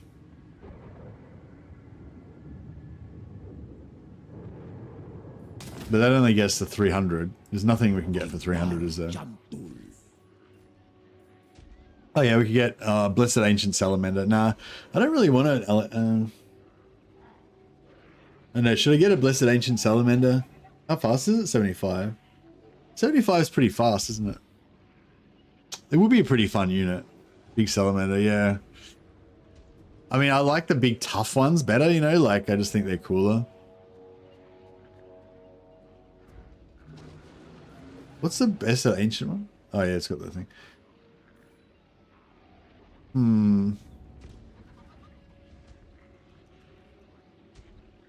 Get him so he can run around with his babies. Alright, fuck it, we'll get the fucking salamander.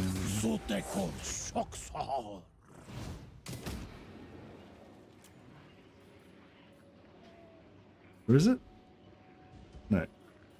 Where is it? Oh, there it is. Blessed Ancient Salamander.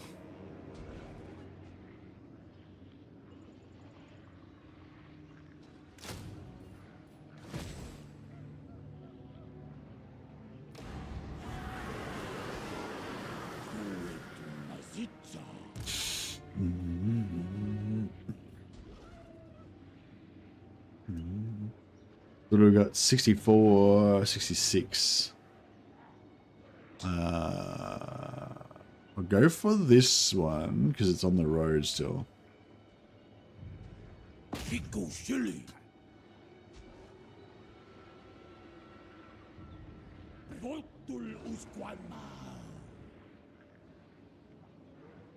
How come that one didn't move?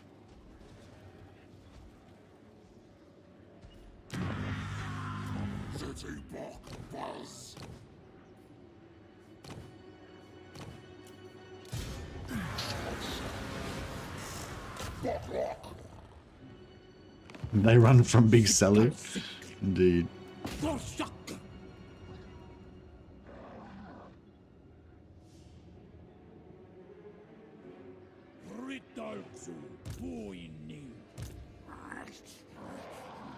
No! Blame you!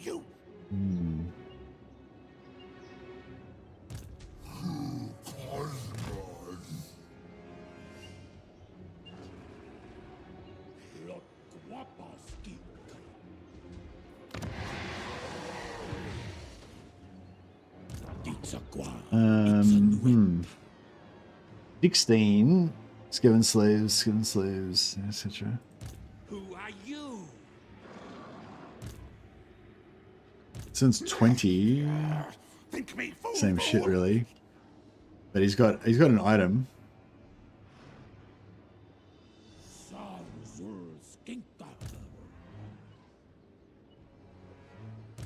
Why do you pester? He's got a decent trait, doesn't he? Like, doesn't he have a decent trait? Or does he have a really shit one? I don't know. It's one or the other.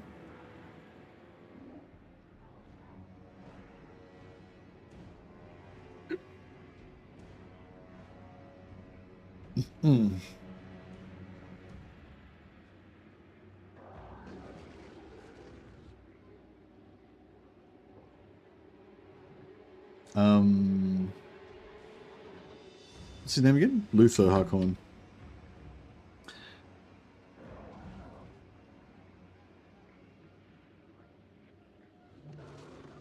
What the fuck? No, that's not what I wanted to do.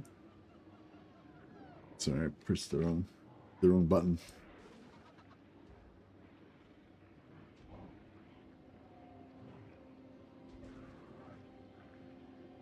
Leadership plus 10 when fighting at sea, spell resistance 15%. Yeah, that's not very good. I mean, I guess spell resistance is okay. I mean, it's, you know, better than nothing.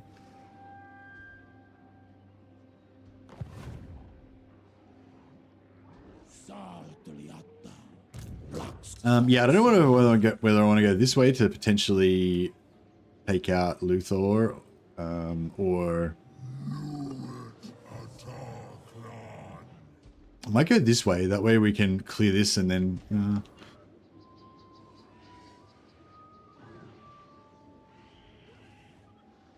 Yeah, I might go this way. You want me to fight it manually so we can see him in action, or? Let's do it.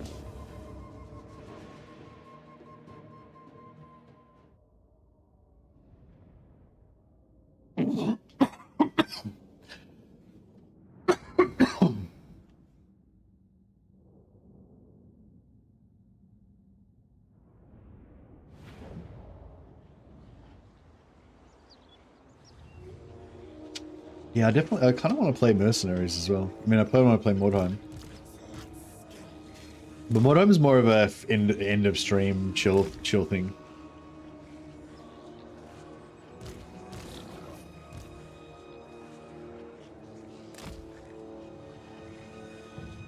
They definitely fixed the Lizardman recruitment problem. Yeah, seems good.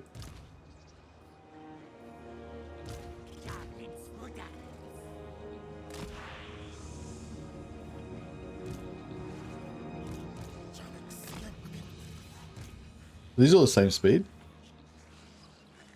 Hey, Zixus. Zixus just gifted 5 Mercenary memberships. Thanks so much, Zixus. You're a legend, man. I'll put you on the Roll of Glory as well. Glory. Great Zixus. Indeed.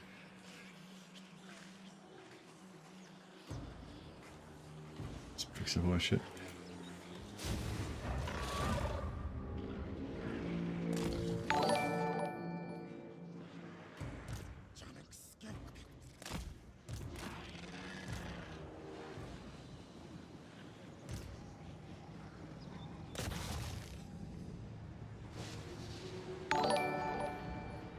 Oh, hit the thing.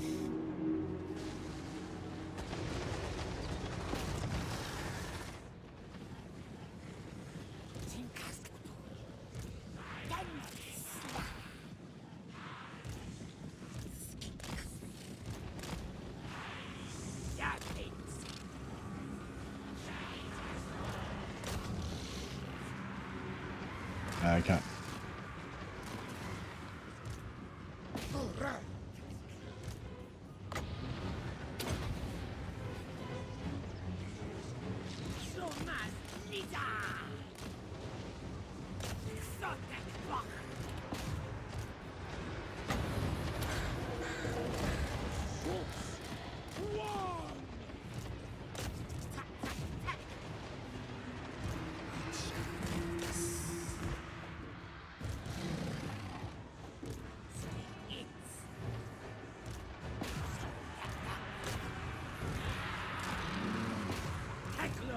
Not very technical battle, we're just, you know, mashing our dudes together, as you do.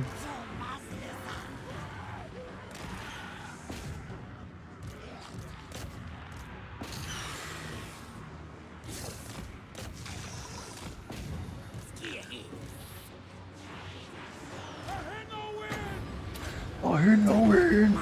I do love Tehenhauin, so his voice actor is so cool. Bit of friendly fire, no, alright.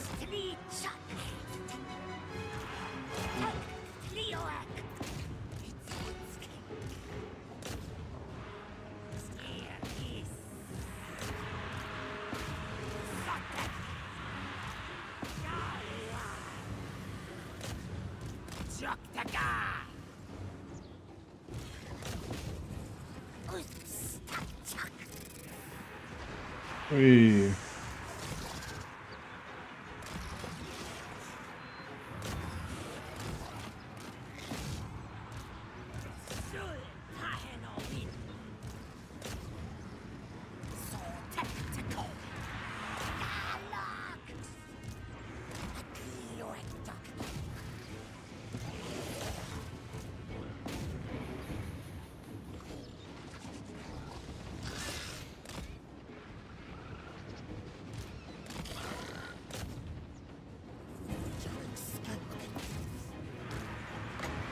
doesn't work. Don't need to do that.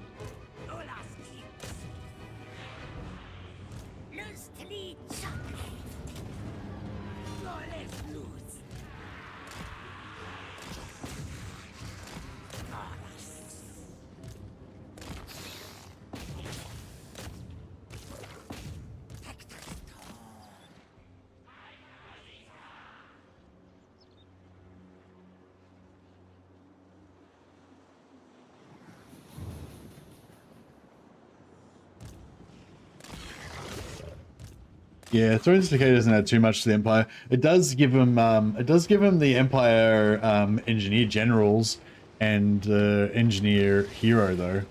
So you know, but yeah, I mean, yeah, a lot of the cool stuff came from the update for sure. But yeah, there is, you know, the engineer hero in general is pretty cool, and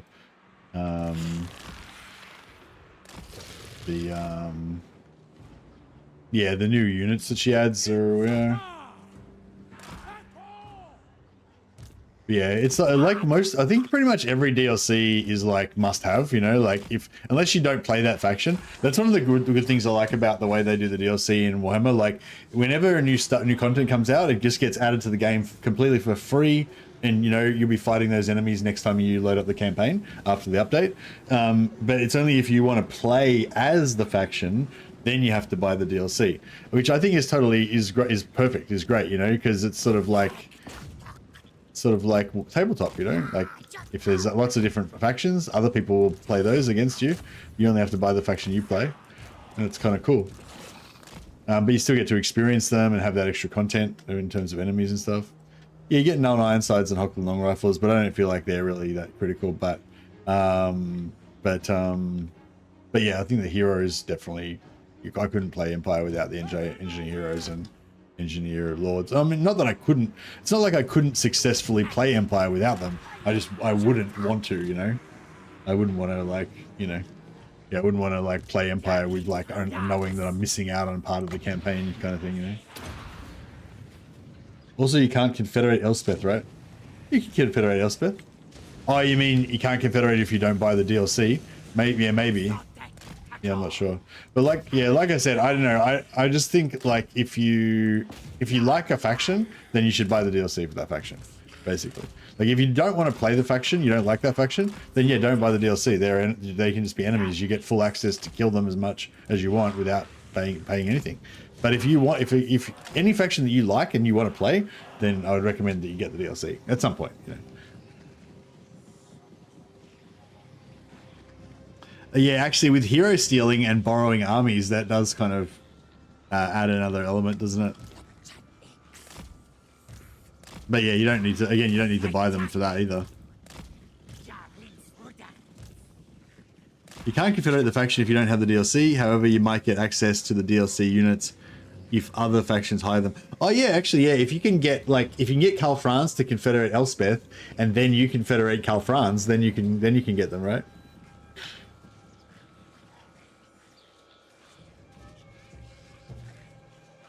It'd be cool if you could get allied recruitment units through Confederation, but I don't think they just go back to their original faction.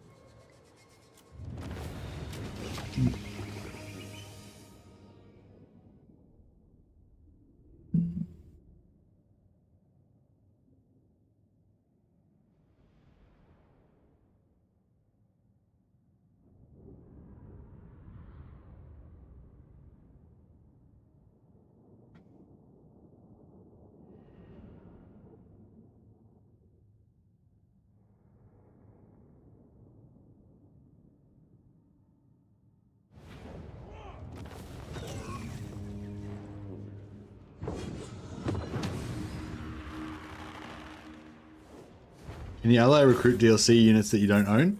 I assume that you can. Yeah, I'm not sure. Does anyone know that? Can you ally recruit units from factions that you don't own? Does anyone know about that? I feel like it would be fair enough if they said no. but I kind of assume that you can, and I'm okay with that. I think that's cool as well. But if they didn't let you, then I'd be like, all right, that's fair enough, I guess. But it'd be cool if you could. You cannot ally recruit them. Oh, you can't ally recruit them if you don't own them. Okay, that's a bummer. But yeah, it is kind of fair enough, I guess.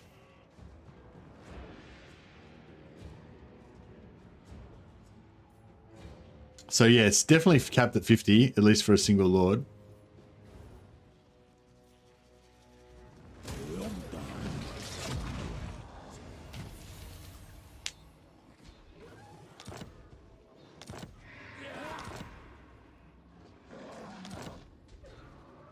Tehenhauin Sikal. You art caught.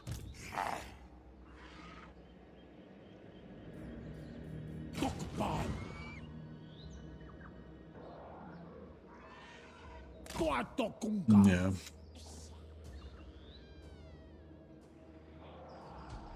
At this rate, we'll get the next DLC before we get Tides of Torment. Well. Oh well, you were saying Tides of Torment will probably be towards the end of the year. You're saying, yeah. I'm still waiting for Boris Todbringer and Ulrich units, to be honest. Yeah, me too, man. I hope we get another Empire DLC. I'd love another Empire DLC with Ulrich units. That'd be cool as fuck. Against council order.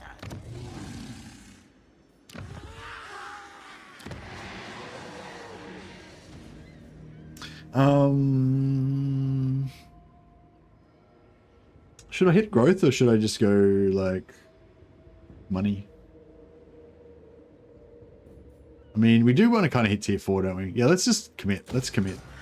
Commit, minions, commit!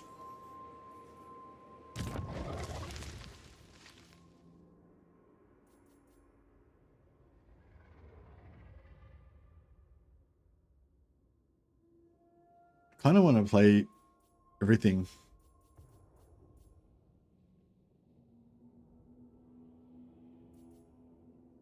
CA really hit the brakes hard. Yeah, it's just because they've got some. I think it's just because they got so many resources on the new game now. So yeah, it's just the way it is, unfortunately.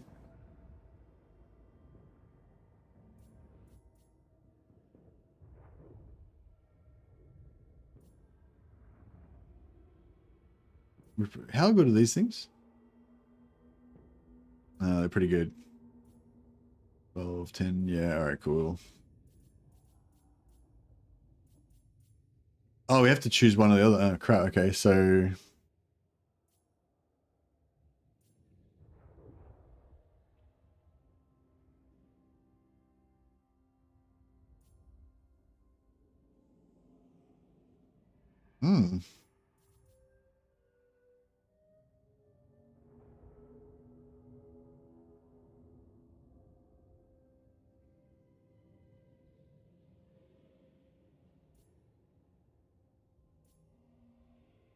I think this one's sacrificial. I think 20% extra sacrificial offerings per turn, per battle and per faction leader. I think that's going to be better than a flat 25 per turn eventually, because, you know, eventually we'll be getting like shitloads, right, from battles probably. I'll have to have a look at the next battle we have and see how much we get.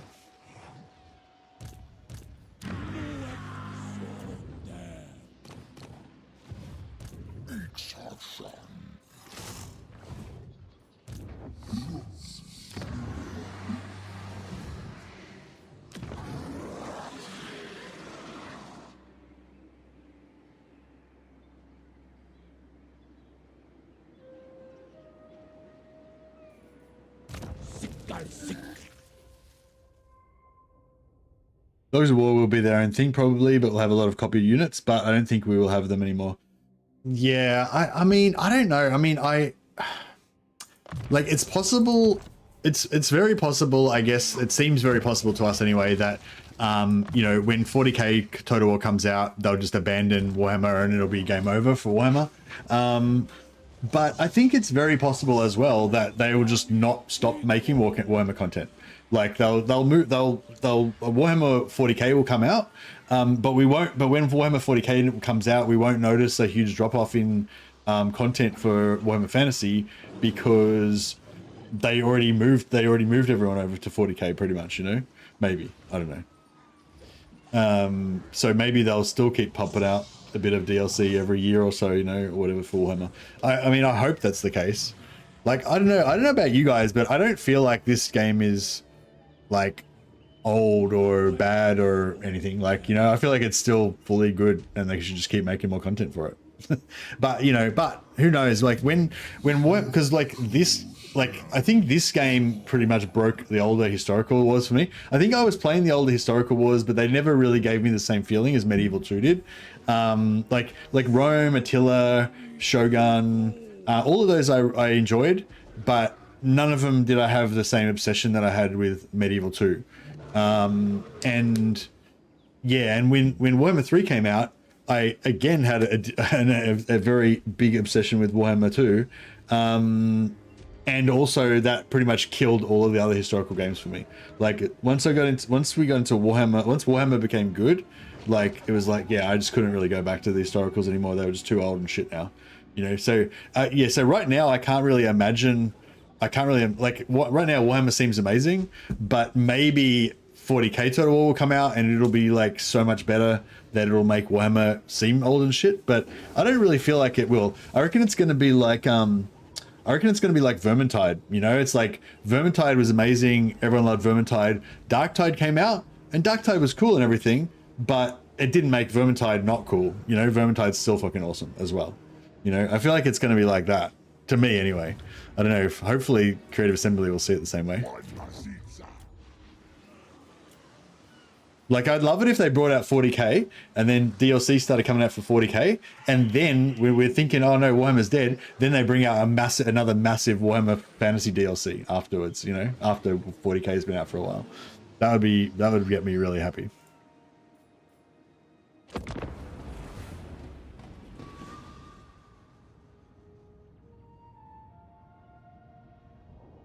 I hope Dawn of War 4 is going to be good. Has anyone seen anything about Dawn of War 4 having a campaign, like having a like campaign strategy layer, like Soulstorm and stuff?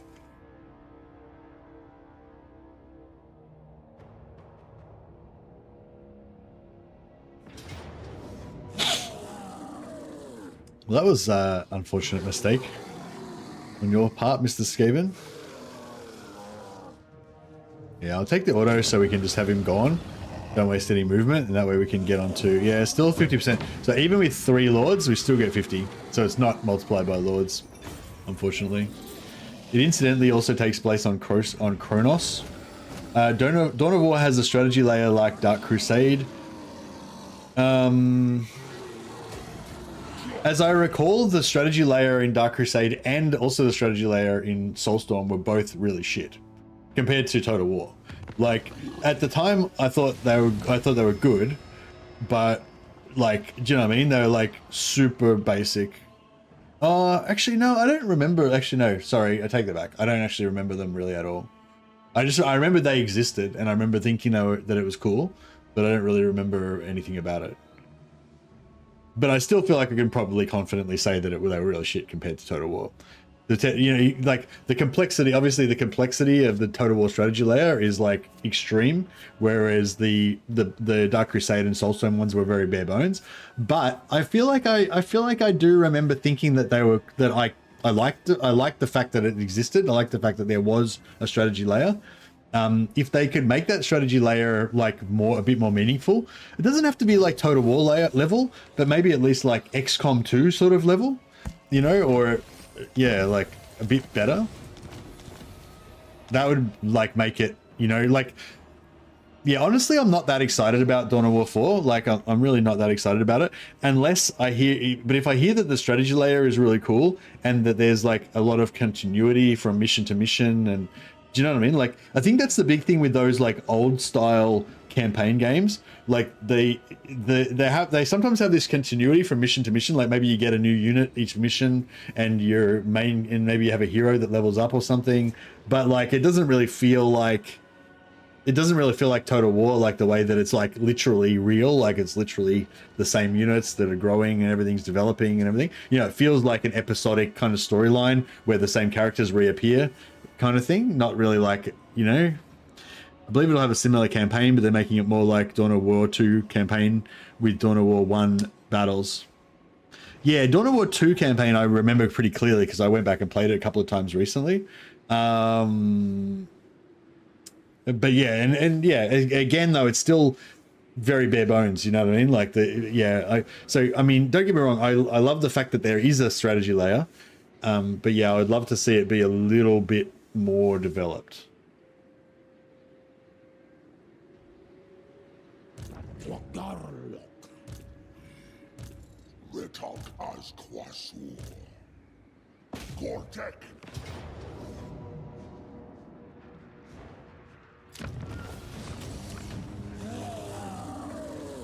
Is this part of my province? This is part of my province, isn't it? I might take the sacrifices. Just so that I can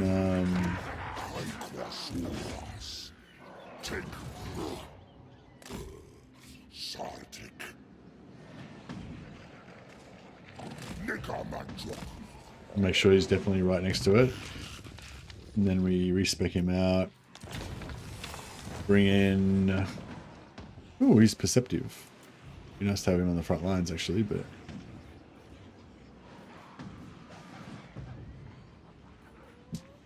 Tough. Yeah, the 10% hit points on Tough's new, right?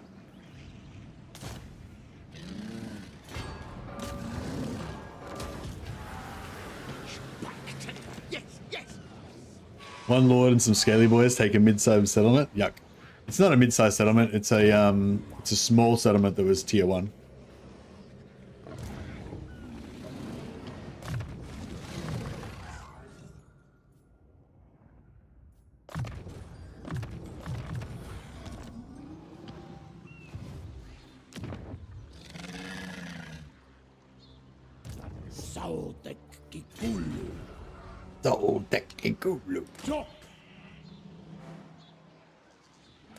You bottle. Don't be a fool. Yeah, this getting into this war with the Awakening is pretty next turn we're getting construction 115. How much do we need per growth?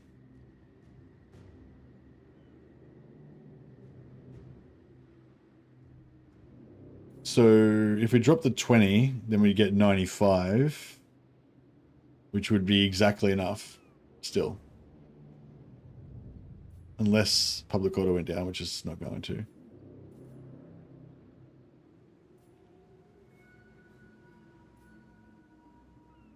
So if I go, yeah, construction time for buildings reduced. That would be good, right?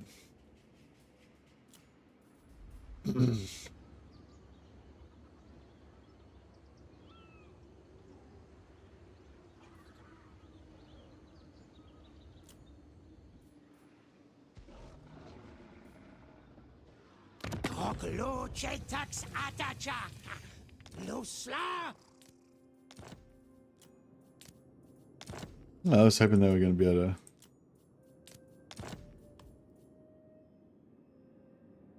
Maybe we should wait till they get a bit more money and then we'll give it to them.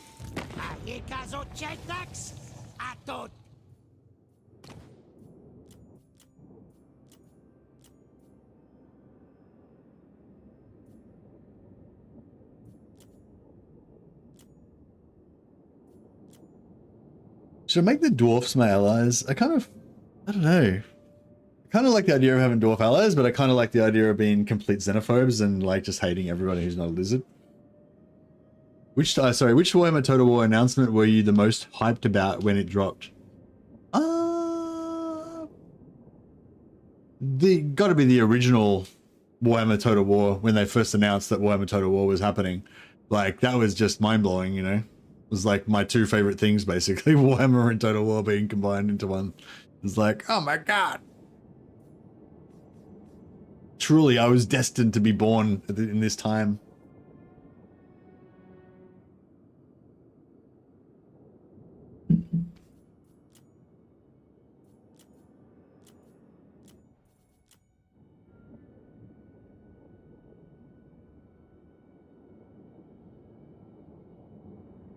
They're gonna have last stand from Retribution. Yeah, cool. Yeah, Last Stand was cool, but it's like I said, it's not really what I'm interested in. I really like campaigns with continuity and context for the battles, and you know, I like the battles to matter because they're part of a larger strategic system. And then I like being able to imagine the strategy unfolding in the different, like in terms of, you know, the map being taken over and different factions doing things and stuff like that.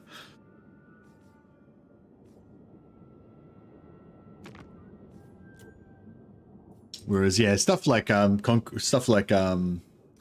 you call it, Last Stand and stuff's fun and everything, but it's just, you know, it's just a pickup thing. It's not like doesn't have the, you know, it doesn't have the meaning.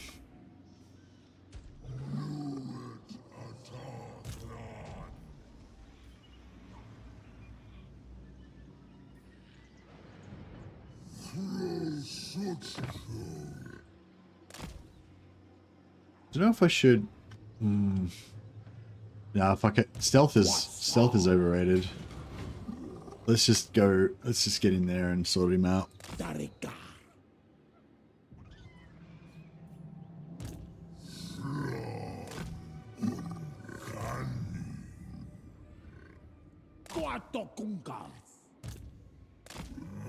The lizards are coming.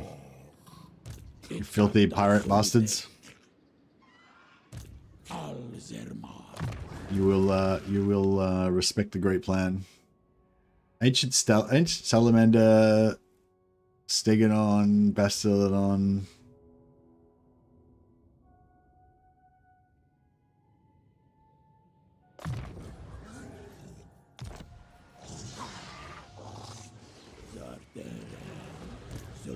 You must never have gotten past wave 15. That shit mattered. Comes under the category of things I don't give a fuck about, Ryan. Sorry. But feel free to, you know, tell me about it. But I just don't care at all.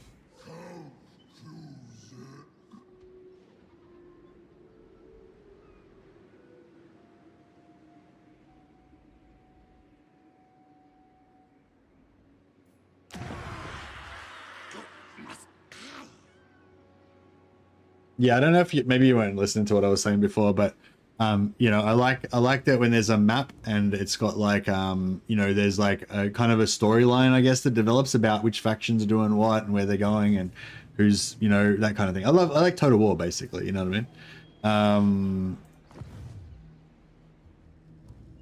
Yeah, I sort of can get it a little bit from some sort of really good RPGs that kind of have a bit of tactical element to them and a bit of map action as well and stuff like that. But yeah, I don't really like stuff that's like on rails storyline. But I like stuff that's like got a bit of procedural, but maybe a little bit of storyline in there, maybe, but not too much. Not that it gets in the way of the sandboxiness and the procedurally generated kind of AI generated content, I guess, you know, if you want to call it that. But yeah, anything that's like rounds, like anything like you know, Call of Duty or some shit like that, where you just reset and go again, like that shit just doesn't do anything for me. I mean, not saying it doesn't do anything for me. Like you do get, you know, you enjoy it, but it's not my thing, is what I'm saying. It's not my like thing I'm interested in.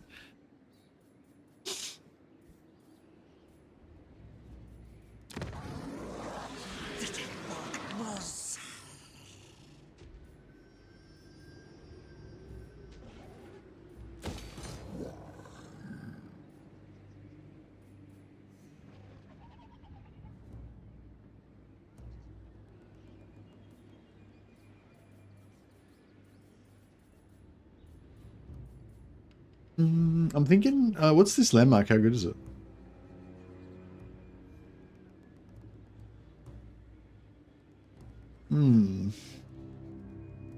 Accuracy -30 and -25 missile damage for usage ability that I can use on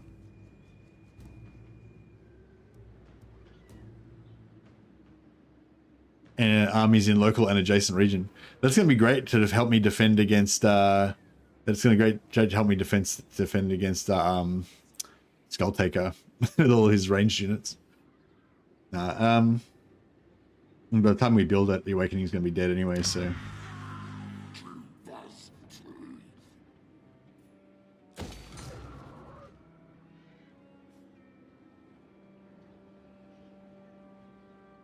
Hero Recruitment King Chief all provinces. That's pretty good.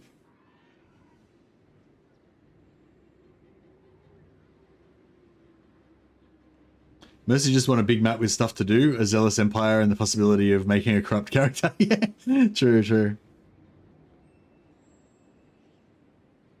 I think they're going down the Dawn of War 2 campaign and story. That's why Relic isn't doing the game after fucking up Dawn of War 3 so hard. Yeah. I think like, yeah. I think one thing I'm looking forward to with Dawn of War, one thing I would like with Dawn of War 4 as well, potentially, if it works, is co-op. Like, because Dawn of War 2 is probably like my favorite co-op game. Like, there's nothing really else that I like really like enjoy. Like, I'm interested in playing co-op in. But Dawn of War 2 actually was really fun. I mean, it's a little bit old now, but even now, like, I could play Dawn of War 2 and it's kind of fun. Like, you control 2 squads, the other guy controls 2 squads. You like try to coordinate. It's kind of like an arcade game in a way, but it's like kind of, it's a little bit strategy, but it's sort of arcadey, but it's kind of fun. And you can play through, and you get to play through the campaign together, and you can kind of like, you know, decide how you're going to level up your different squads and stuff. And like, I don't know, that's kind of like a better version of that, like Warhammer, of that Dawn of War 2 co-op campaign would be like my best version of a co-op campaign, basically.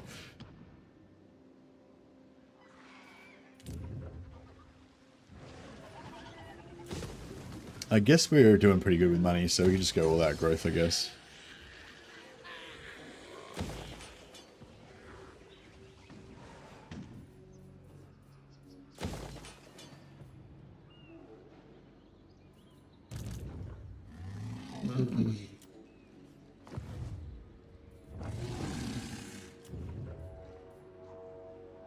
Yeah, tough ancient crooks to go.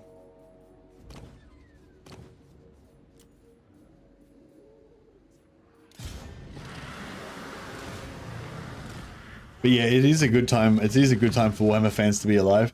We've still got Henry's Warhammer 40k TV show / movie like situation developing as well. I haven't heard much about it, but I think it's still percolating away there.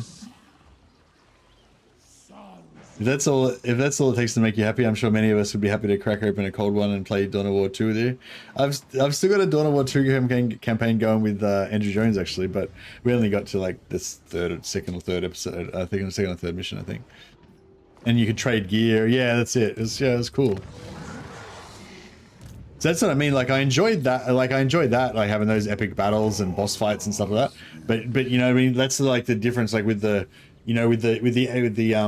Last Stand, you know, you don't have that like playing through the story together and like, you know, it's not. Yeah, it's a the Last Stand's a bit more like, you know, a super simple version of like Dota or something like that. Like it's got its own. I get that it's got its own cool thing, but it's just not my thing, you know.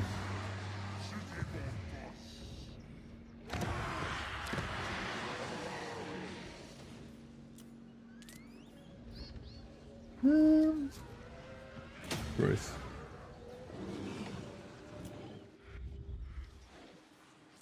I want to feel engaged with the story. Yeah, kind of, but story, when you say story, people think you mean like linear storyline type situation, and that's not at all really what I mean. I want to like, what I want to do is make my own story.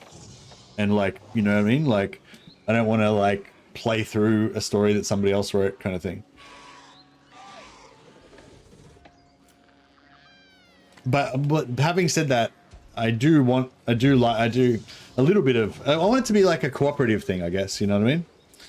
You know, I want to be making my own story, but then I want these other really nicely, like, you know, things coming in that the writers have created as well. It's like I feel like the ideal with gaming is like a cooperative thing where the player is writing the story and the game developers are writing the story at the same time. And it's like, it kind of merges together. So you get that appreciation of the creativity and unexpected twists and turns from them, but at the same time you feel like how real life is, right? You feel like you're making decisions and you're choosing what you're going to do all the time, but then life is still throwing surprises at you and new things that you never thought of before. And you know what I mean? That's what you want in a game as well. You want to have complete fucking player agency to do whatever the fuck you want, but then ideally, but then also you want the game to have like unexplored things and new things and exciting possibilities and all that shit, you know? So the closer you can kind of get to that, I think the better it is, basically.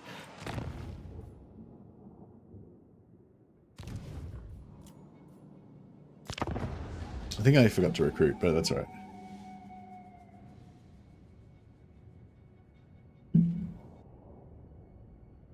Yeah, sandbox with a good setting. Yeah, for sure. Yeah, I'm trying to think of a really good example. Like Battle Brothers. I think Battle Brothers is a really good example. Like Battle Brothers is not like, it's not like my favorite game because like the actual gameplay of it is not quite as good as some other games. You know what I mean? But Battle Brothers is a good example of that melding. It's like completely open. It's completely sandbox, but at the same time, it's got all these little well-written, little cool storyline elements to it, and the whole thing fits together into a nice theme and everything. I don't know if I want to make peace with any smooth skins. What's our derogatory name for humans? I guess because they're not scaly, they'd be smooth skins. But then Slan are smooth skins as well, aren't they? Battle Brothers is not good gameplay. I didn't say Battle Brothers is not good gameplay. I said Battle Brothers is not one of my absolute favorite games because the gameplay is not as good as some other games. That's not the same thing. I said something different to what you said I said. Then you can play with these unpainted Iron Warriors in the sandbox. What? That was uncalled for, Ava. Fucking, you don't just bring out a dude's box of shame just for no reason. Just getting extremely personal then for like absolutely no reason at all. I think that was just mean-spirited.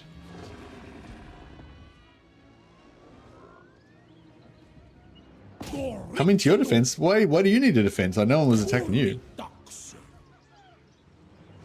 I feel like it was just an unprovoked attack. Like, I don't think that anyone wants people to be calling out other people's box of shames. Battle Brothers is shit, Mercy 22. No, Battle Brothers is a great game. Fucking love Battle Brothers. I have waxed lyrical about how much I love Battle Brothers many times. I probably fucking introduced a lot of you guys to Battle Brothers. They'd be turning around and making me into some sort of anti-Battle Brothers guy.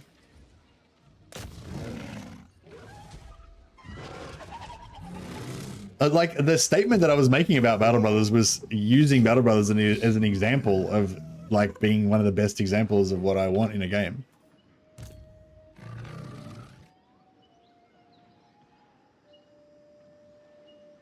I love watching it but not playing it. Wonderful tactical combat. Fuck, I almost want to play it right now. We're talking it up.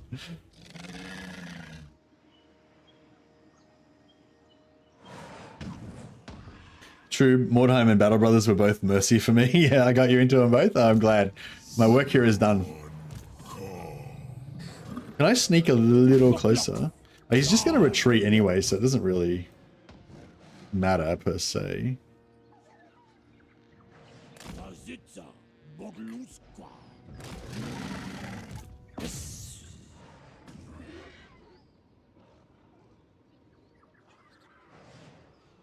Fuck, I hate the jungle.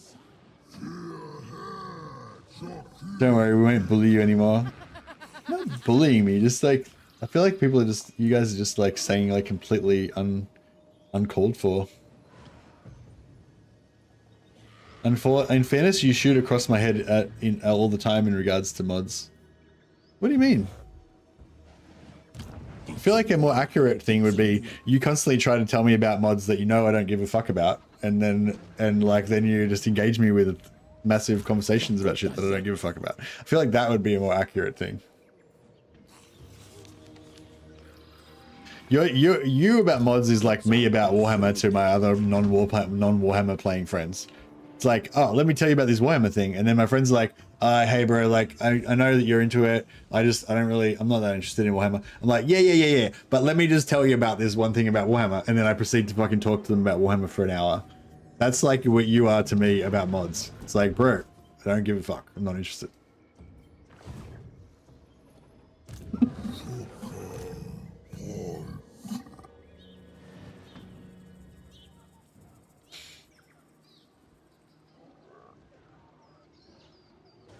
Having played that far, is there any other source of special resource for blessed units other than rituals?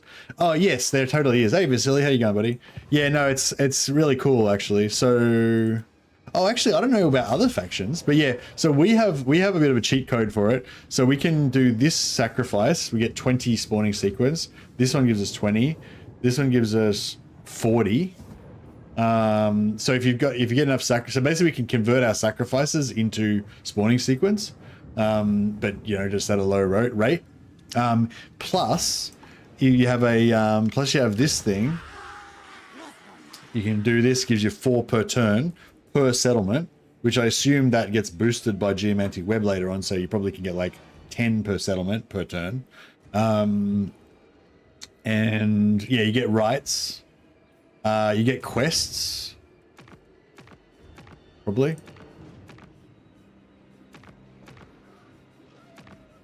Yeah, you get some quests to give you some spawning sequence. But yeah, I think maybe commandments might be the main. I'm not sure what it'd be like for other vanilla factions, but for Sotek, he's got heaps from sacrifices. But yeah, I'm guessing for other factions, once you get rolling with your economy, you probably get heaps. You can hover over the pips. Oh, okay, cool. Oh, right, okay, cool. 10, yeah, 10 per turn. So yeah, you'd be able to get shitloads of it once you get rolling with your economy. But yeah, with Sotek, he can just, you know, get a bit of a head start by sacrificing. Per settlement, no, it'd be per province, yeah. Obviously, sorry, I meant per province, yeah.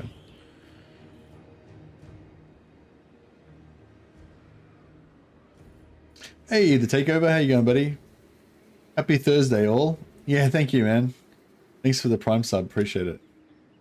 That really helps me out. Helps me out with my dream of one day quitting my job again and becoming a full-time YouTuber. Plus 10 per turn at max geo. Yeah, it's pretty good. How do you get to max geo? Is that like a reasonable goal to have, or is that not really a thing that's going to happen?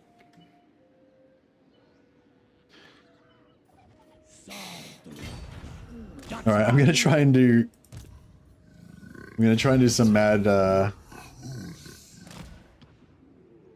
some mad ambushing here. I doubt that's going to work, but you never know.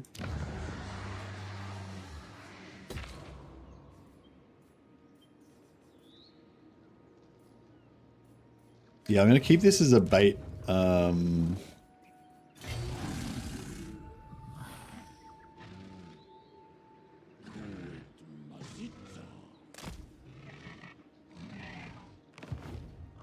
many blessed units do you have now? Oh, not that many. I'm saving. I just spent. I got these guys for 50, and then I saved up and got this guy for 300, and I got another unit for 50 that I just used to fight a rebellion, but I got rid of him again. The goal is for Mercy to get large enough that we can also quit our jobs. Lol. Yeah, I think you'll be waiting. I think you'll be waiting a while for that, unfortunately. If maybe they get big enough to start giving you guys like free copies of games and stuff like that. I feel like that's like I can imagine that happening. But I don't think I'll be able to. I don't think I'll ever get to the point where you guys can all become a part of my extended family that I support. like sending money home to my relatives and, you know, fucking. But wherever, what's his name comes from. Teaching marketing. Marketing sounds like one of those things that that's one of those things that's not Warhammer, which is my least favorite category of things.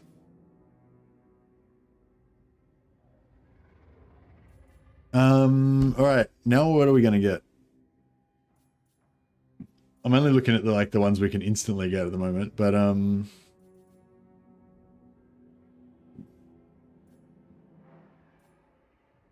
so casualties captured post-battle doesn't actually matter. Is there any technologies that relate to spawning sequence, or did they come up with a spawning sequence thing after they created the oh no, they've got some. Oh, is that it? That's the only thing. That's the only spawning sequence one.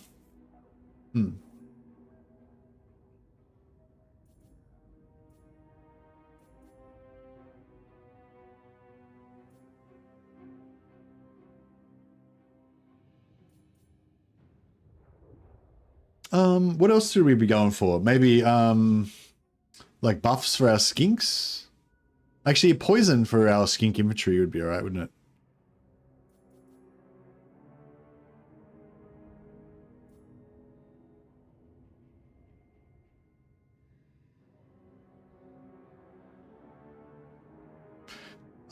If 10 is the max you can earn from a commandment, 5% is going to add nothing.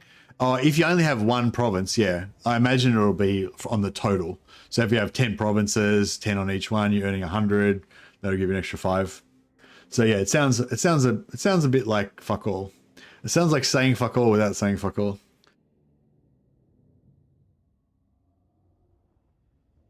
Maybe it rounds up so you get 11. Yeah.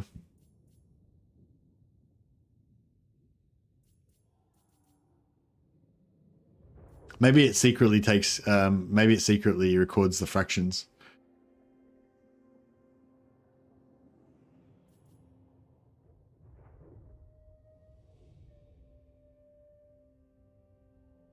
Oh. Now we're talking. Enhanced spawn kin. So if we have a Croxagore nearby, we get +5 melee defense. Wish we could do that with, instead of with Croxagores, with Stegodons.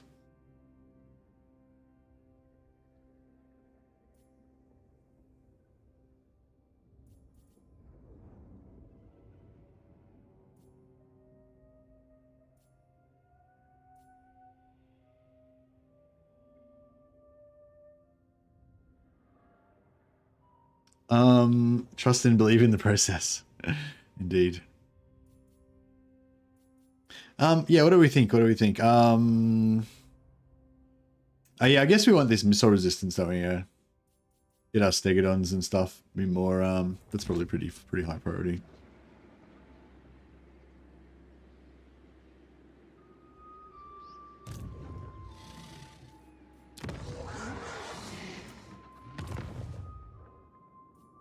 Yeah, I need to change this shit, don't I? So, no unassigned, no damaged, no outpost, no building upgrades. I may building upgrades, so leave that one. Yeah, I'll leave that one,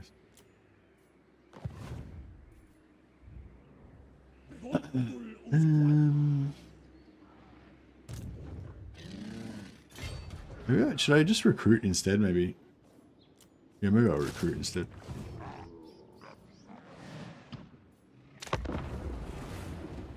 I hope he takes that and lets me siege lock him. That'd be pretty cool.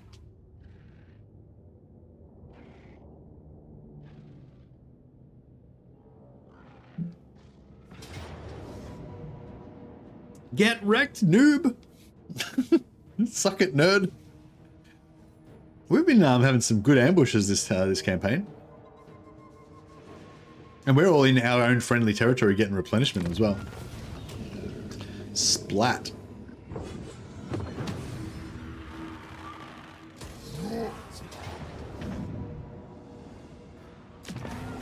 Occupy it. Oh, you loser. Get toted. Indeed. Alright. So yeah, he just killed himself basically. His faction's now... The faith that his people put in him was misplaced because he's just signed their death warrant. All hope is lost for the Awakened. Now that they've left themselves open to the mighty siege lock. The most powerful. The King's move. We'll put them on ice till we're ready to take care of them.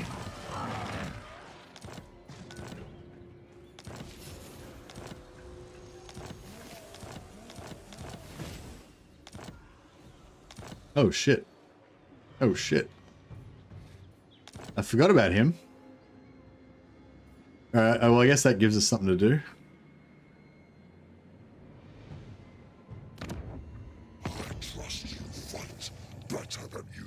Oh, he's strength rank 24. He's dropped down a bit. He was strength rank 3 before. Is he? Who's the strongest in that we know of? Oh shit. Oh shit. Okay. So he's by far the strongest in the local area. So that's not great news for us.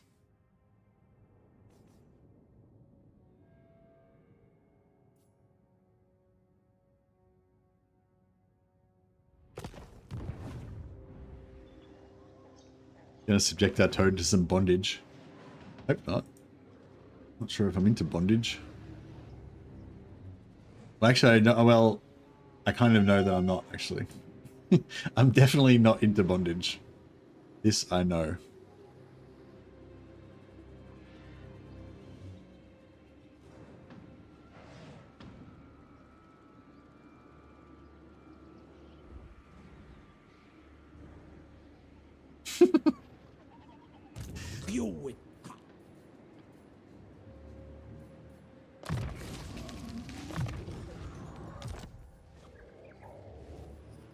Well, no, well, yes, actually, no. Well, yeah, I'm not into bondage either, but I'm not into masochism in that particular sense, is what I mean.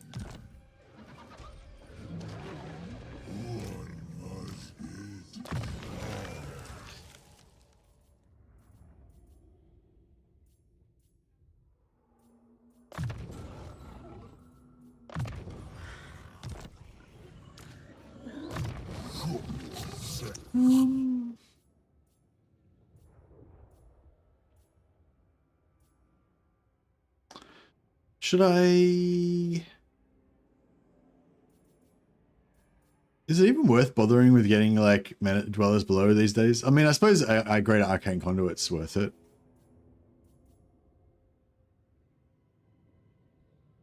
But maybe Beast Driver.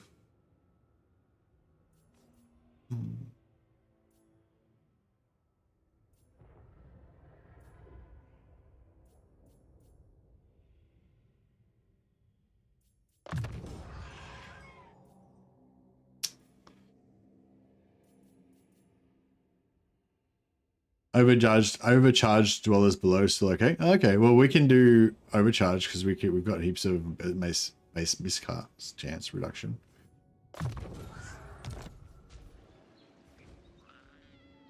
Soteka. Kiko Shilly. Gorshak. No, that was foolish. Kibar jump.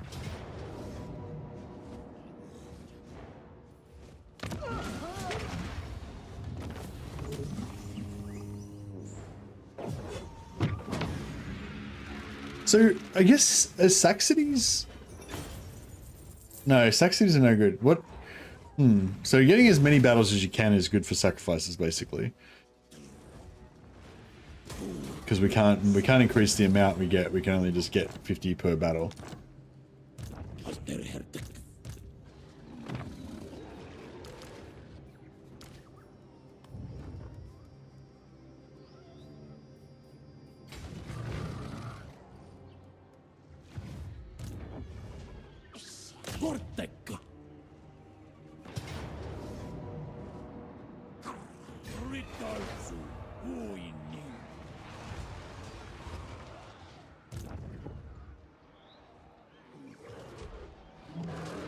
Yeah, I don't know. Like I'm looking forward to 40k, but at the same time, I think it's just not going to have the content. Like not going to have the same amount of content that we expect from Warhammer Fantasy. Like,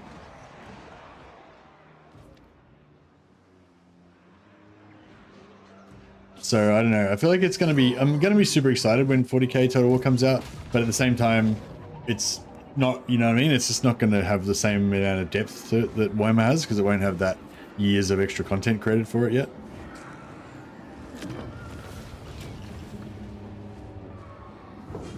I think 40k will be fun and educational for all. Yeah, I'm looking forward to it for sure. But I just feel like it's not necessarily going to instantly replace fantasy, because it won't have that level of content that Fantasy's got.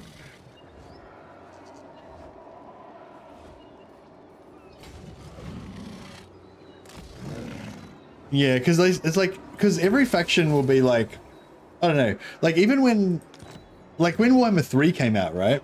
And like none of the factions had any DLC, right? So like, you know, they only have like two generic heroes each. They only have like a couple of lord choices each. They don't have their full roster of units. You know what I mean? Like that's what every faction is going to be like when 40k comes out.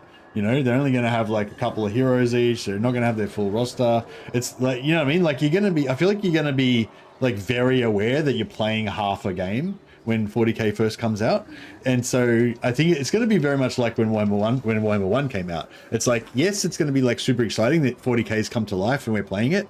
But at the same time, you're also going to be keenly aware that this is the shittest version of Total War 40k that's ever going to exist, because at that moment in time where you are, every moment in time in the future has better Total War 40k than the moment where you are. you know what I mean?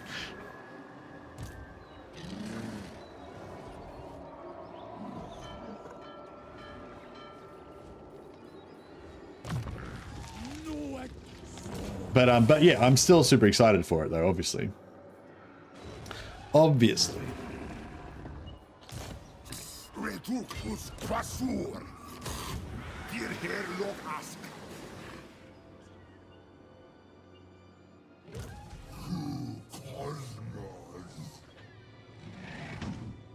You know, you know what I hope they do? I hope when they I hope they do the same sort of thing that they did when they first were talking about Warhammer, when they first announced Warhammer. I hope they say this game, it's not just going to be one game, it's going to be a series of 3 games. Except for, no, I think they should say it's going to be a series of 10 games that we're going to make over the next 10 years or whatever. It's going to be a series of fucking infinity games, and like our mission is to make the most epic, huge and complete version of Warhammer 40k that's ever been realized as a computer game. Like that's what I want the announcement for 40k to be.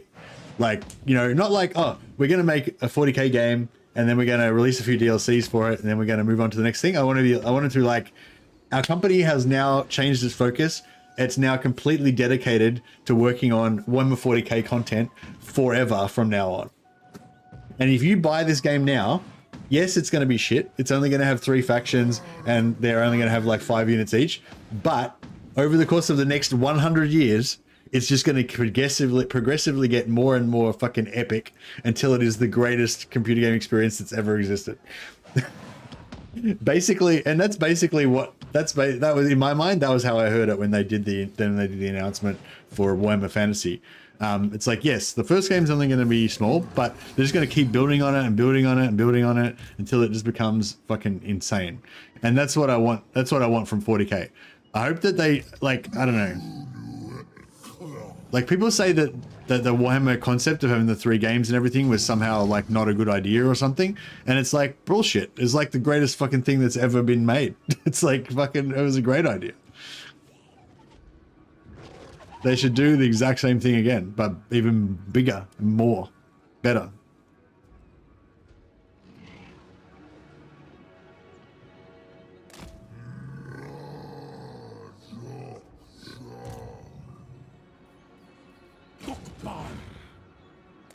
You bottle.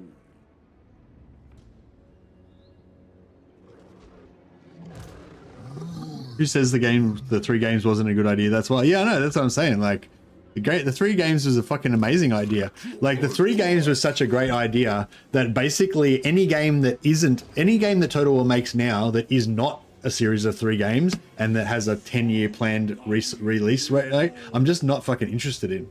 You know what I mean? Like, if they make a game in like 1 year and they're planning on a couple of DLCs for it, I'm like, I don't even give a fuck. I'm not even interested. Like, why would I bother? You know, like it's all about it's all about the depth and the amount of the content and the replayability for Total War games, you know? And so like, you just want it to be as big and as epic and as expansive as possible, you know? Tehenhauin Sikal. Tomorrow CA announces 40k delayed for the next 10 years. 5 years now from now they remake Warhammer 3 with Warhammer 3 remastered. Yeah, well that's, I don't really mind if they remake Warhammer 3 as long as they make, like as long as they remaster it or some shit. As long as they make all of the DLCs still give you your units and stuff.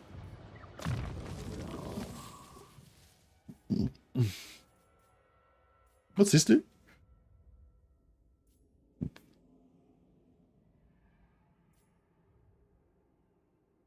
Is this whole thing new, or is this always there?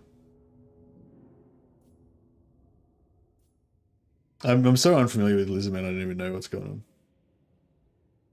No, it doesn't seem that exciting.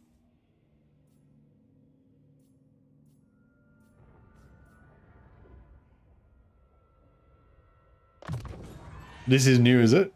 No. Seems pretty pretty sexy.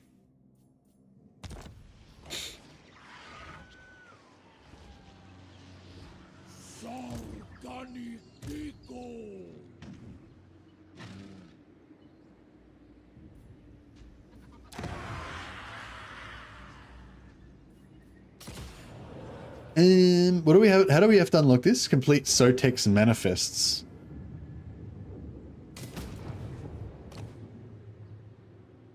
Oh, we nearly killed Clan Spittle. Crazy. Where are we? Sotex manifests. Perform 5. Oh, we can do that right now. We could probably do that right now. We just need 3 more rituals.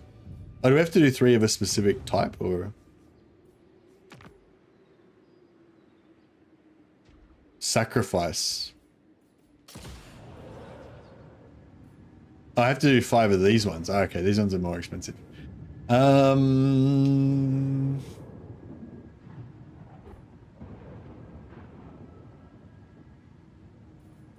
So you reckon this guy's worth getting?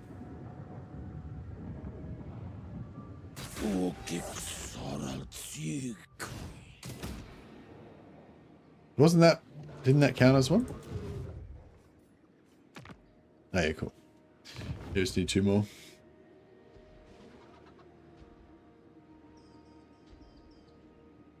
There's definitely not going to be a 10-year delay in 40k. They like the game. There's definitely there's no chance that Warhammer 40k is delayed by 10 years. The only way that Warhammer 40k would be delayed by 10 years is if Creative Assembly closes down and goes into receivership and like just ceases to exist or something.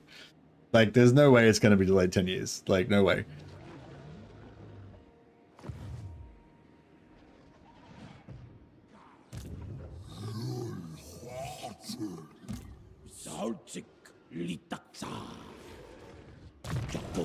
I reckon, and even if Creative Assembly did go under, I reckon they'd just have to, a new company would have to make it or something. It's like it has to exist now. Say Carnosaur Sotek sacrifices 75 currency. How much does it cost to recruit through the racial pool instead? What?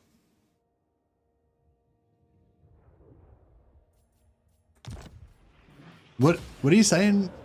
So I use this currency. This is my sacrifice currency. I got 180. You mean the conversion rate? It's 10 to 1. So you 400 sacrifices equals 40, 200 sacrifices equals 20, 500 sacrifices equals 50. Is that what you mean? It's 10 to 1 ratio. So in order to get like 350 to get our big dinos, it would be 3,500.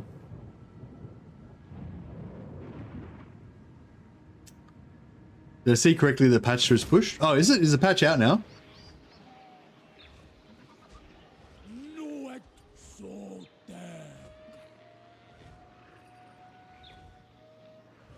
Is the patch released?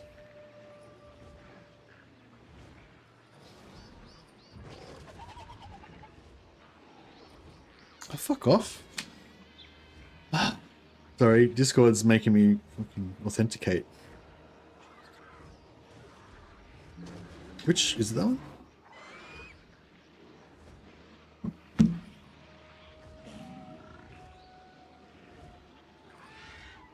What? No, I just... Well, stop resetting so fast. There we go. News.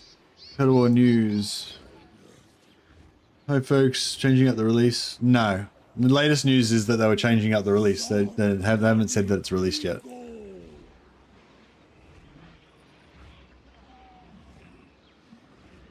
They didn't delay it. Well, they didn't really delay it. No.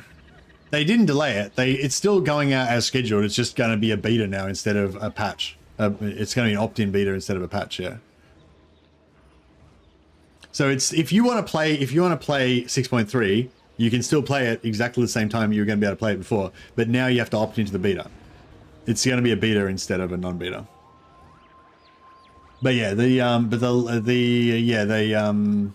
doesn't affect everybody with AMD. It doesn't affect everyone with AMD. It's only some people with AMD that it affects.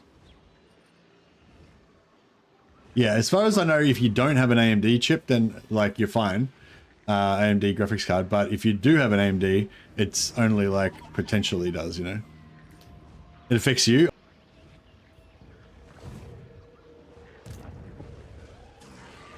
Because of the universe being against you and stuff.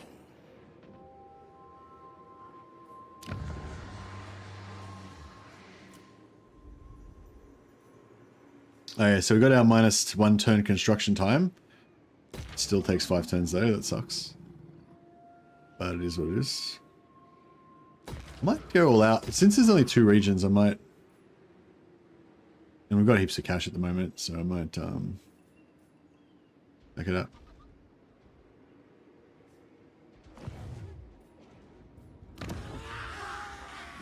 Yeah, we need to get back over here and sort out this prick, don't we? How long do you reckon before he declares war on me? About like 2 turns? If I was going to be friends with any other race other than lizardmen, I reckon high elves would be it, right? But then at the same time, I do want to go and do an inquisition on Ulthuan also. A little bit. Like a little bit of me wants that too. Mercy, can I see range damage on Blessed Skink Javelins? There you go. 17 armor piercing damage. Shit. Fuck, I didn't even realize that. That's sick. 17 armor piercing damage. Yeah, that's sick. And they got armor break as well. Oh, but they don't have poison. Armor sundering. They don't have poison though. Fuck, that's cool. I didn't even notice that.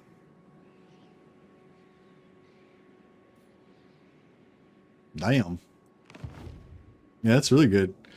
But I wanted the big dinos though. I feel like I'm going to keep spending my blessed spawning on the big dinos at first. But then once we get to the point where we can recruit big dinos, maybe I'll start putting points into my skinks.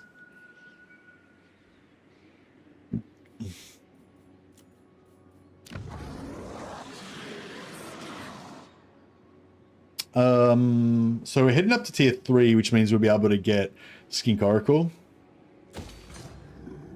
So I might get that going.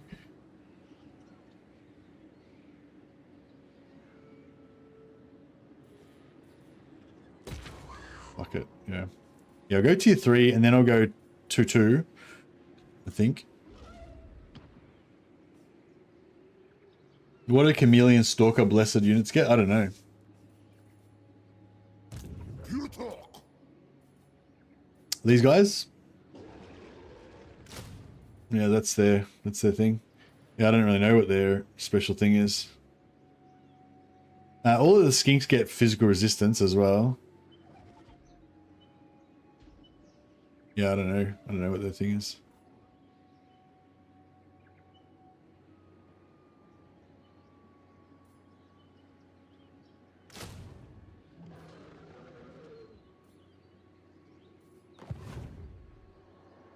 Oh, they get range defense? Okay.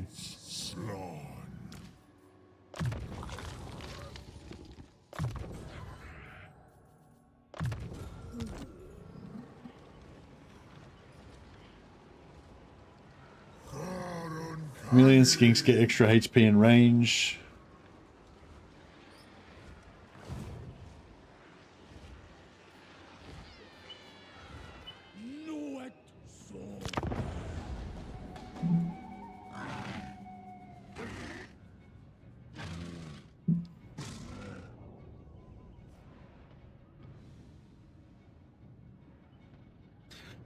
Fuck.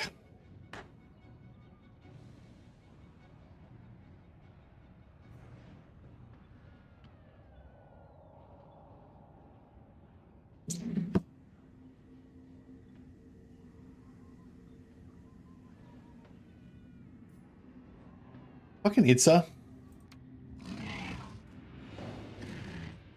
Itza like sure likes being attacked all the time. Yeah, I know.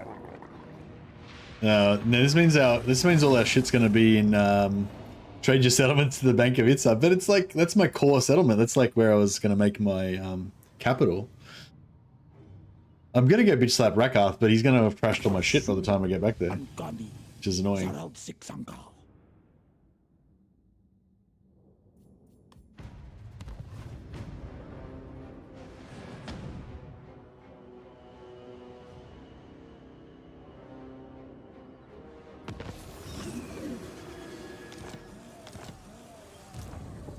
Sorry, I thought you said chameleon skinks. What do you want to look at? Stalkers. This is stalkers. Yeah, I don't really know what they normally get, so yeah.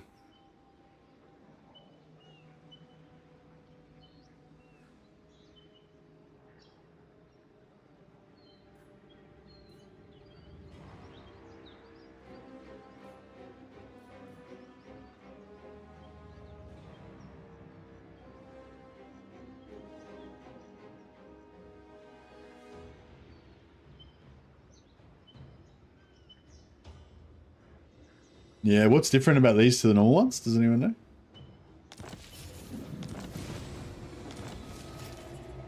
I think the normal ones get bonus versus infantry, don't they? I get an unusual location in Oxyota, which is like the first settlement that he's going to take out.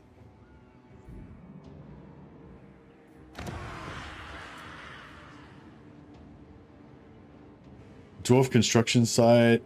Minus 50% construction for all buildings. Oh, the turn after I build. Yeah, and minus 33 construction time and building cost. The turn after I build the building. I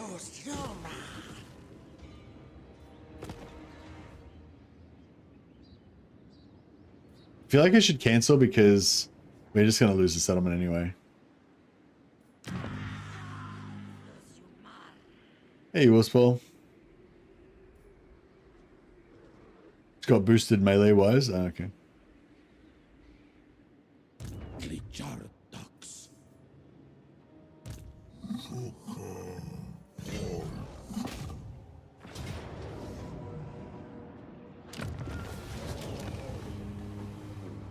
Can't stay long, just wanted to say hello. Hello, Willspol. Thanks for dropping by, buddy. Welcome, welcome.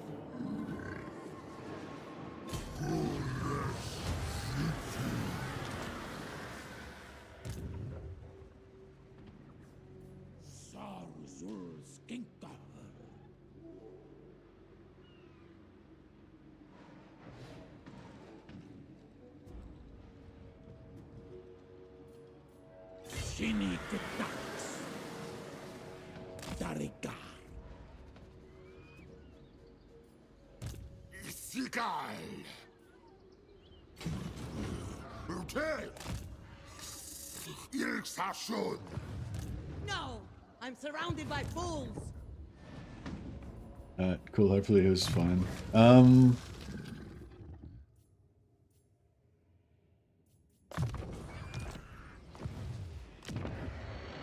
we can spawn another Slan Mage Priest. Are you being friendly with the other lizards? Yeah, I was trying to. I was trying to be allies with the other lizards, but they keep getting wrecked. They keep getting attacked, sorry, by foreign entities intent on our destruction. Do you reckon I should really sell this? Sell Oxyl to the Bank of Itza?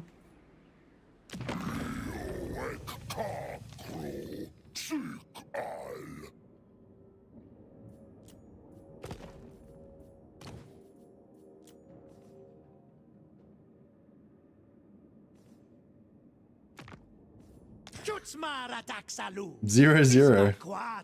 Why is it like? Why is it 0-0 but red? That seems uncalled for.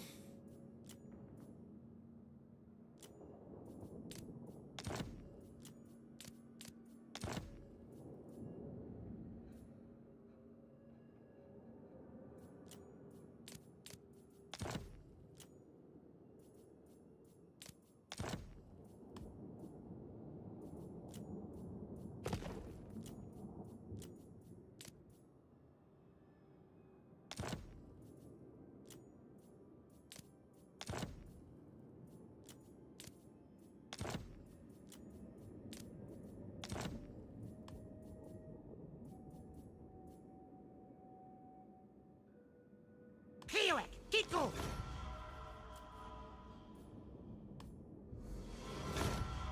Alright, so we just confederated these guys.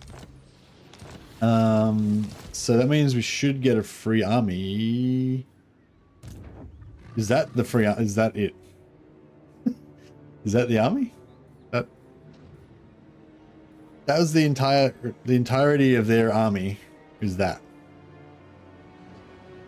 Oh no! Oh fuck! What the fuck? Why are they over here? What's going on?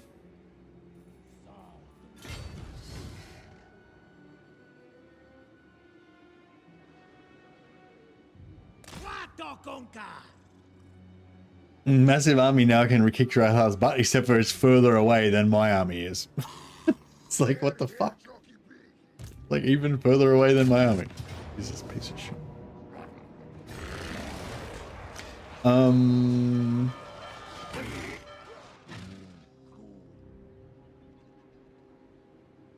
It kind of depends on your goal. We don't know the positive event with the construction site yet. Need it in the name of science. Oh, is this one of the new ones? I thought the dwarf construction thing was one of the old ones. Maybe it's a different dwarf thing I'm thinking of. Not that one, sorry. This one. So this is one of the new ones, is it? Actually, we can look at the Is that the patch? It's not the patch notes, is it? That's the old patch notes, which were shit. Where's the new patch notes? Dwarf Construction Company. Yeah, it is new. It is new.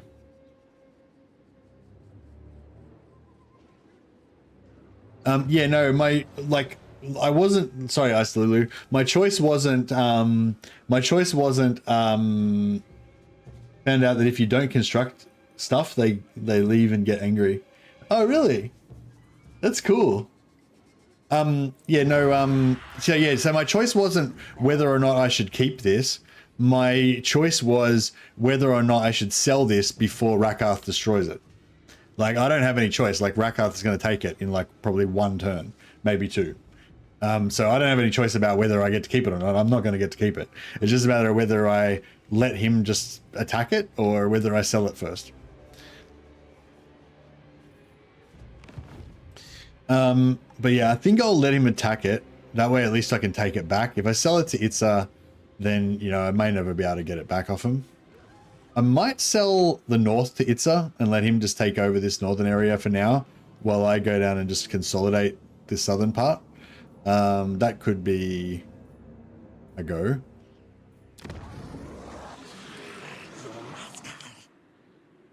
I sort of want that as well, though.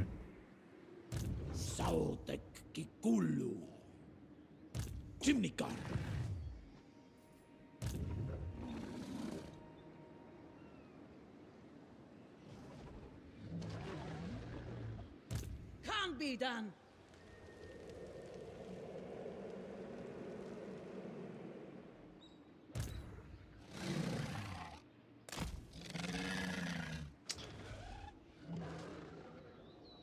No, I should send these guys. I'm gonna need to sell something to the Bank of Itza because I'm broke as shit.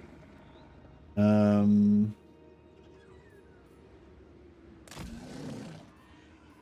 right. Well, this might be enough to help us hold out.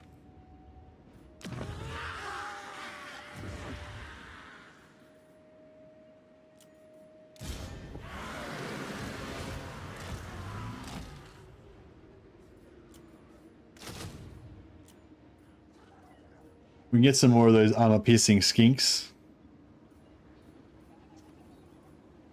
Or we can wait to get more sacrifices.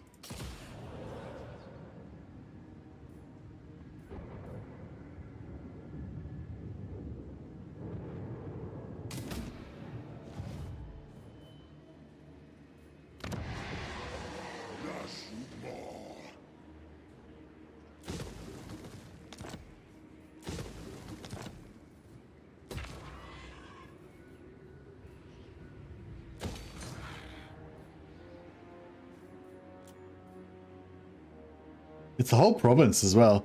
It's pretty cool.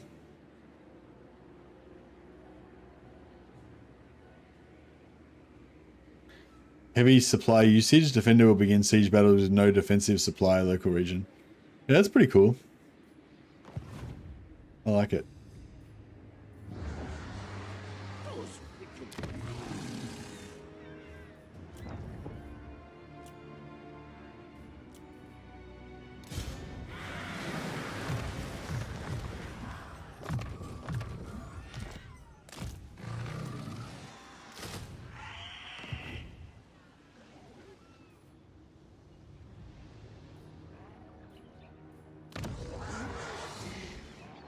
Did one of those sacrificial rites give negative relations with Grand Cathay? -1 diplomatic relations with Grand Cathay for 10 turns. So yeah, it's essentially just nothing.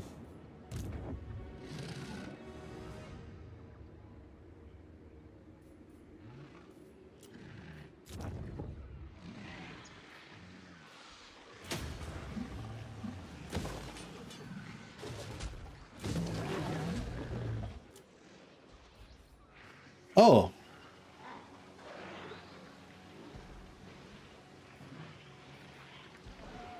Wow.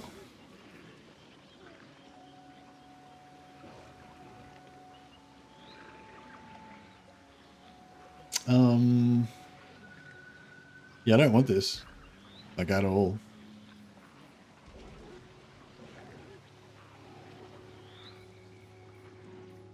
Maybe I should keep the walls, because I don't know.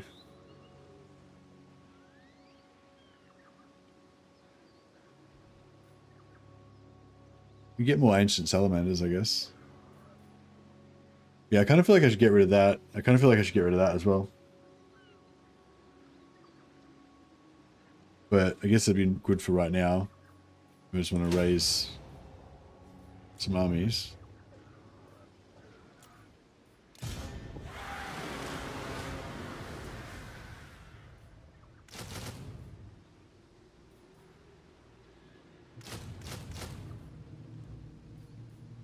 Pretty convenient.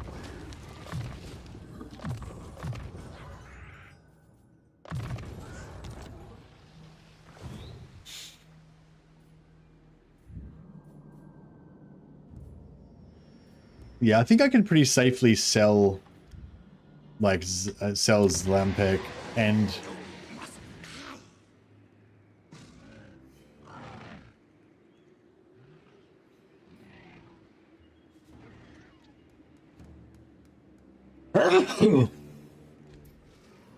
I can probably sell him into this.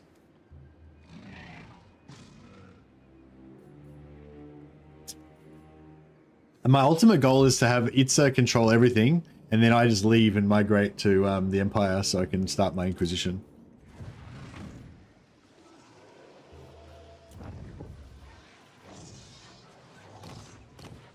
Oh yeah, one Makal. What's one Makal mean? One Makal. One Makal. What? I don't know, I don't get it.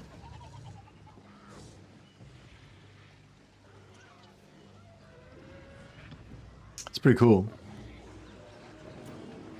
He is pretty cool.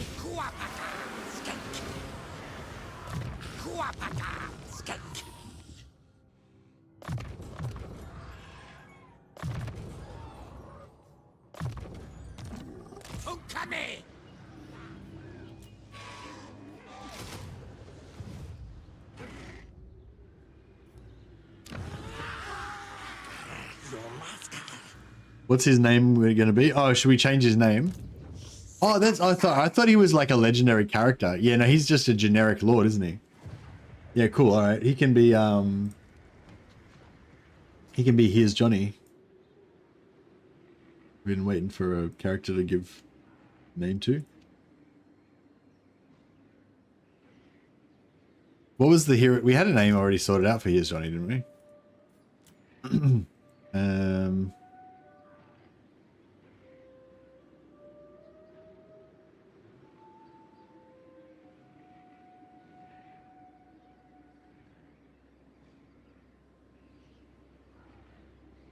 Here's Ginny. Here is Johatel.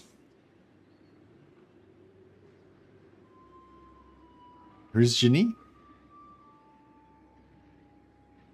Here's Jinil.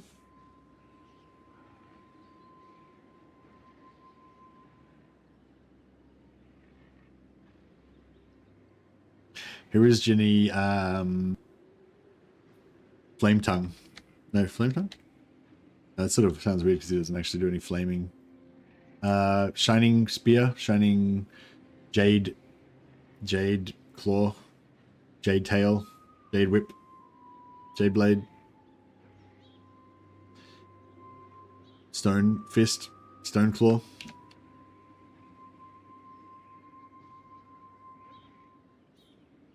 I call him Jade Claw.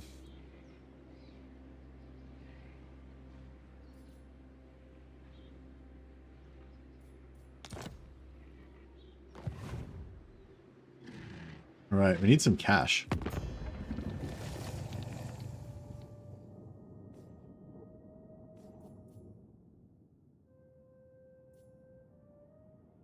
Luther.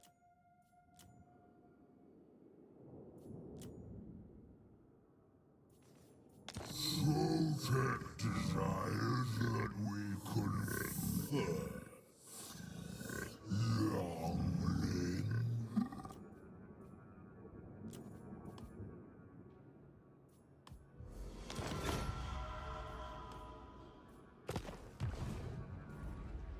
Man, I'm gonna be extremely broke, but that's okay.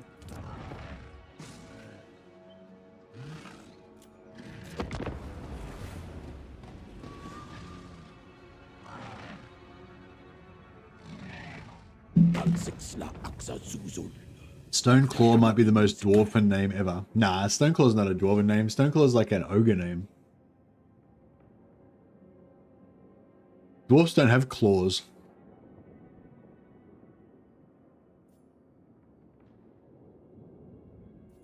Yeah, no, Stoneclaw's an ogre name for sure.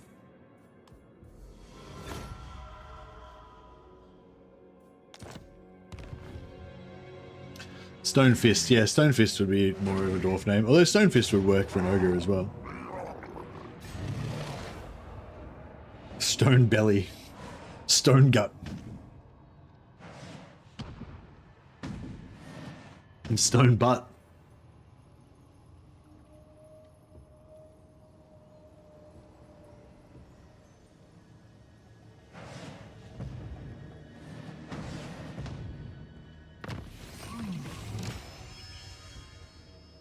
A blessed unit's capped at 2 each? No, like the pool is capped at 2 each. So you can save up a maximum of 2 that you can then recruit at once.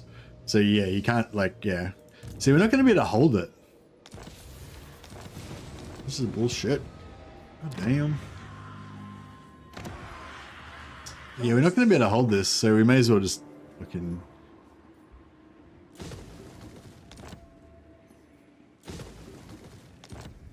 cancel. Fool.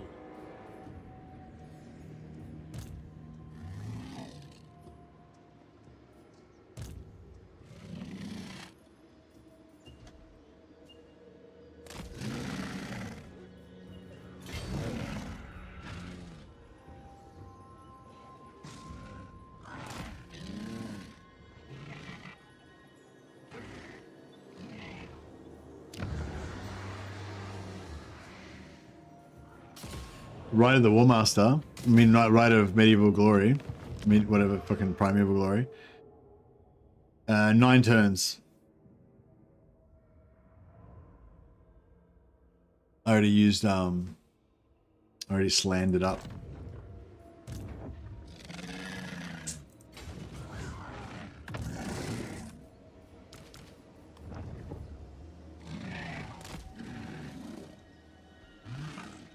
You tried to help?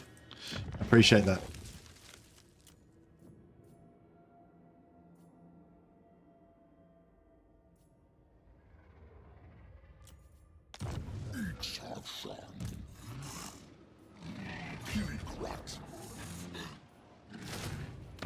Alright, I'm gonna hope that he will go after this guy because he's recruiting. I don't think that he will. That would be sweet if he did.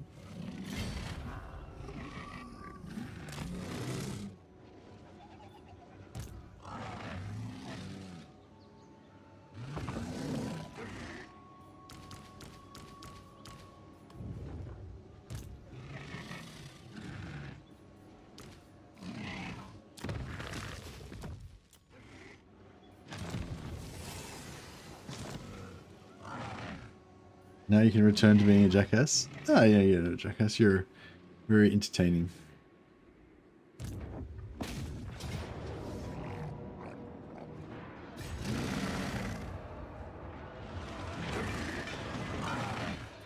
Alright, how's this guy for soloing Skaven armies? Probably not very good. No, not quite. Nearly. Valiant defeat.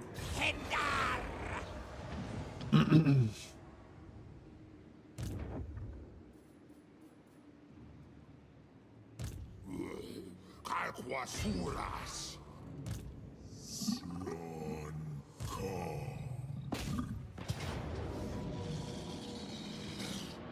Nuet Ataclan. Soteka.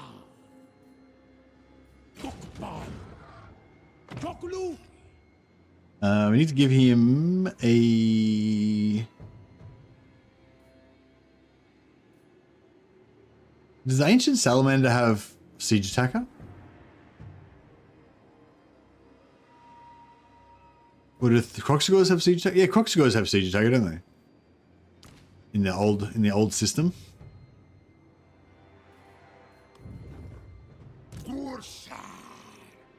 Yeah. And so does the Salamander, and so does that. Yeah. Those don't.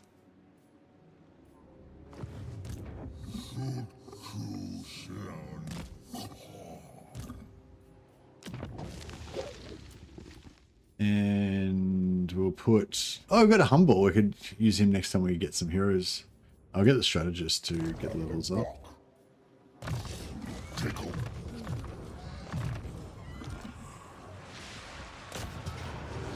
Oh, actually, is this... Do we want to occupy this? Tier 3. Yeah, we may as well occupy it. Take it at Tier 2.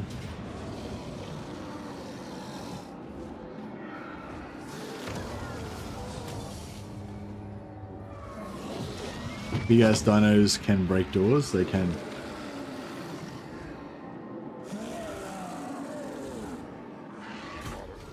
Alright, loot and occupy. Take it at Tier 2.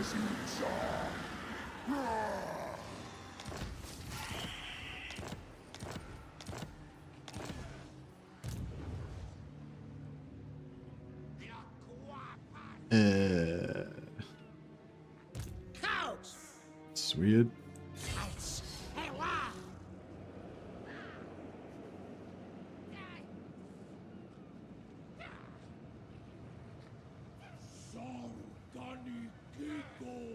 Which can I attack that in one turn on one side or the other?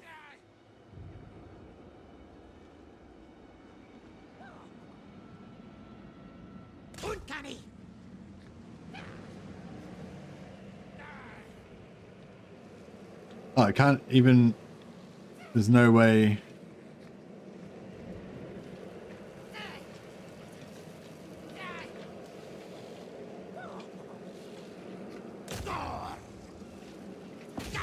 Fuck you, piece of shit.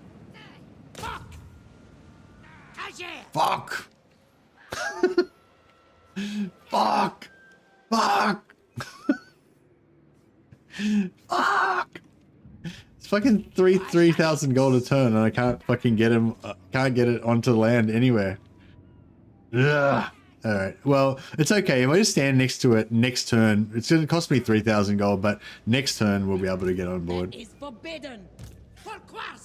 So it's still, I guess it's not a total waste. It's just going to cost me an extra. Instead of costing me 3,000, it's going to cost me 6,000. So to keep it for 2 turns. So yeah, it is what it is, I guess. I kind of want to get replenishment on these guys, but do you reckon it's worth getting that tiny bit of movement for the replenishment?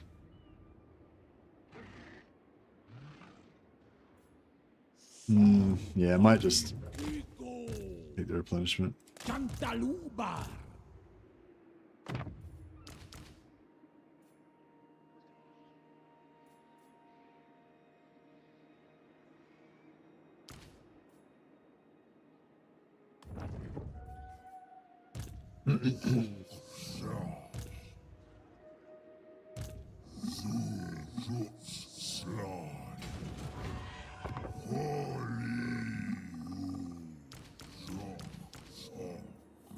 might just take out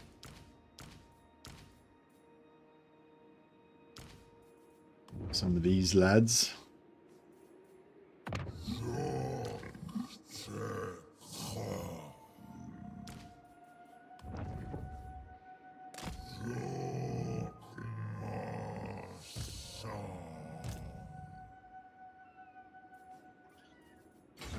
I could have put this guy.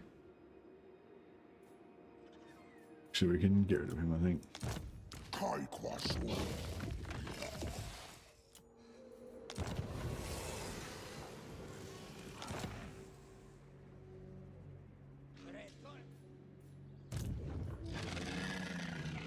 Yeah, if he comes down here and gets siege locked in Sentinel, that would be beautiful.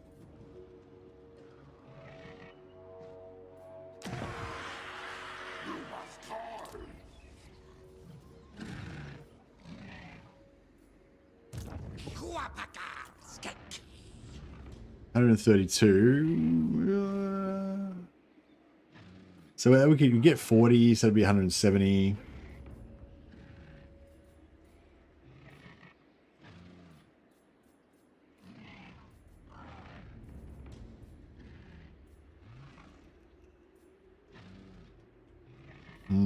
Yeah, I don't know. Maybe we should wait.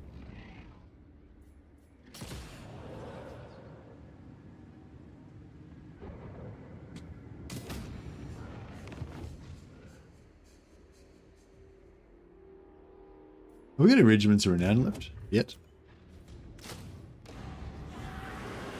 3 units of skinks. I feel like we should be able to beat them. What do we got? What do we got going on here?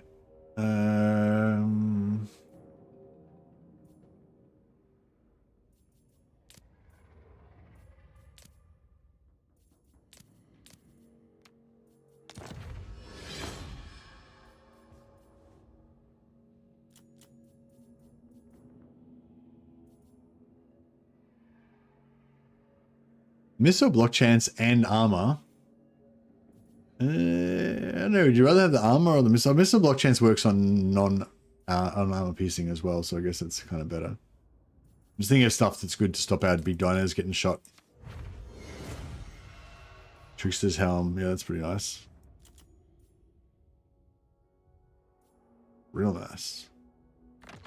Here's Johnny Jadeclaw. Oh, he's got a horn one as well. Oh, this guy's gonna kill everybody. He's gonna kill everybody.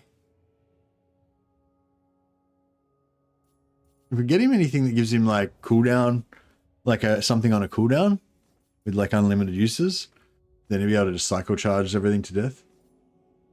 I mean, fireball's pretty cool. Armor and melee defense is pretty good. Armor and physical resistance is even better. Dragonfire, what's he got right now? Armor piercing, anti-large.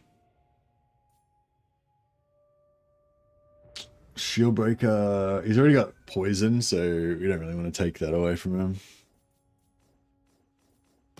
Armor piercing, speed.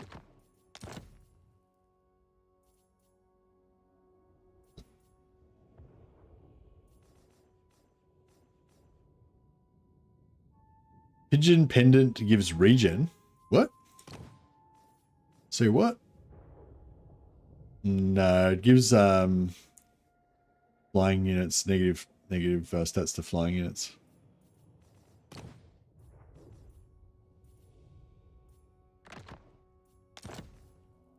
All right, I think we are ready to rumble.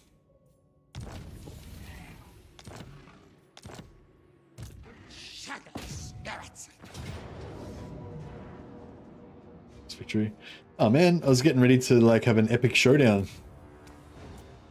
Yeah, it's not necessary.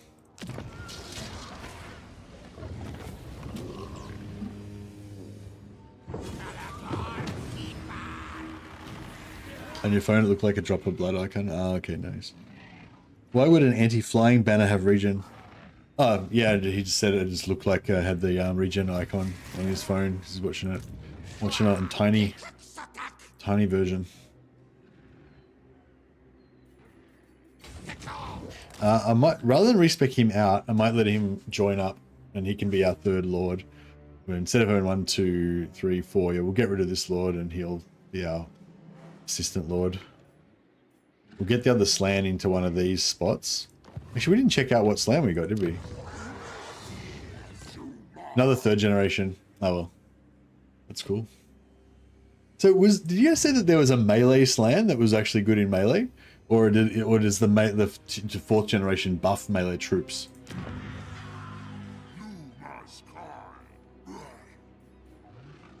Yeah, he's the 4th generation himself actually good in melee. Having a giant fat toad just punching on seems quite entertaining.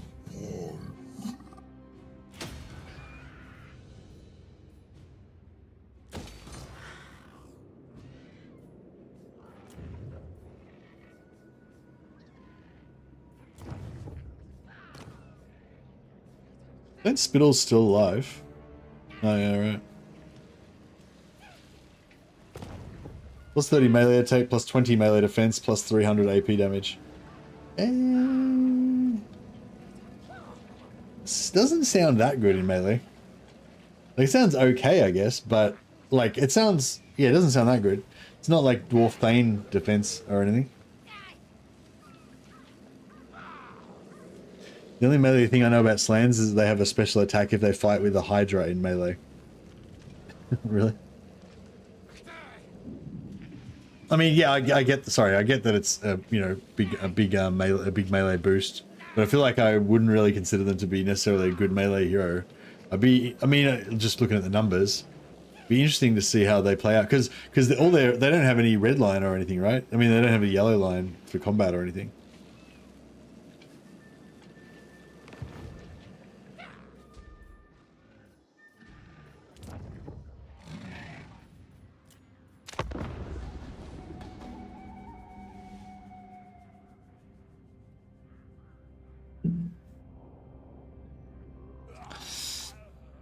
Isn't the 5th melee? Well, no. What I'm saying is, like, even with the melee stats, I feel like they're not that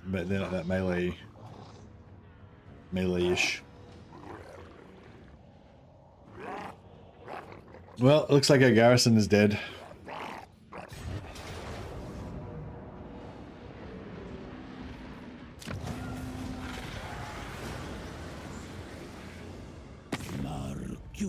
It's 800 melee damage would be strong though. Yeah, maybe. I guess, like, maybe is a one. Yeah, I guess so. Yeah, is it like a duelist, like against another lord? I guess. Yeah, I was just sort of thinking in terms of like tanking a big melee blob. But yeah, I guess it's more of a like a offensive duelist type of thing. But I feel like if they're slan, they're pretty slow, aren't they? Can you mount them on? You can't mount them on a big dino or anything, can you?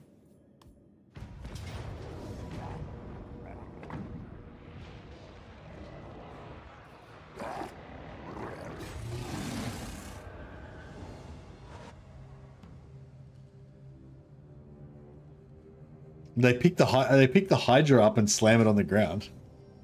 What? Why would a slan be able to do that? That's crazy. Do they pick it up with like their magical mind power or something, or do they just fully melee it?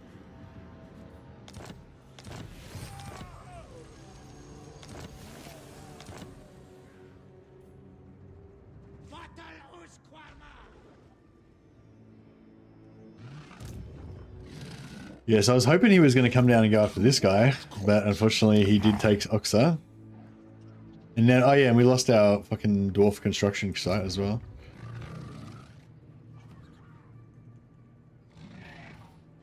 Telekinesis? Ah, okay, cool.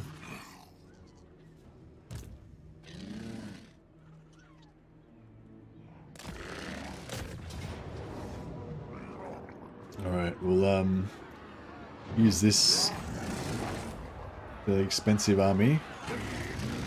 Put him on ice for a while. Might get rid of the Razordons and everything. Yeah, should I get rid of all this stuff that I don't really want?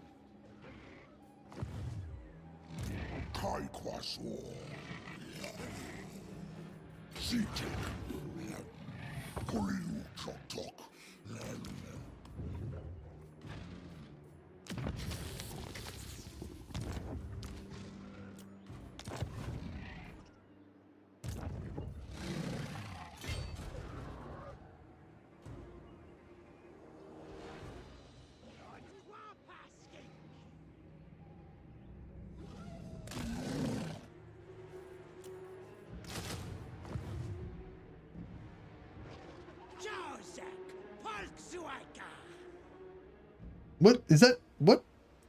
Cannot, not. Shotaka! Good sparrow!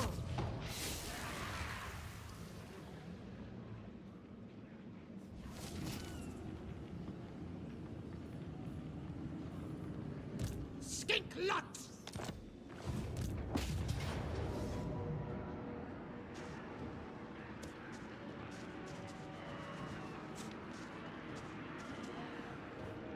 Sagriata!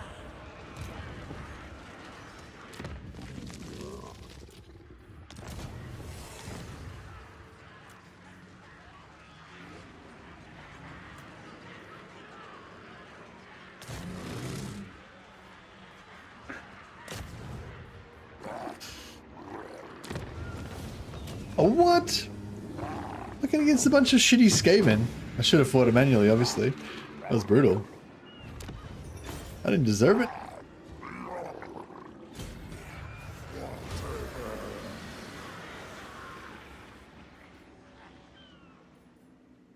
Yeah, check the Skaven coming in hot. Sacrifice delivery system.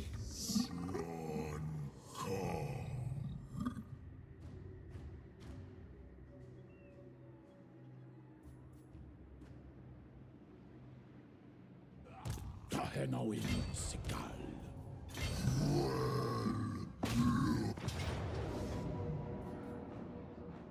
What the fuck?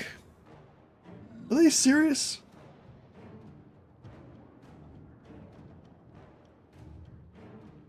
Am I missing something? They don't understand the power of the javelins. They don't understand the power of the Skaven javelin. Not Skaven. Skink javelin, sorry. Chad Necromancer, I know this guy doesn't give a fuck. He's like, get it on. Let's get it on, lizards. We'll smite them.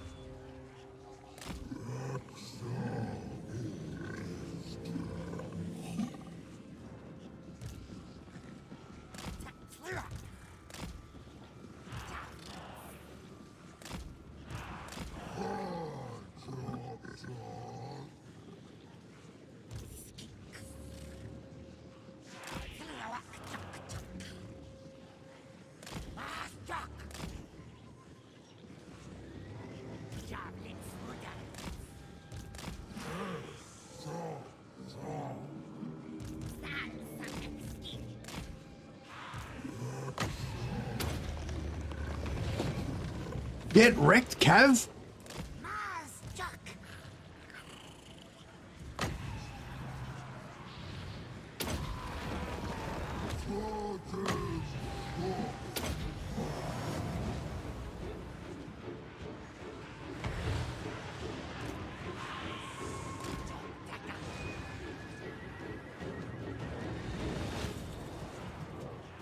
No, they didn't get our full javelin. Our full javelin quotient didn't get off.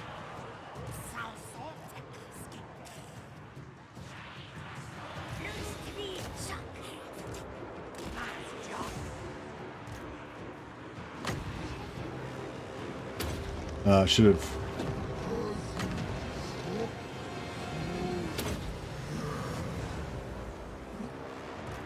Yeah, get rid of these Cryptoras and then I think it's pretty much all over for them.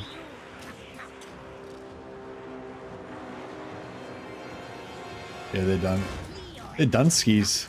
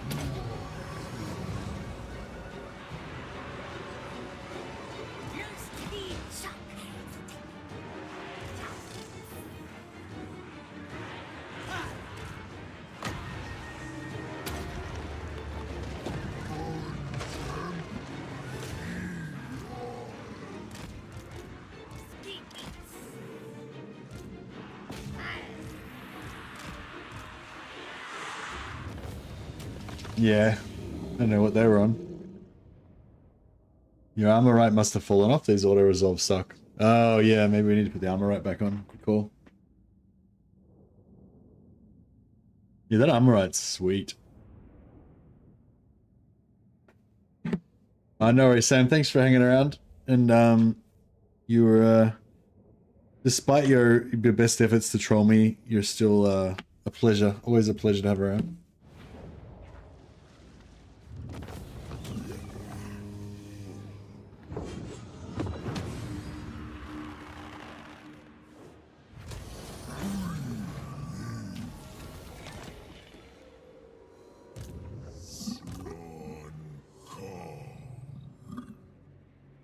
Yeah, this guy's gonna fuck up my siege lock.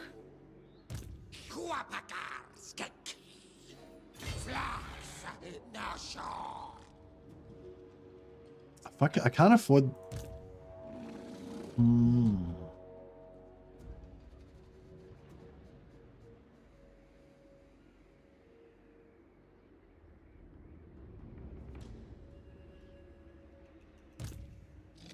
Yeah, I thought this was just gonna work out really nicely, but it's not really working out that nicely over here. Tehenhauin Sikal.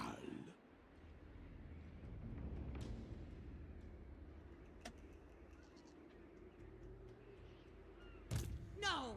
I'm surrounded by fools!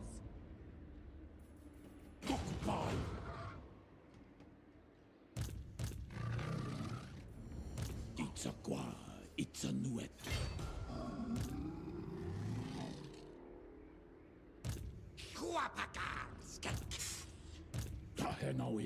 Alright, fuck it. Let's just he can't get over there, can he? Forbidden. No way, shape, form. No, that's fine. Alright, let's just we'll take some attrition, but it's fuck it.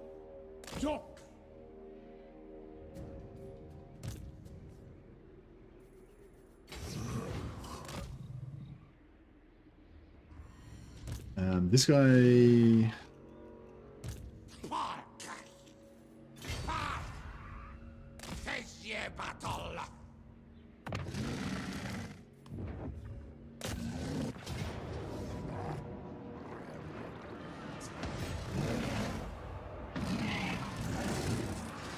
Keep the siege lock going, but we'll put in. Oh, see, I kind of want to keep this, even though he's only level 1. I kind of want to keep him because he's got cunning, and cunning's sweet now.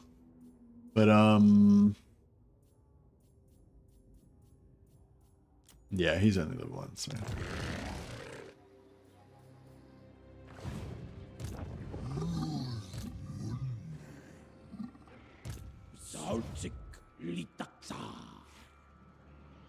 I don't know if I should abandon this or what. I feel like this guy can't beat me, probably. And I feel like this guy can't attack me this turn. So I feel like we're good, kind of.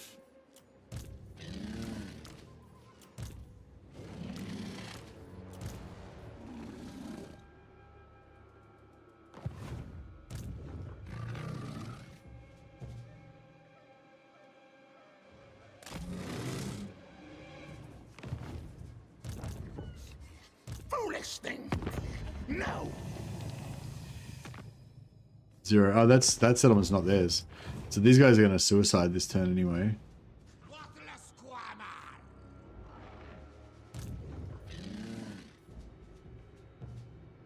Trying to hold on to my territory, but yeah, I feel like I'm gonna have to sell something.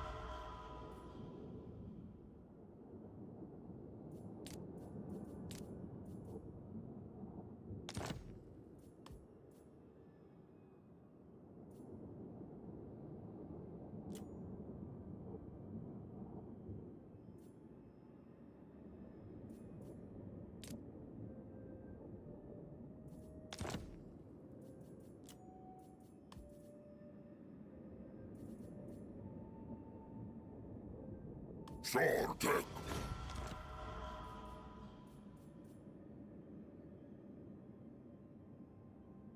We've sold him that. What about if we sell him? Can we sell him Tlax in exchange for Poxmarch? No. Exchange for the Awakening. Yeah, 11,000.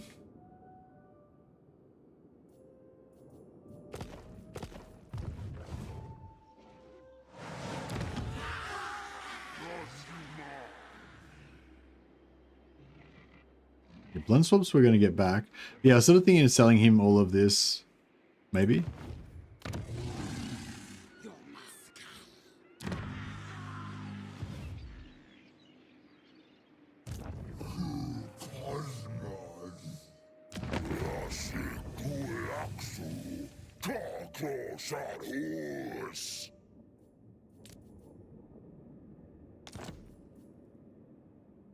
No, that puts us at war with, that puts us in trouble with him.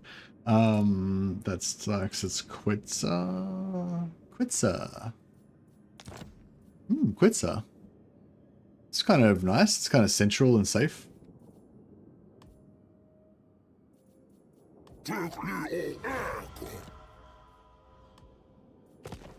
What do we get for Quitzer?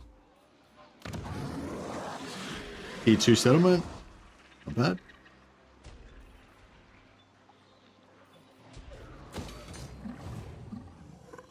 Yeah, so they let him look after this coastline shit up here. And,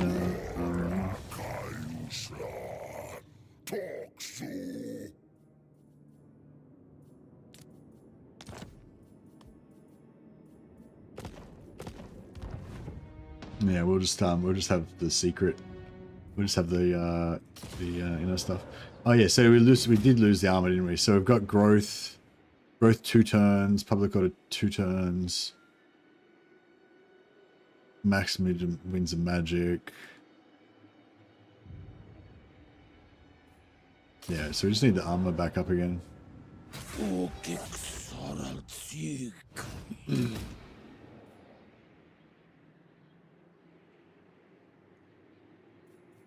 Nice. Should we get more Skink Chiefs?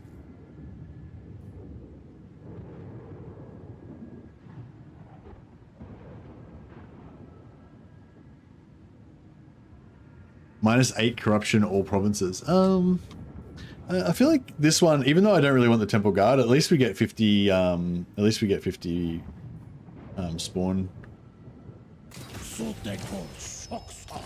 points out of it.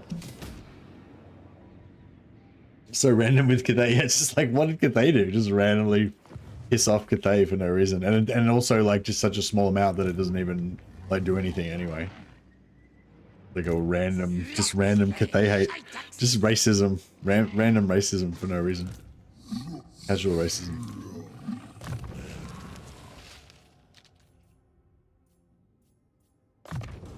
Yeah, I want to try out this Dwellers. See how we go. All right, I think we're good.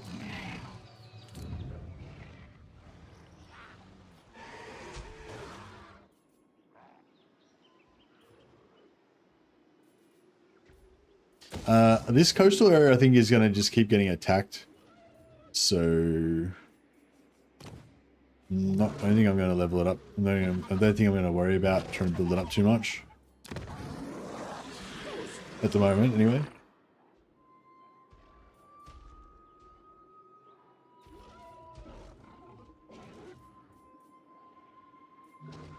We can go research rate. But yeah, I feel like we're getting 4 spawning sequence per turn. Be kind of nice, actually. This settlement, this region, I think this region's kind of our new core in a way, but these coastal settlements are going to be hard to defend probably, so.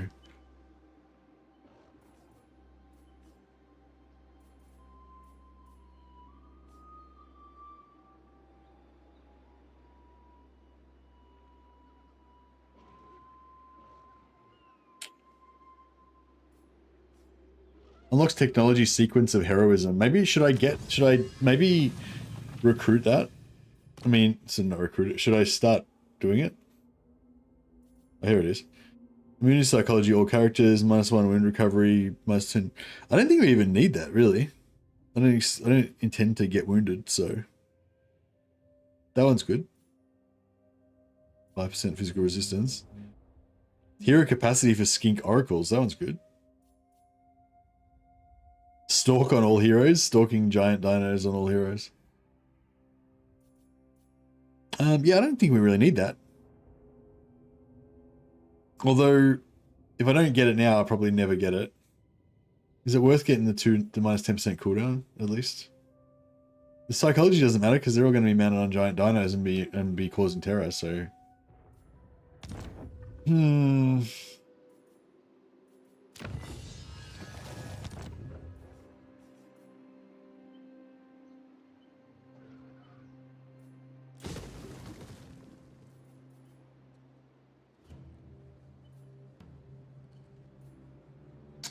I don't know. It does eventually give us Dread Saurian capacity. So I guess that's cool.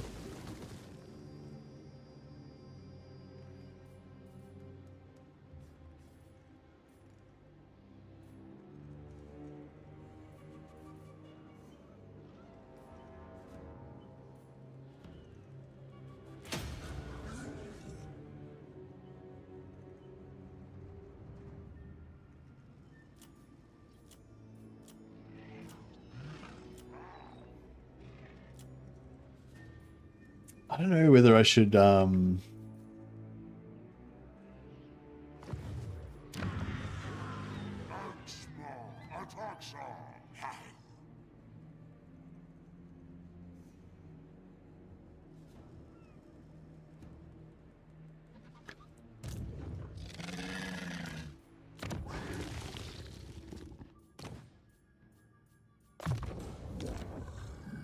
I could just yeah, no, I can't really just leave this because otherwise this is going to be open to attack straight away.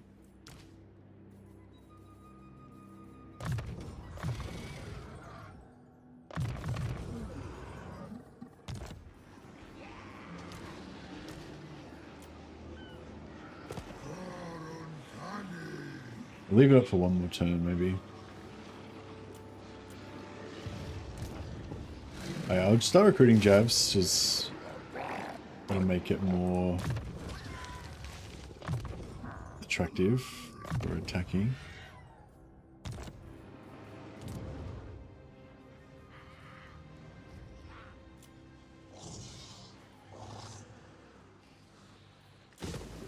Yeah, I'll get rid of that. Fuck it. Right, I'm just gonna go to the bathroom and I'll be just gonna put another jug on, get the drink.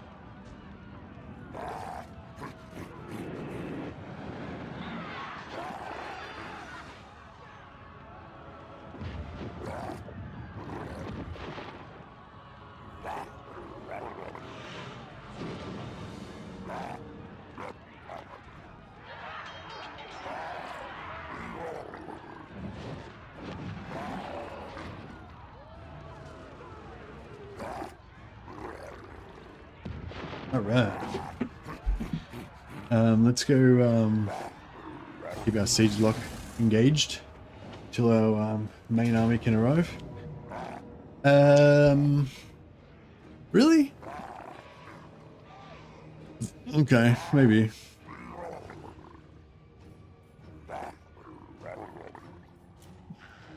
Unless there's a heap of fucking trees. We don't really have much melee though, do we? Mainly got these dudes. Skirmishers don't really work very well against guns.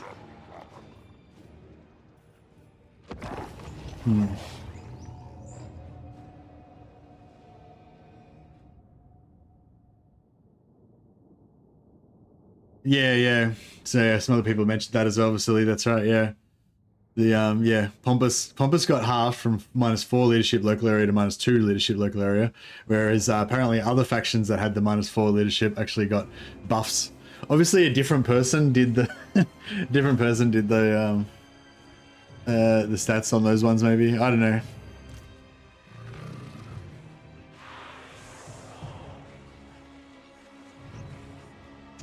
How do we so basically so they've got some melee infantry and they've got a bunch of guns. So kind of, I guess, in order to win this, really what we want to do is we want to get the guns in the trees so they can't shoot effectively, and then we want our melee to rip up the guns, while simultaneously want their melee to be chasing our skink skirmishers that should be able to outrun them. Yeah, that can outrun them. And we kite the melee away while we smash their guns. But whether I don't really see how we can possibly make that happen. but I mean that would be the ideal.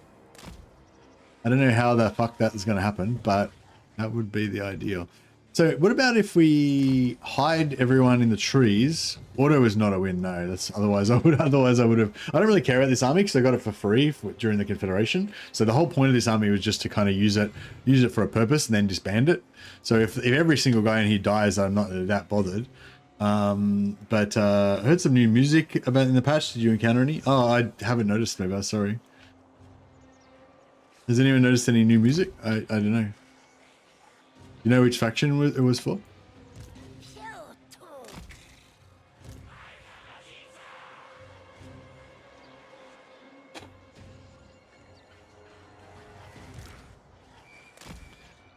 So, alright, how about if these guys, they're here, they're like hiding backwards while the whole enemy army chases them.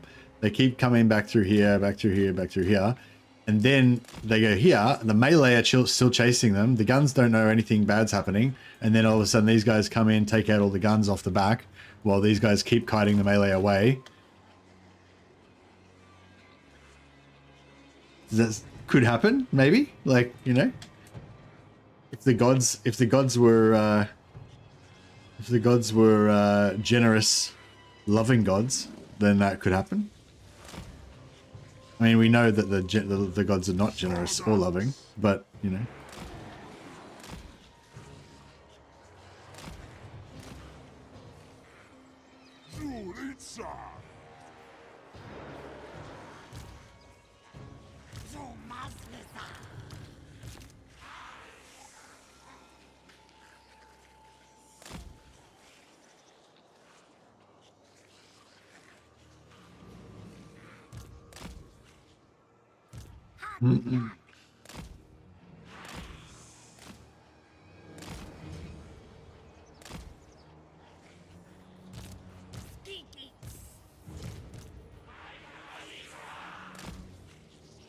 He causes fear, but not terror. Oh, does he count as a Croxigor? Oh, that sucks. I feel like he should count as a Croxigor because these guys get that if there's a Croxigor in range. Wait, yeah, is he? Does it say Croxigor? No, it doesn't say Croxigor, does it?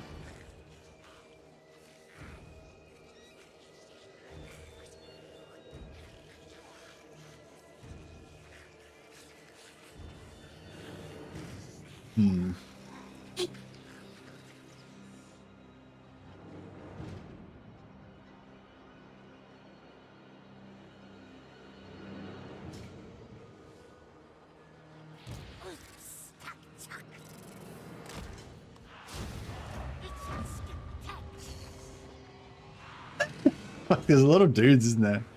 And they've only got like 2 melee units.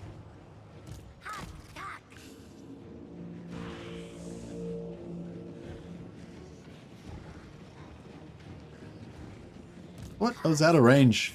This is bullshit.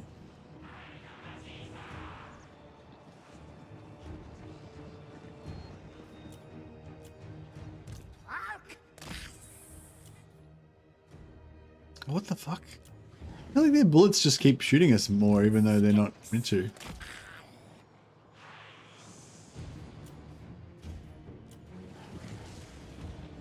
Yeah, I mean, I'd like to win this, but even if we lose... If we lose, yeah, I mean, I was considering disbanding the army last turn and just abandoning this stuff. So, yeah, if we fight this and we lose, it's kind of the same as that, except it just cost me an extra 3,000 gold. Yeah, they can't shoot me right now because there's a wall in the way. Although they can't see me either, so they might not be coming anymore. I need to make sure they're coming.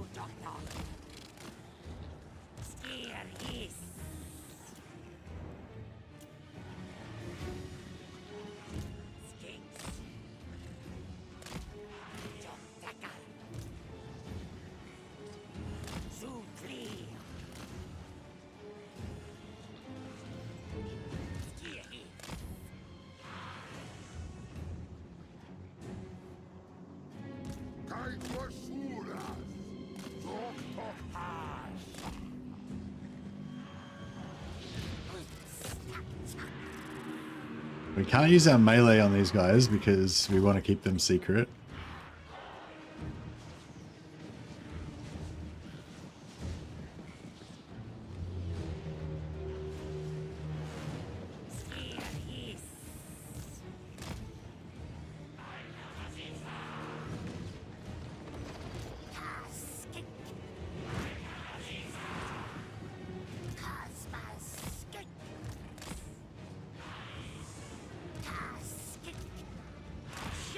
Okay, so most of their guns should be kind of hidden over this side.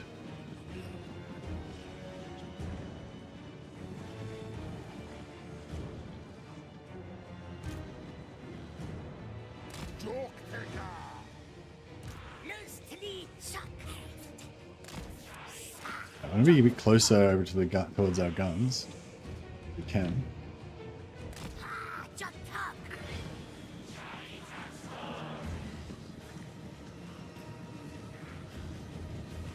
He just tried to overcast again and hurt himself.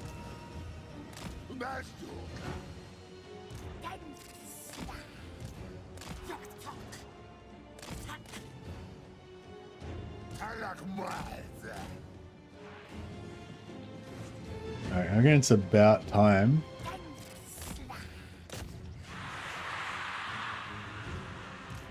Oh, we're popped.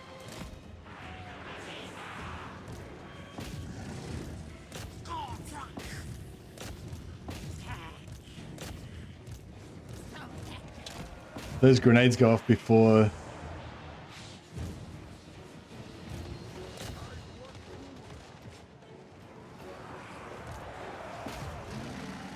Oh, oh shit!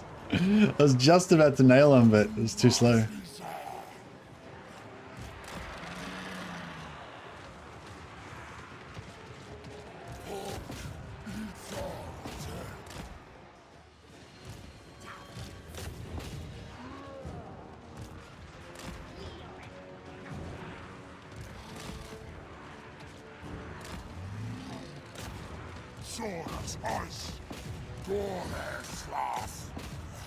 Why is he not dying? Has he got armor? Oh, he's got armor. Oh, yeah, he's got a fair bit of armor, I guess.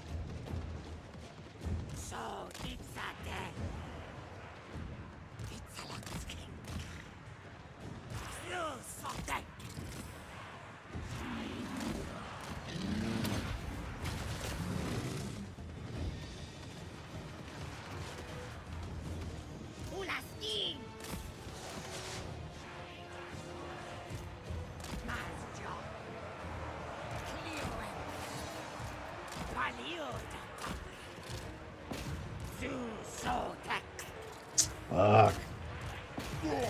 Those grenades are brutal.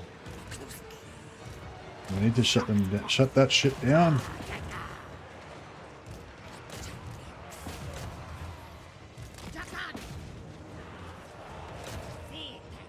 Killing, if we can kill him, that's gonna put a bit of a spoke in their wheel.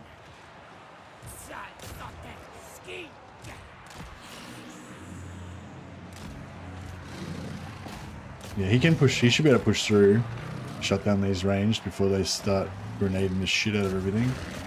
Hopefully.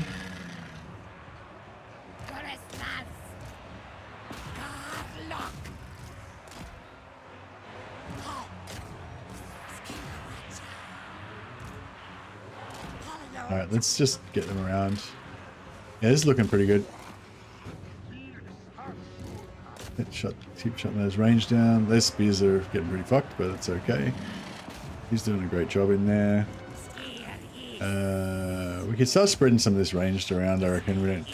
We're sort of pinging him down slowly, but it's alright.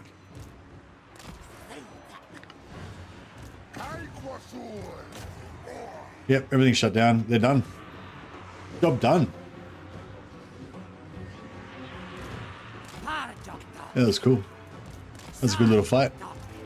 Could have gone back. Could have gone better, I guess, but it could have definitely gone a lot worse if we hadn't managed to shut down all their guns. So it was fun.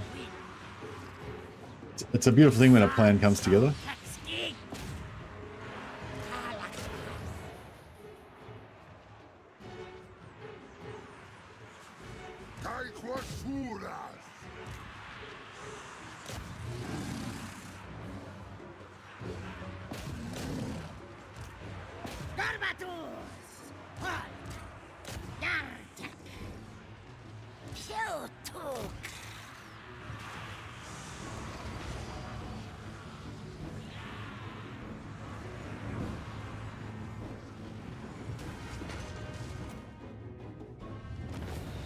Huzzah.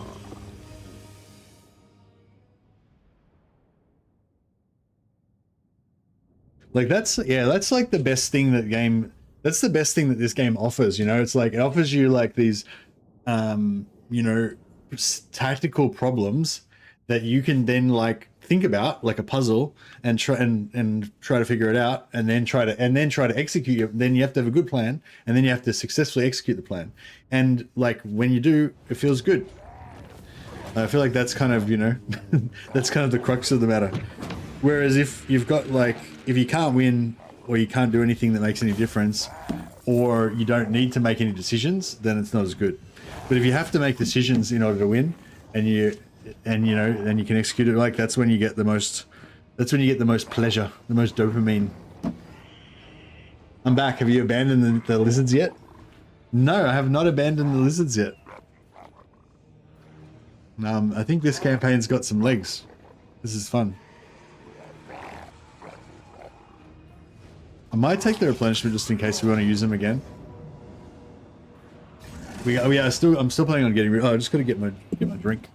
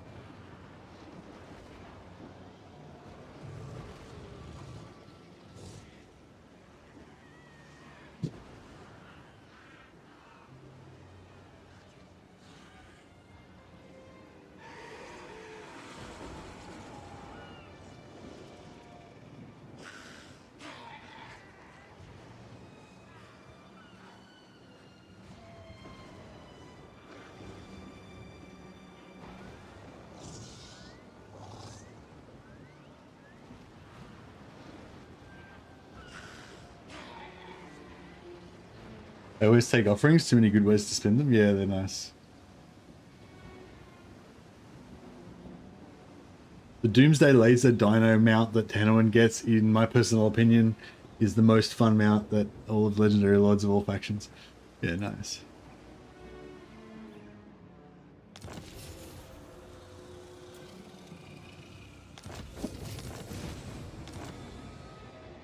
Alright.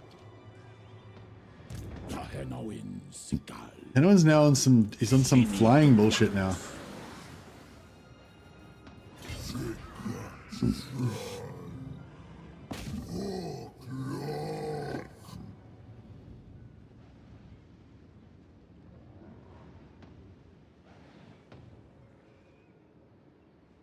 We could pull him out and get a massive epic battle here. 1, 2, 3, 4.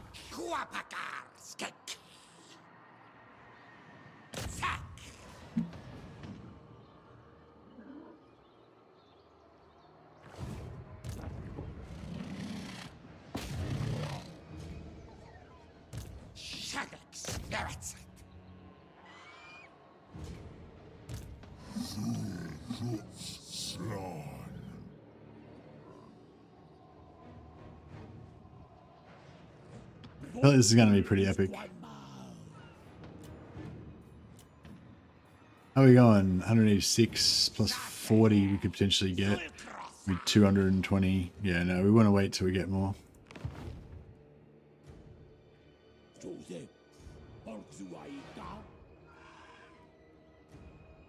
6 hours in, turn 17. Yep, this is the Mercy stream.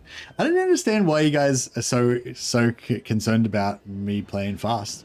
Like, why would you want me to play fast? You just want me to skip all these battles, just, you know, just auto-resolve everything. Like, what's the point of even playing? You gotta savor it, bro. You gotta savor it. You gotta savor those battles. You gotta savor those decisions. You gotta agonize over those things. You've gotta take a time out every now and again to crap on about, about stuff. Games are for fun, man. They're for fun. Gotta enjoy. This is great. I left for a meeting, came back, and I didn't miss a turn. Nice.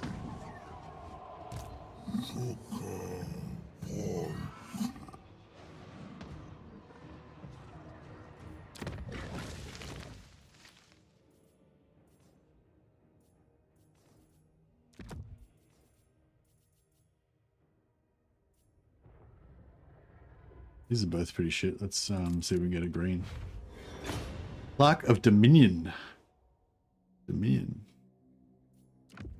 Cool.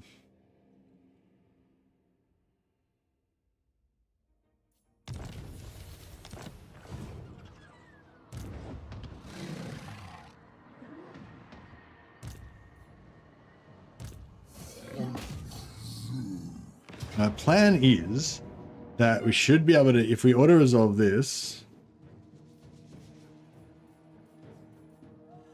yeah, if we auto-resolve this, unfortunately we lose 2 of our Red Crimson strength, but if we auto-resolve this, we should get completely 100% wipeout on everything, which should give us the maximum amount of sacrifices.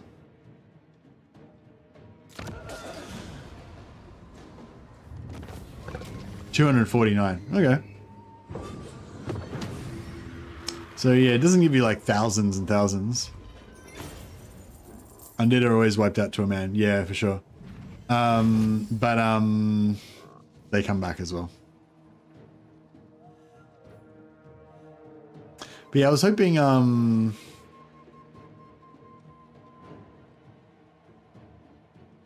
don't know, I was hoping for to get a bit more than that maybe.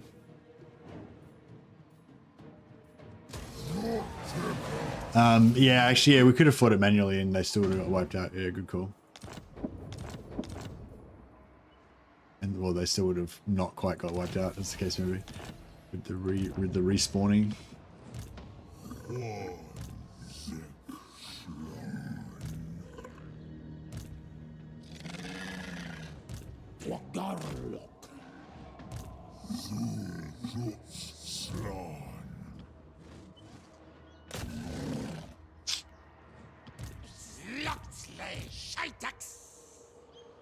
It's at the Sude.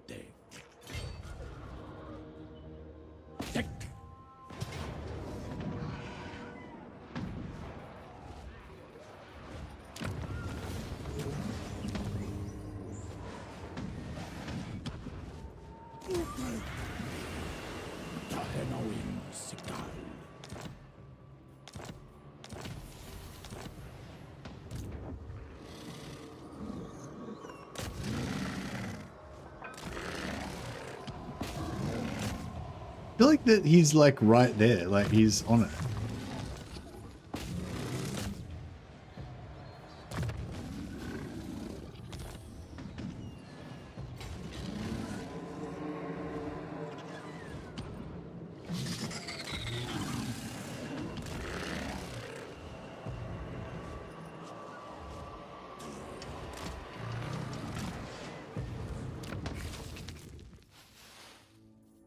Yeah, we did the armor right already. Yeah, it's activated.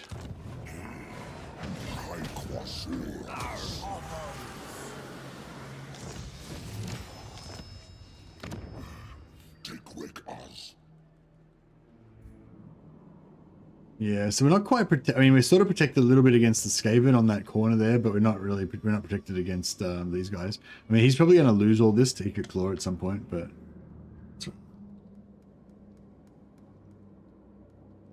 my opium empire is almost complete. Nice.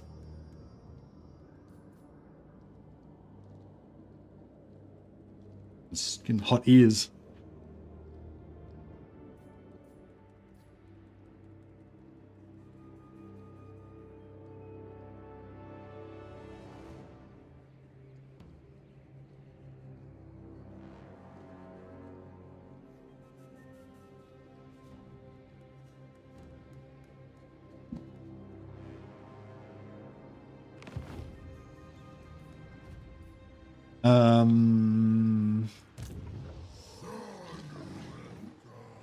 Okay, so splat them.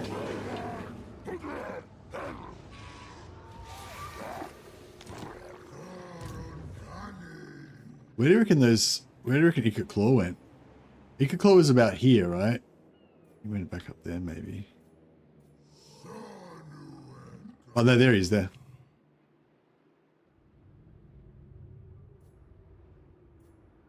Your timing could not be better.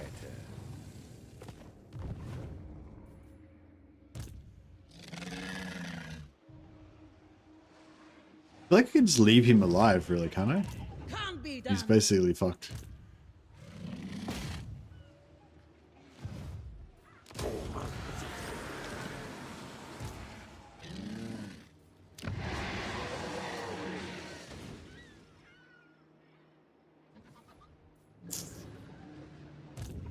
Impossible.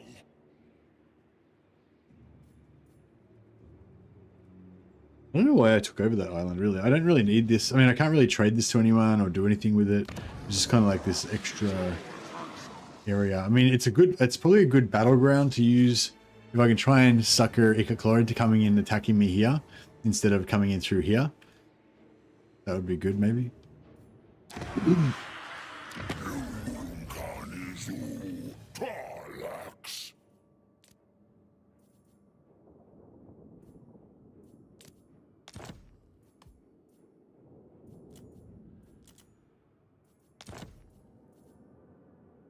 There's nothing I can switch for it, is there? Nah, not really.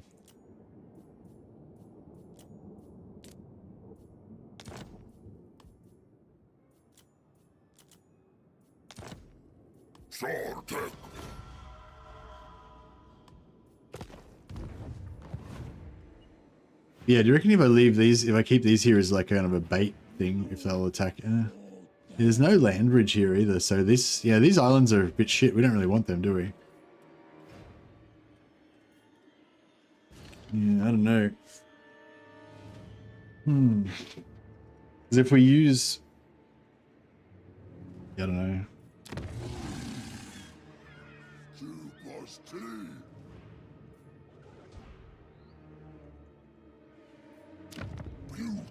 So we can use this as a, maybe if this is the bait thing, if they kind of come in here and we can just kind of defend here. That's not too bad. But yeah, I kind of need these armies to go back and smash Raqqa. So I need, I don't know, it's a bit, I wanted to get rid of this army, but, oh,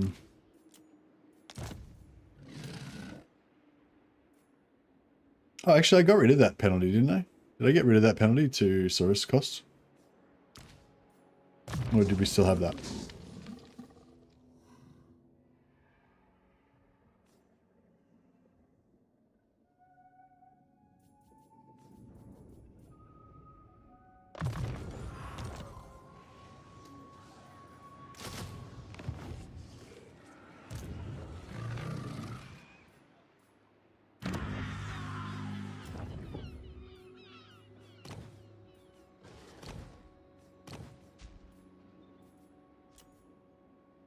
Give me all these cool cool things.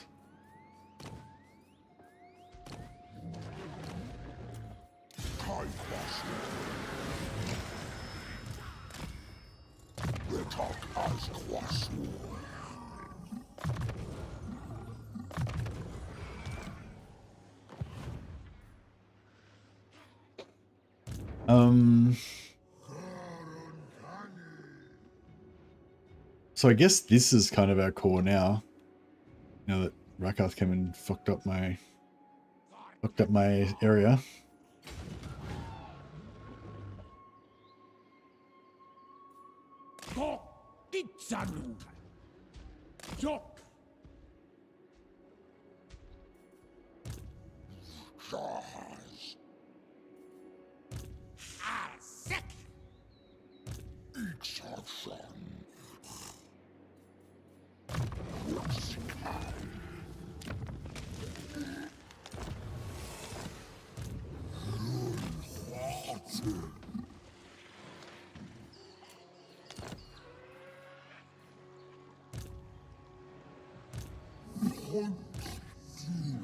These armies don't look very good.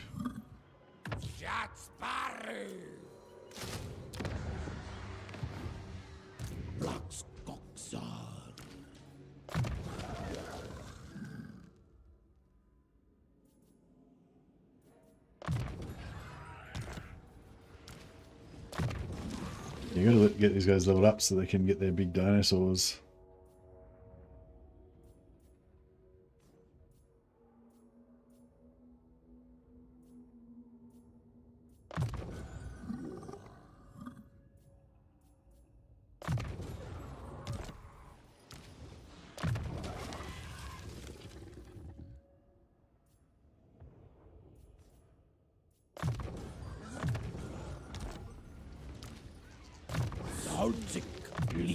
Oh yeah, so wait up. So this one gives we decided this one gives you 20% extra sacrificial offerings post battle.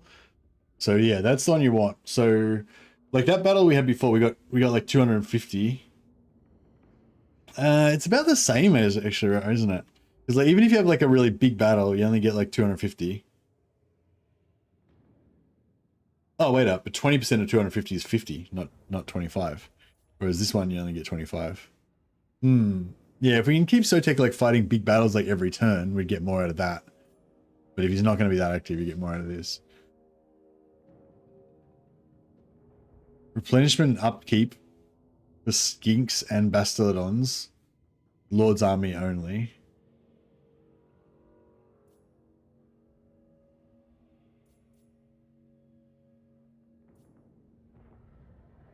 Armor for Skinks and Bastiladon. Yeah, that's sick. We want that. Give me that armor. Yeah, I feel like I want to go for this one because the armor gives us better auto resolve. The melee defense is great. And the sacrificial offerings is, you know, it's okay. If we fight a lot, it's good. If not, it's not so good. But either way, 10% physical resistance for our big dino. Control all provinces. I don't know. You reckon +2 control all provinces is really good? Don't care about the magic. Don't care about the replenishment. The upkeep would be good, but I feel like it's only upkeep on one army and, you know...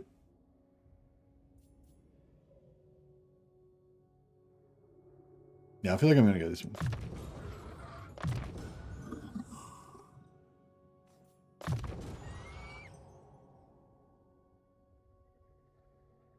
Ten percent extra weapon strength. It's pretty good for the whole army against basically everybody we don't like.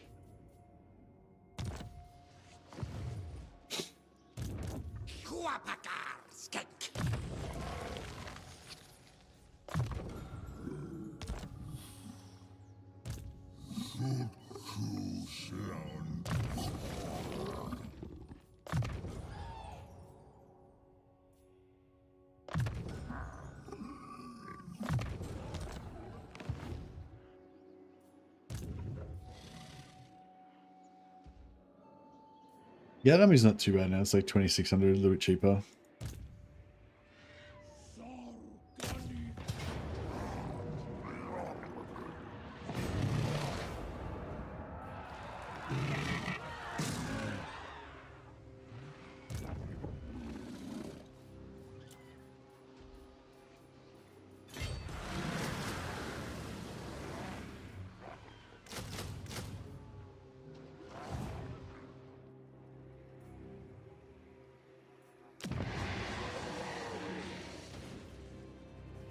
Okay, so let's try that again.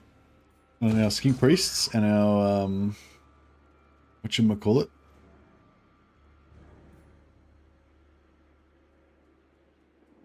And we want some more capacity for those.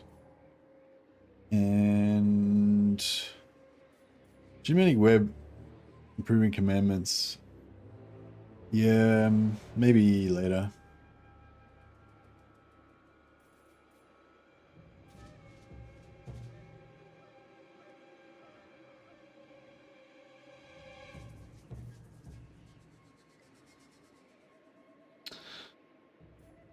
What's this one do again?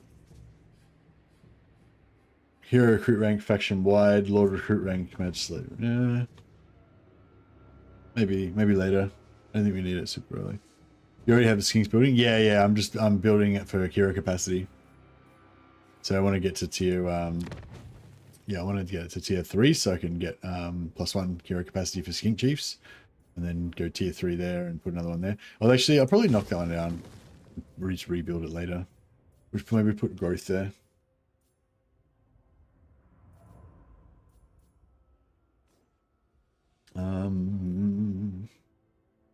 Maybe we'll just put growth here for now, and then we'll put Saurus Old Bloods there. Once we're about to get this up to tier 4, we can put Saurus Old Bloods in there.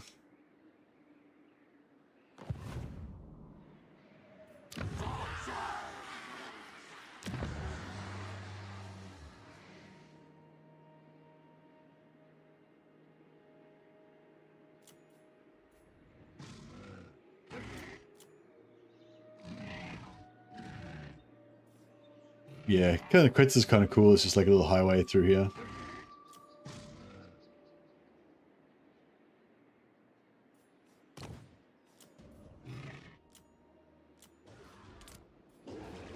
Struggle Town.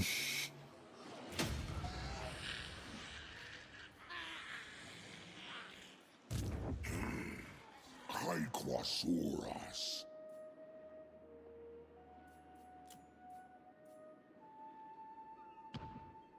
Kind of cool having the Skaven just kind of invading constantly, so it feels like we're under siege. 2,700 kills with a 12-man army. Yep. Nice.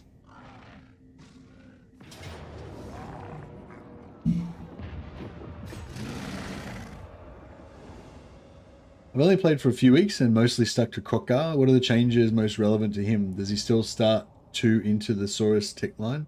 No idea, sorry, Primarch. Haven't checked him out. It's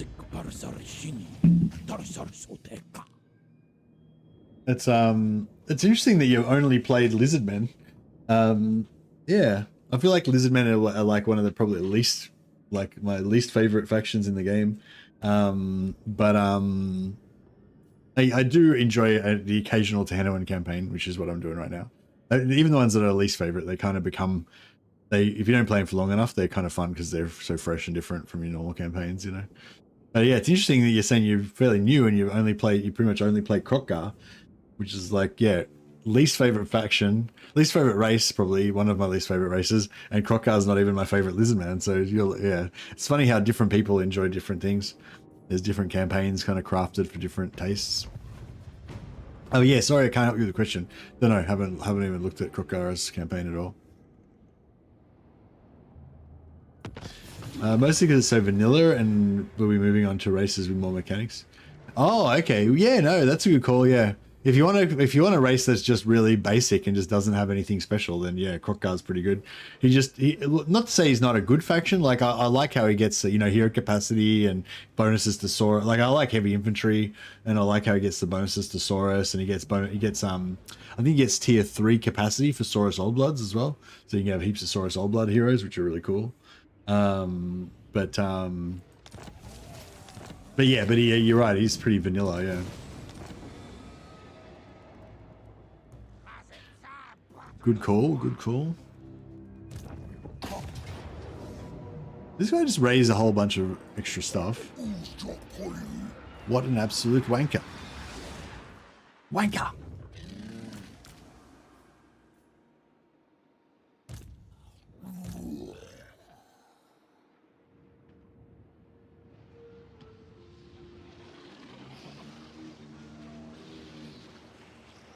You reckon we could auto-resolve that? Kind of reckon we could. But should we?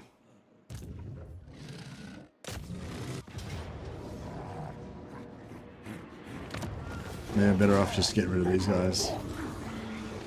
Tehenhauin and Krokgar are my most played lords. Oh, really? So Lizard's like your #1 favorite faction. Yeah, I don't know. I feel like Tehenhauin I like because there's a few things about Tehenhauin I like. The main reason I like Tehenhauin the best is because of this. Because you've constantly got this secondary economy going on, and you're constantly like trying to work towards sacrifice all the time. Any faction that has a secondary mechanic like this, where you've got a secondary currency that you're trying to get and everything, like that's just automatically better for me than ones that don't. And that's the one thing. And the other thing is like just that he's got this little kind of empire that he can build in here. Like as much as I hate Lustria, like this little area here that Tehenhauin takes over as his territory is actually one of my favorite. It's like my like Lustrian empire basically, you know, like you've got like a bunch of, feels like a pretty good density of settlements, and they're all kind of interconnected with the roads and everything. And you've got this kind of natural frontier here where people can attack. But as long if you try and build up these settlements, then it's going to be frustrating because you're going to keep losing them all the time. But if you keep these just at like tier 1 and just have them as battlegrounds, you can kind of just fight over them, and it's kind of like a little natural barrier. So I don't know. I kind of like Tehenhauin, but the other like factions I just don't. Like Krokgar and Mazda are too vanilla. They both have like kind of shitty territories that are really awkward, you know. So yeah, but maybe if you're more aggressive and you expand faster or whatever, then maybe they're not, you know, they're not so bad. Oh, Sautek. My visions predict failure. Oh, I might have just made it in time. Waste my time. Yeah, I think I just made it.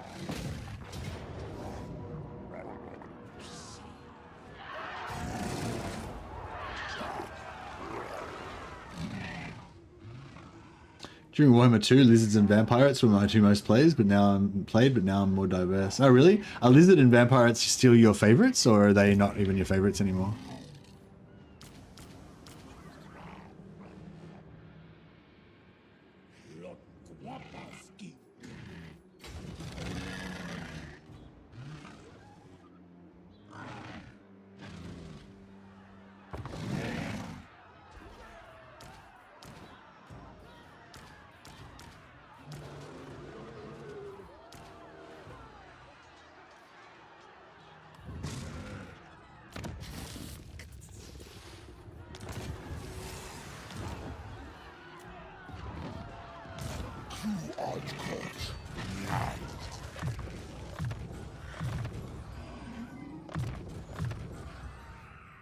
Almost all the way caught up with VOD number 2 with the VOD. 2 questions. Why not get Itza to join war against Ikit during region trades? And why don't you put the army in Oxior on? Why don't you put the army in Oxel to defend it? Why don't I put Oxel army in defend? Oh, before I gave it up, oh, because I didn't want the Oxel army to die. So I didn't put the Oxel army inside because I didn't want it to die. I put it outside so it could survive and siege lock him like this until Tehenhauin could come back. And what was the other reason? Why did I not get Itza to join the Ikit war? Because I don't want I didn't want him to, because I didn't have any reason to do that. Yeah, there was no reason to do that.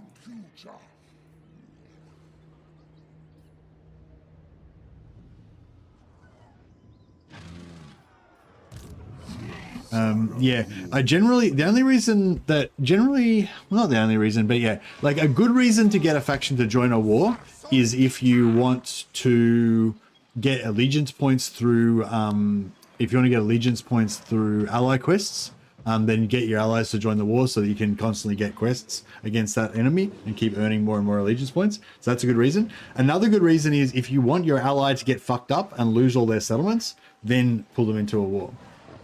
But I didn't necessarily want him to get fucked up as, you know, any faster than he would naturally. And I, you know, haven't been really trying to get allegiance points quests either. So I just didn't think about it because I didn't have any real reason to pull him into the war. But it looks like he's in the war anyway now, so yeah.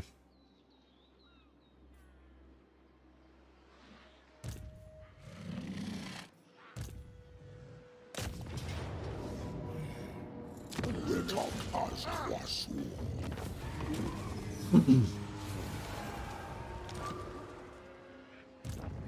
art caught.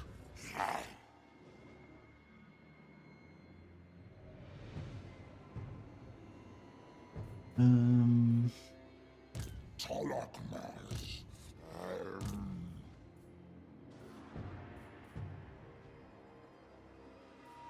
68-21. So it's rebellion in 2 turns. Did I get the...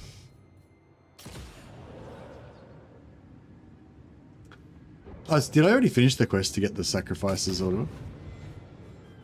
Plague of Sotek. Yeah, I think I already did. I already did it.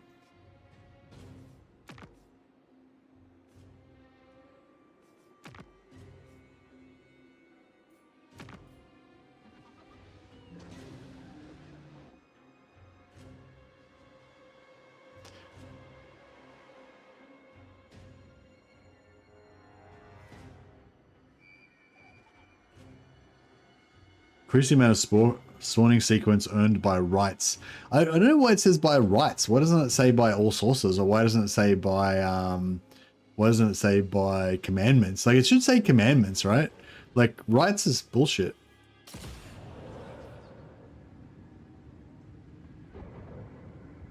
Fair enough. I honestly figured the auto resolve would have figured you if your army had been in Oxford. Maybe, yeah, maybe. But if it didn't, then I'd be dead. And then he would be rampaging through all my shit. Like, I would have lost everything.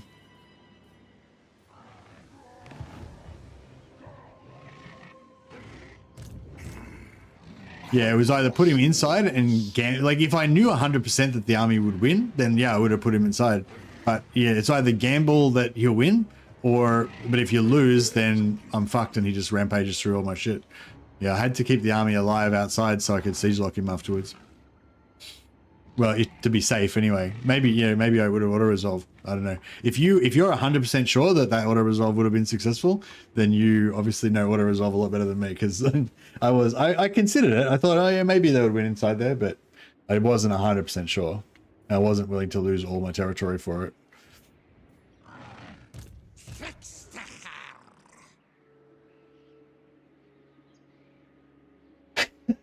Look at this shit. Look at this nonsense. I'm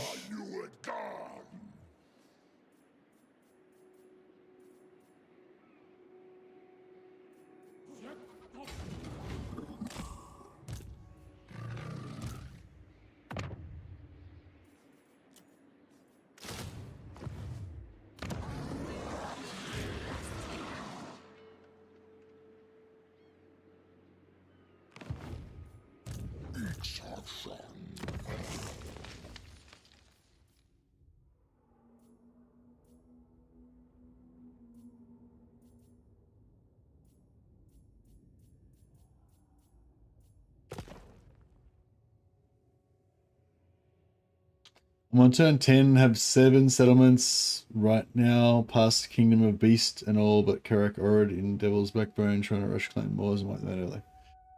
Nice. Sounds like you're going well.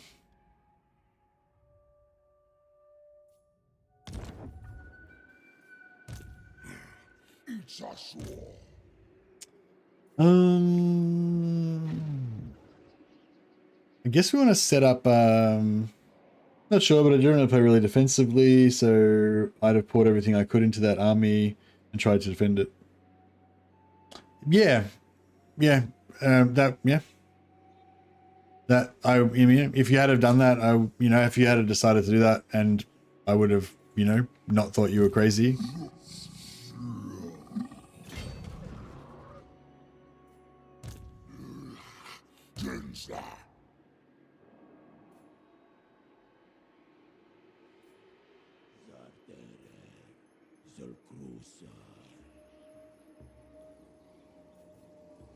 No, Siege Locking's been around for a while.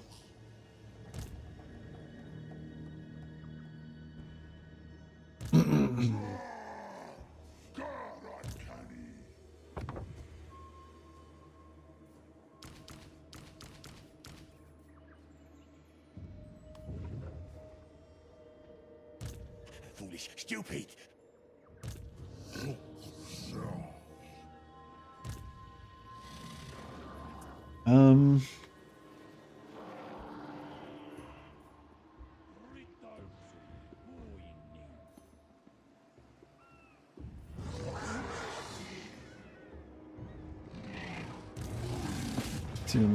Close to feet, fuck. If we could get the auto area right now.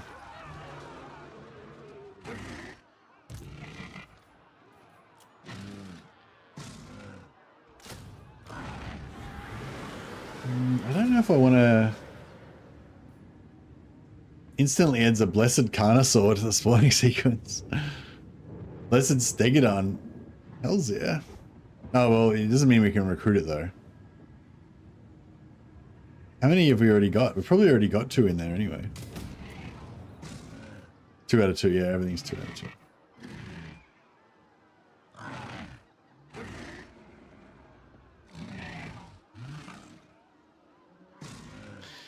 No way trying to criticize your choices. I just like to try to understand different thought processes. Yeah, yeah, but it's just exactly what I said. If I had have been sure that I could hold it, then I would have held it. But I wasn't sure, and I wasn't willing to risk losing my whole empire if I was wrong. So yeah, I guess you're a little bit less risk averse than me. Maybe I was a little bit more risk averse, you know, not willing to gamble.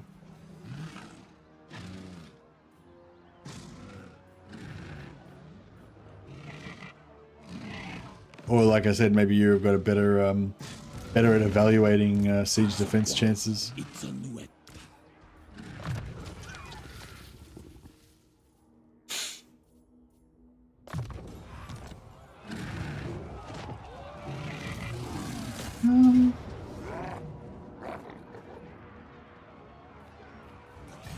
So if we could take him this turn, it would be kind of nice because it would.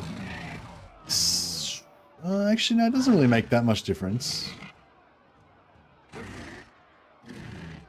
What is this foolishness? Yeah, and I think it's fine. Okay.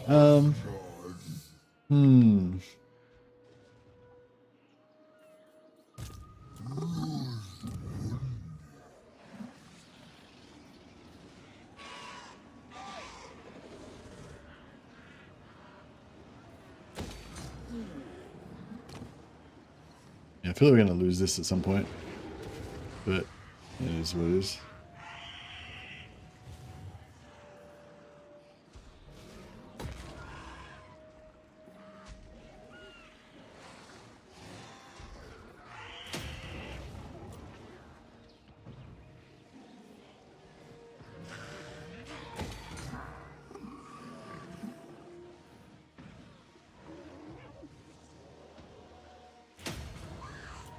Yeah, I feel like we're going to lose part of that later on, so we may as well.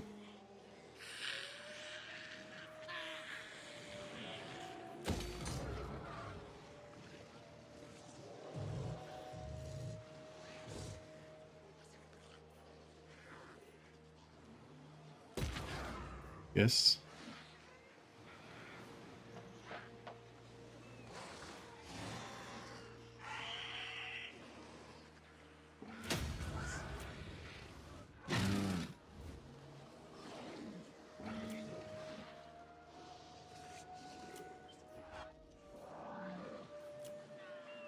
Should I go for an ancient Stegodon? A blessed... Yeah, blessed Stegodon? I feel like a normal blessed Stegodon might not be too bad.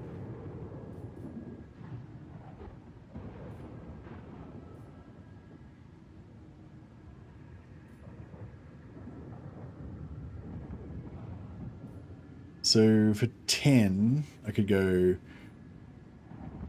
50, I could go 40, 40, 20.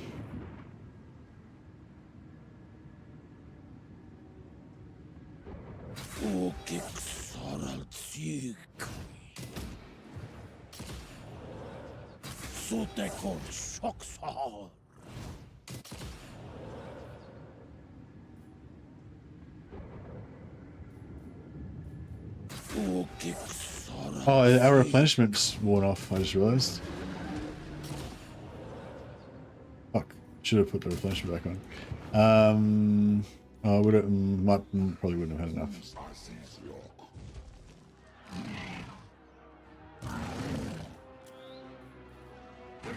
Ah, fuck.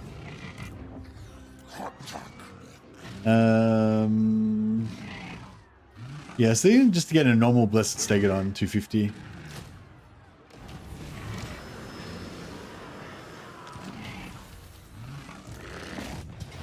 Ah, still can't quite do it.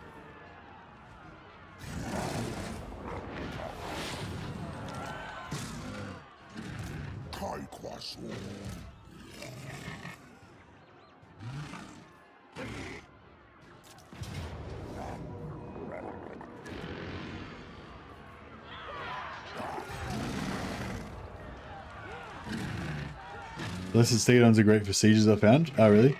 Why do you say that? Are they good at lobbing? Yeah, I might not upgrade that just in case we have to abandon it later on.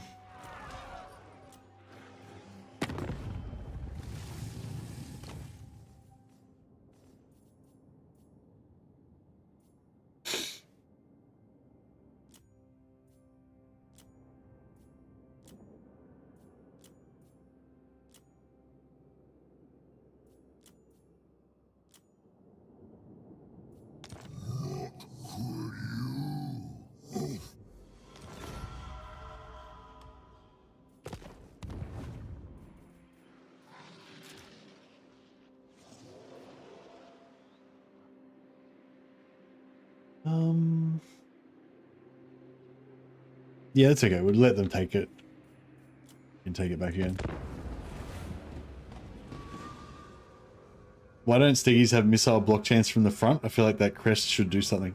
Yeah, that's a good call, actually. That'd be cool if they gave Stegodons like frontal armor, like siege tanks, like steam tanks.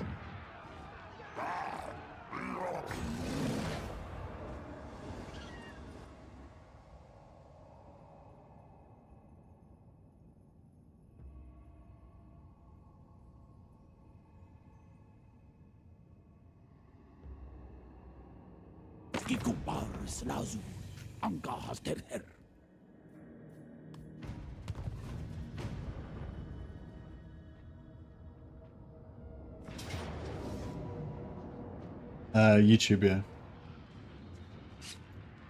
Is there a setting to turn off auto resolve showing you the result? Like turning every battle to the same as an ambush? Not that I know. The auto resolve is just, the auto resolve result is an estimation, by the way. So sometimes it can tell you that you're going to win in auto resolve and you actually lose, or sometimes it'll tell you that you're not going to lose any units and then you actually do lose units. So yeah, so just be aware there. The auto resolve is an estimation. It's not the result. It's a preview. It's a estimation of what the result should be or might be.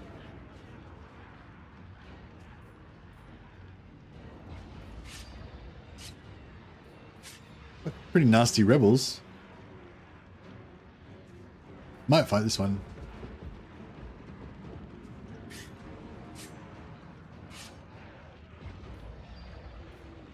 True. We should be able to beat that, maybe, shouldn't we?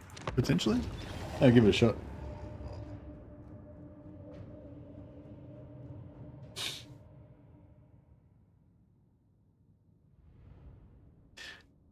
It's just rats. Yeah, that's it. It's just rats. Filthy rats. Yeah, I'm just, the only problem is I've got 7 units, he's got 8, or he's got 7 plus a hero.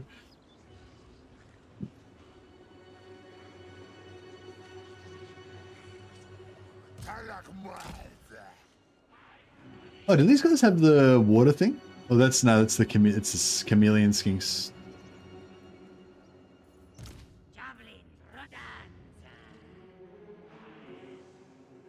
No, who has the aquatic thing? Is that just the chameleon skinks? Chameleons that have the aquatic?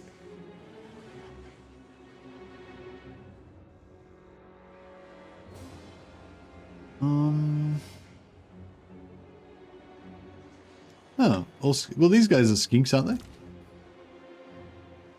Oh, aquatic. Oh, so it does. Oh, so there's no like trait.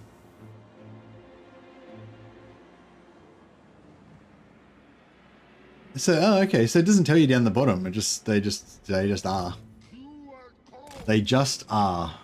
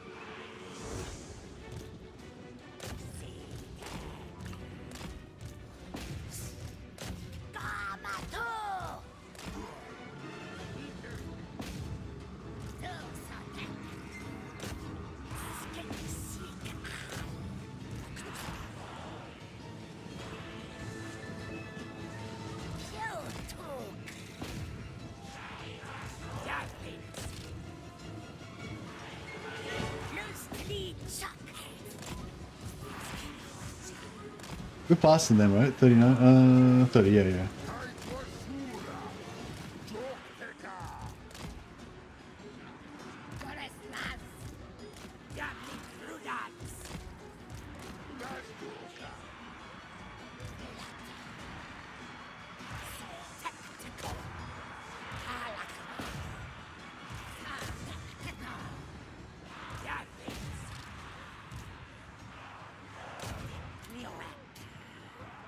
Oh, shit. No, fuck it. I was hoping to, like, kite a bunch of them, but it didn't really work.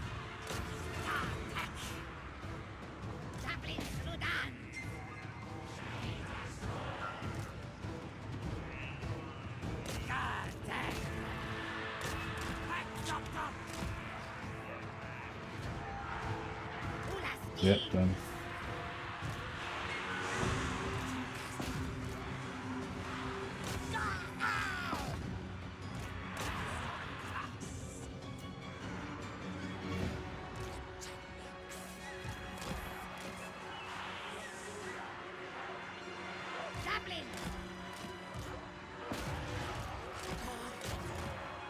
Get up there and relieve them, that'd be nice, but I mean, they'll win. They might not win.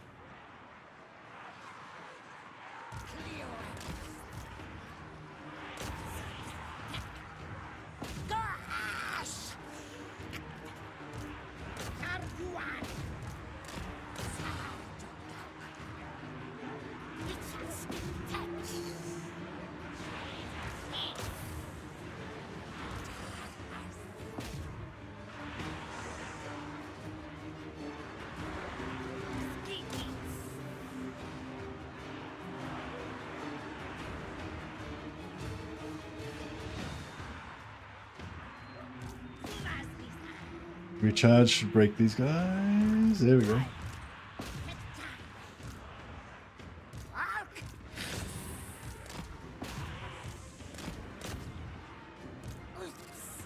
Looking good, looking good.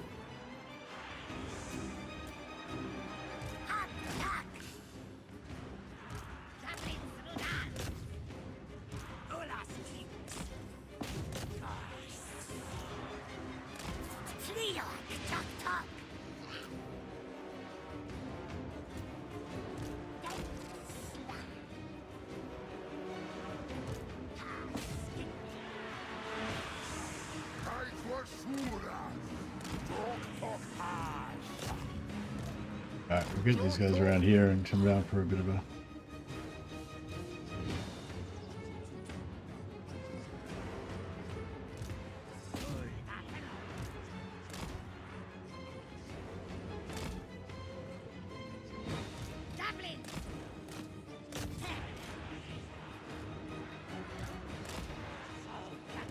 Oh, there we go.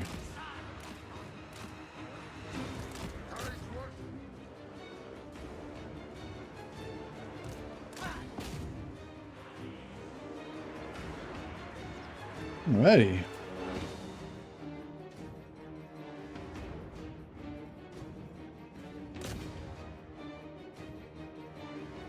Oh shit, they routed.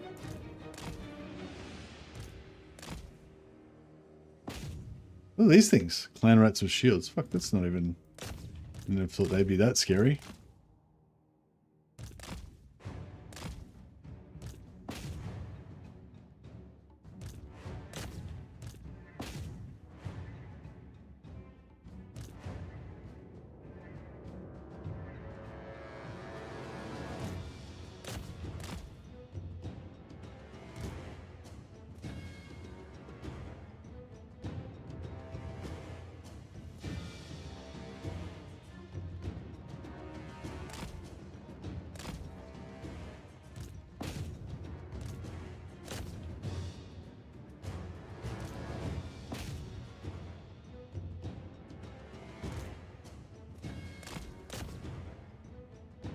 Hopefully he can't route those guys. He might. These guys he might route. They're a bit damaged.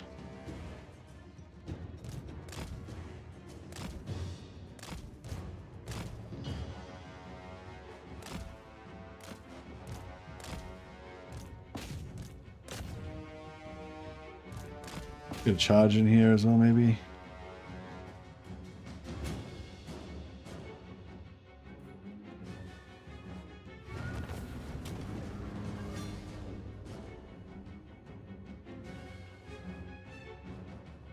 Yeah, the Master Assassin was alright. He just kind of didn't really do anything. I mean, he was plinking away at us. Like, he probably did a bit of damage, but he did 88 kills, yeah. He was plinking away at us, but yeah. Yeah, it doesn't look like we're going to be able to kill him, but...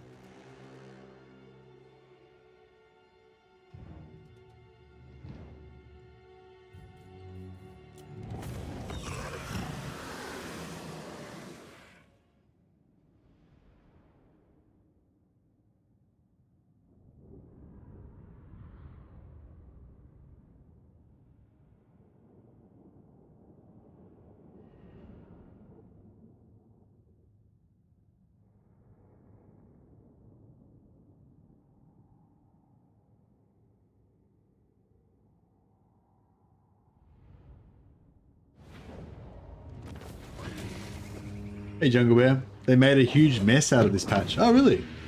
What are your main concerns about it?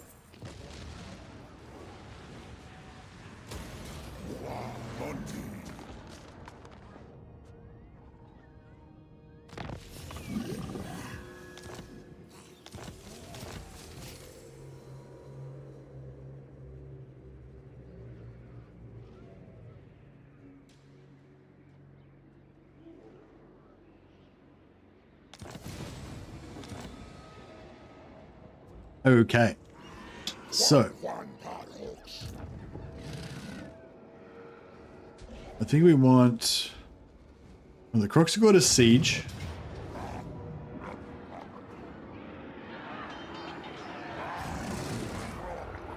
Because he's got siege attacker.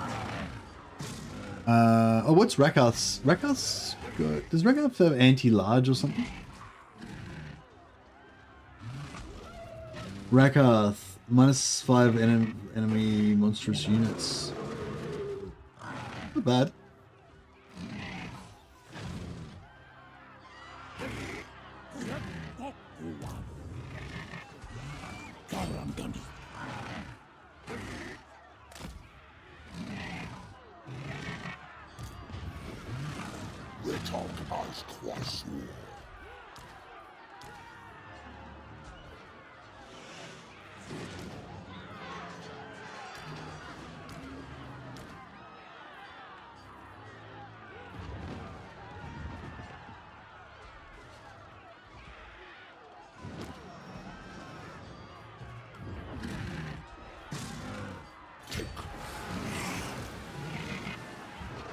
Okay, so what I'm going to do is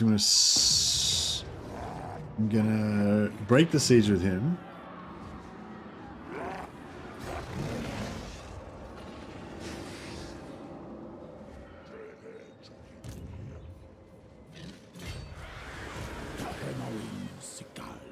Then we'll do the siege with Tehenhauin instead.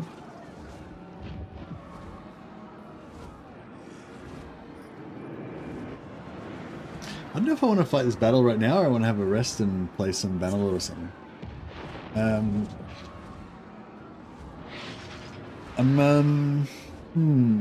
What's the plan for today? I've got a big week of streaming. I got 7 days to stream this week, so I'm kind of not so like desperate to cram every moment in because I like of Warhammer because I've only got like 4 or 5 hours to stream or some shit. I've got like 7 days of streaming, so it's like I can play a few hours of this, a few hours of that, this kind of thing.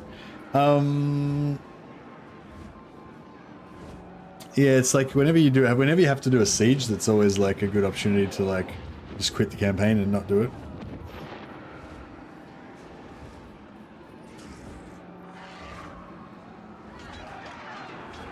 I'm pretty keen on auto-resolving so I don't have to fight the siege at all.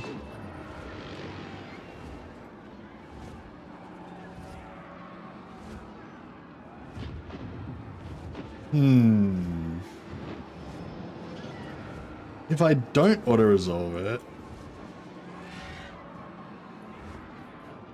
then I'm gonna have javelins that can't shoot over the walls. His armor piercing range that can shoot over the walls.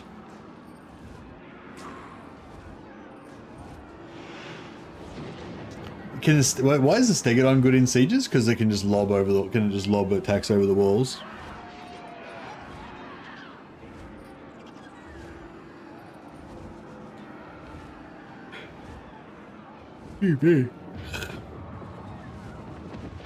Alright, maybe I'll pause it there.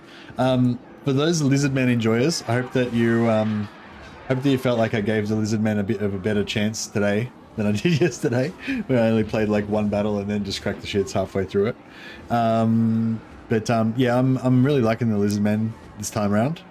Yeah, I'm not sure if I want to fight the siege right now. So I might just play a bit of Bannerlord for a couple of hours before dinner, and then jump back on later on. I might even play a bit of Mordheim later on tonight because Drasher's getting me my Mordheim juices flowing. Yeah, thanks for. Oh, do we still have some renames to do? Oh, we still have Zixes and the Takeover, to do. But let me just. Have we got any? We don't have any more characters to name, I don't think. We've probably got some generals to name though. John, Samtak, Bob Go, and Toady Cap'n. Ogui. This guy Ratley Plitten. It's a pretty good name.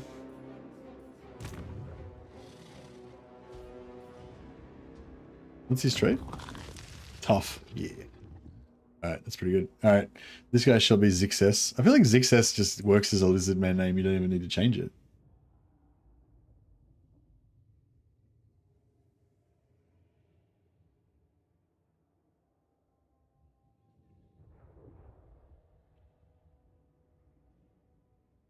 Zixes the Swamp King.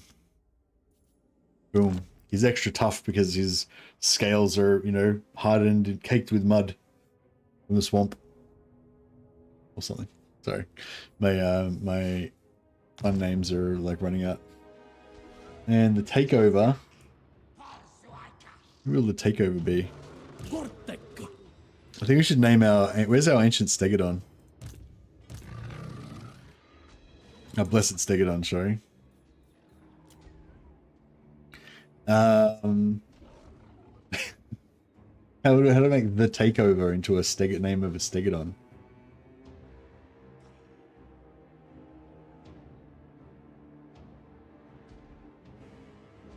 The takeover, the tuck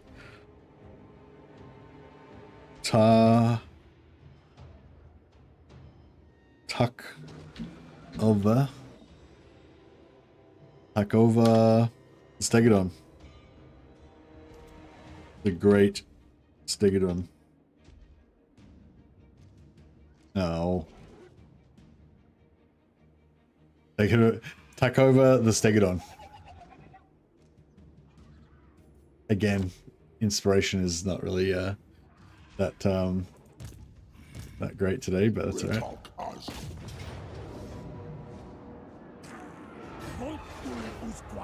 Alright, nice. We'll pause it there for a second. I've been playing a Bannerlord stream of... Should we start a new one of Chaos Lord? I know, yeah, I want to play some Bannerlord.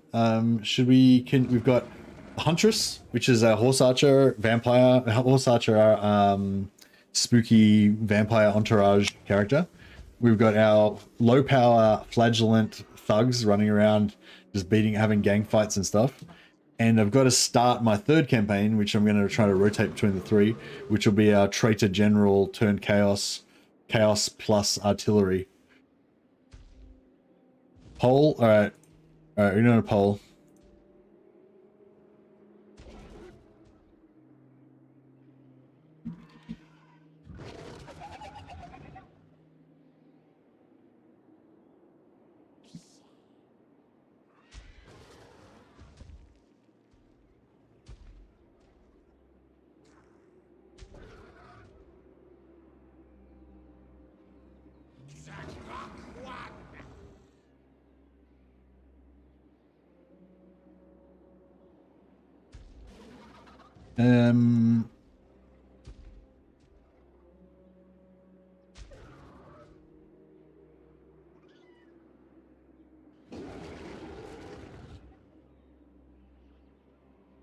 Okay, so the choices are, we're going to do a quick vote. This vote's only going to go for like 5 minutes, so it's a quick vote. So get your voting fingers ready if you want to watch some Bannerlord.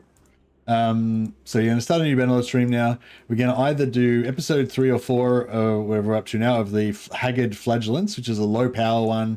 We're not planning on taking over big swaths of land or anything. We're just always going to be mercenaries and stuff. We've got the Dark Huntress, who is an archer lord, who is currently in the process of kicking the shit out of everybody and retaking Musion, the Musion Knight. Or we got the Traitor General, who is going to be a combination of chaos and cannons.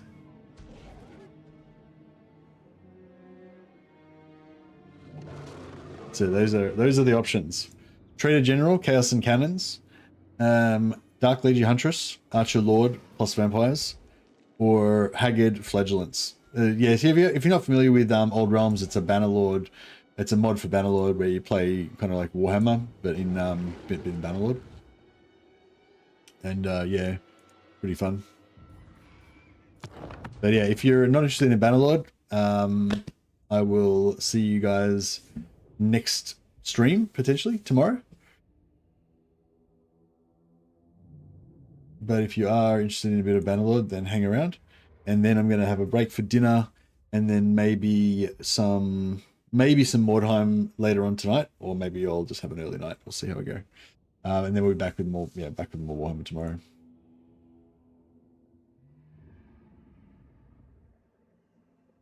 I'll just get this other stream set up.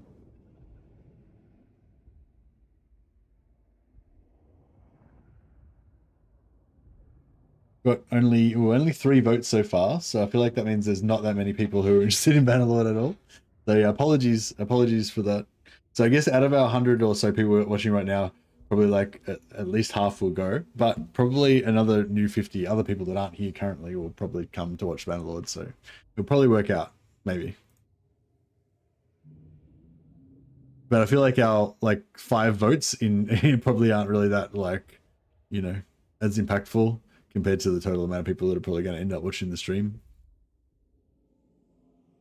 But that's cool. I feel like we need a couple more votes to tie break it on YouTube. How's Twitch going? Twitch, what happened to the poll? Oh, it's still going.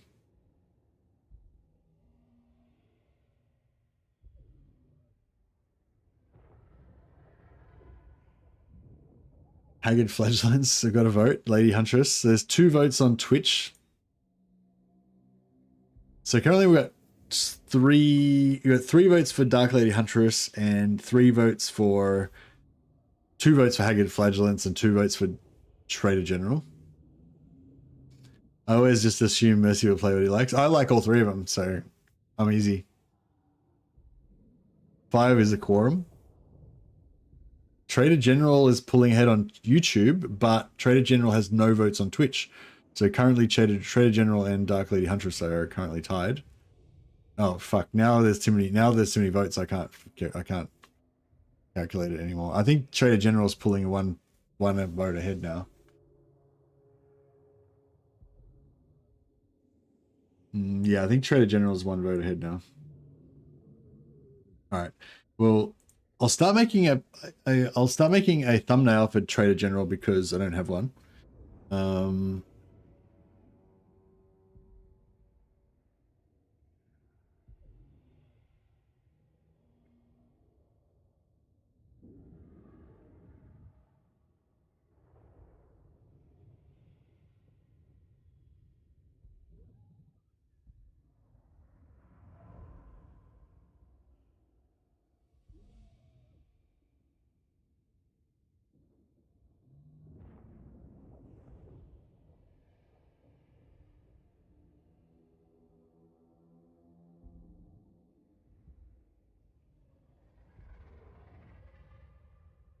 And that way, if it wins, then I'll have one, and if it doesn't, then I can just, you know, use one of my other ones. So it'll be fine. Either way works.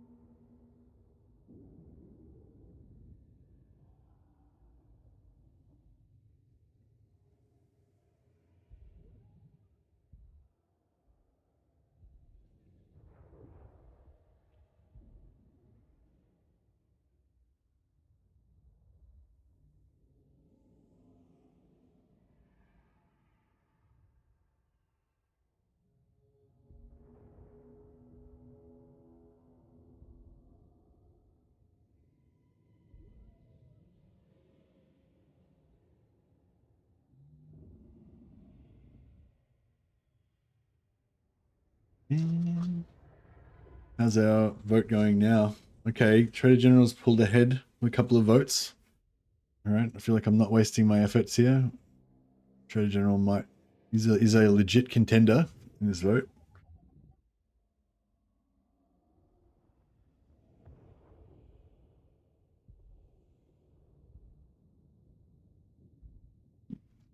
Excuse me.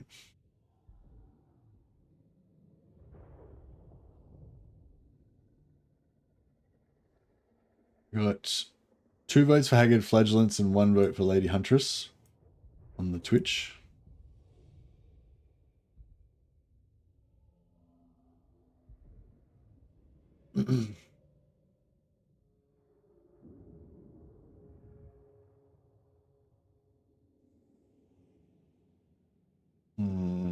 Should we have a lady chaos? No, we've already got a lady huntress, so we don't really need a lady chaos general as well, do we?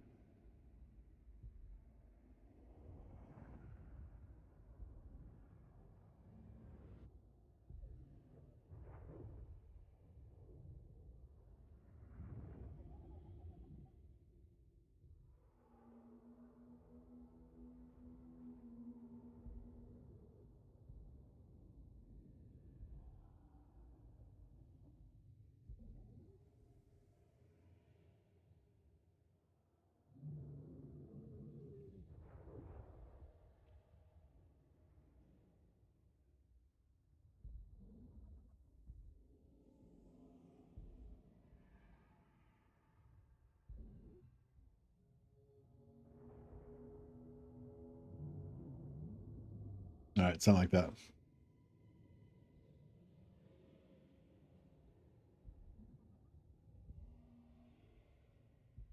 We need a chaos symbol.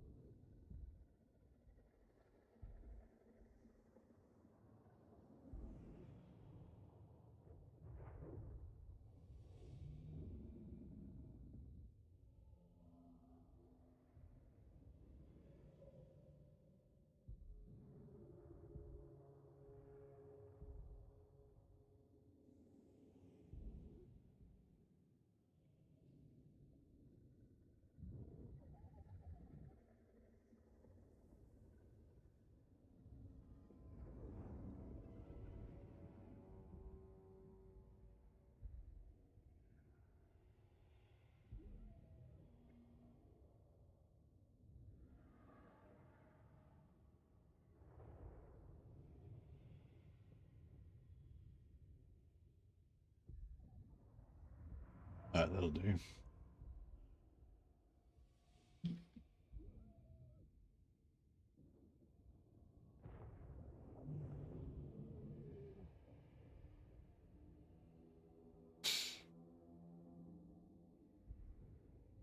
I get Fledulence one now. I was getting all pumped up to play the Chaos General one. Now you guys are laying Haggard Fledulence on me. Wait, so 12 votes divided by 3, it'll be 4 each essentially, but it'll be like 5 or 6 for Haggard Fledulence. And then Twitch got 2 for Haggard Fledulence, 1 for Dark Lady Huntress. So yeah, so Haggard Fledulence have actually completely won. All right. Well, now, fuck, I was just getting pumped up to play fucking Chaos General, but oh well, that's fine. We'll do Haggard Fledulence. That's good. All right. Let me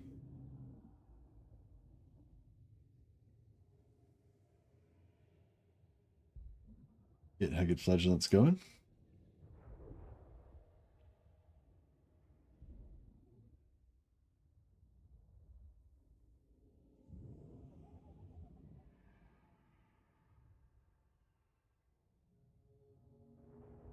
How did Haggard Flagellants win? It was like not even close, and then it just somehow came in at the end.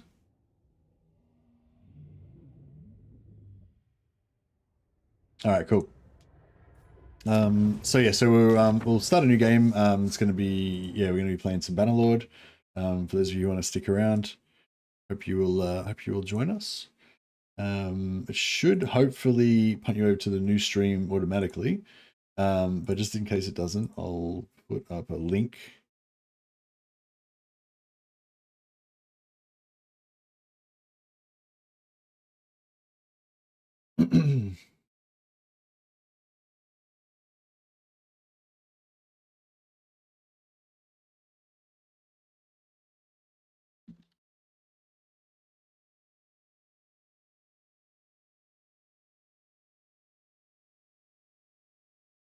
Okay, that's it.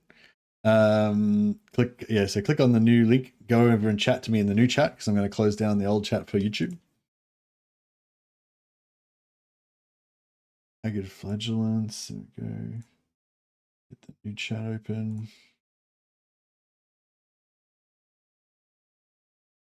And what else do I need to do? Move that over there, get rid of that. Get rid of that.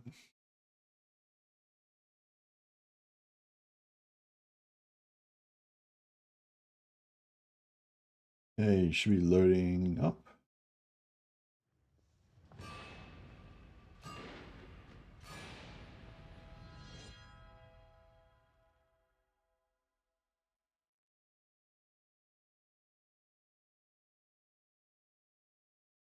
Move my head down into the Bannerlord position. Assume the position.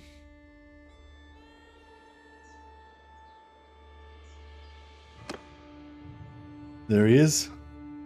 The original Haggard Flagellant himself.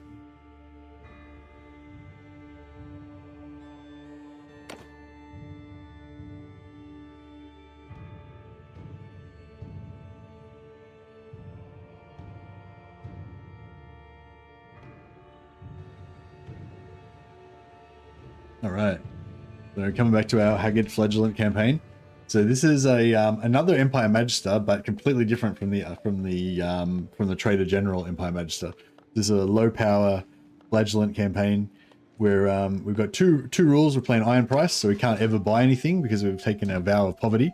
All we can use is like broken shit that we find on the ground, and we are not allowed to recruit any troops. We can only recruit repentants from our captive pool, or flagellants that join us when we pray, which we do often because we're devout Sigmarite followers. Excuse me.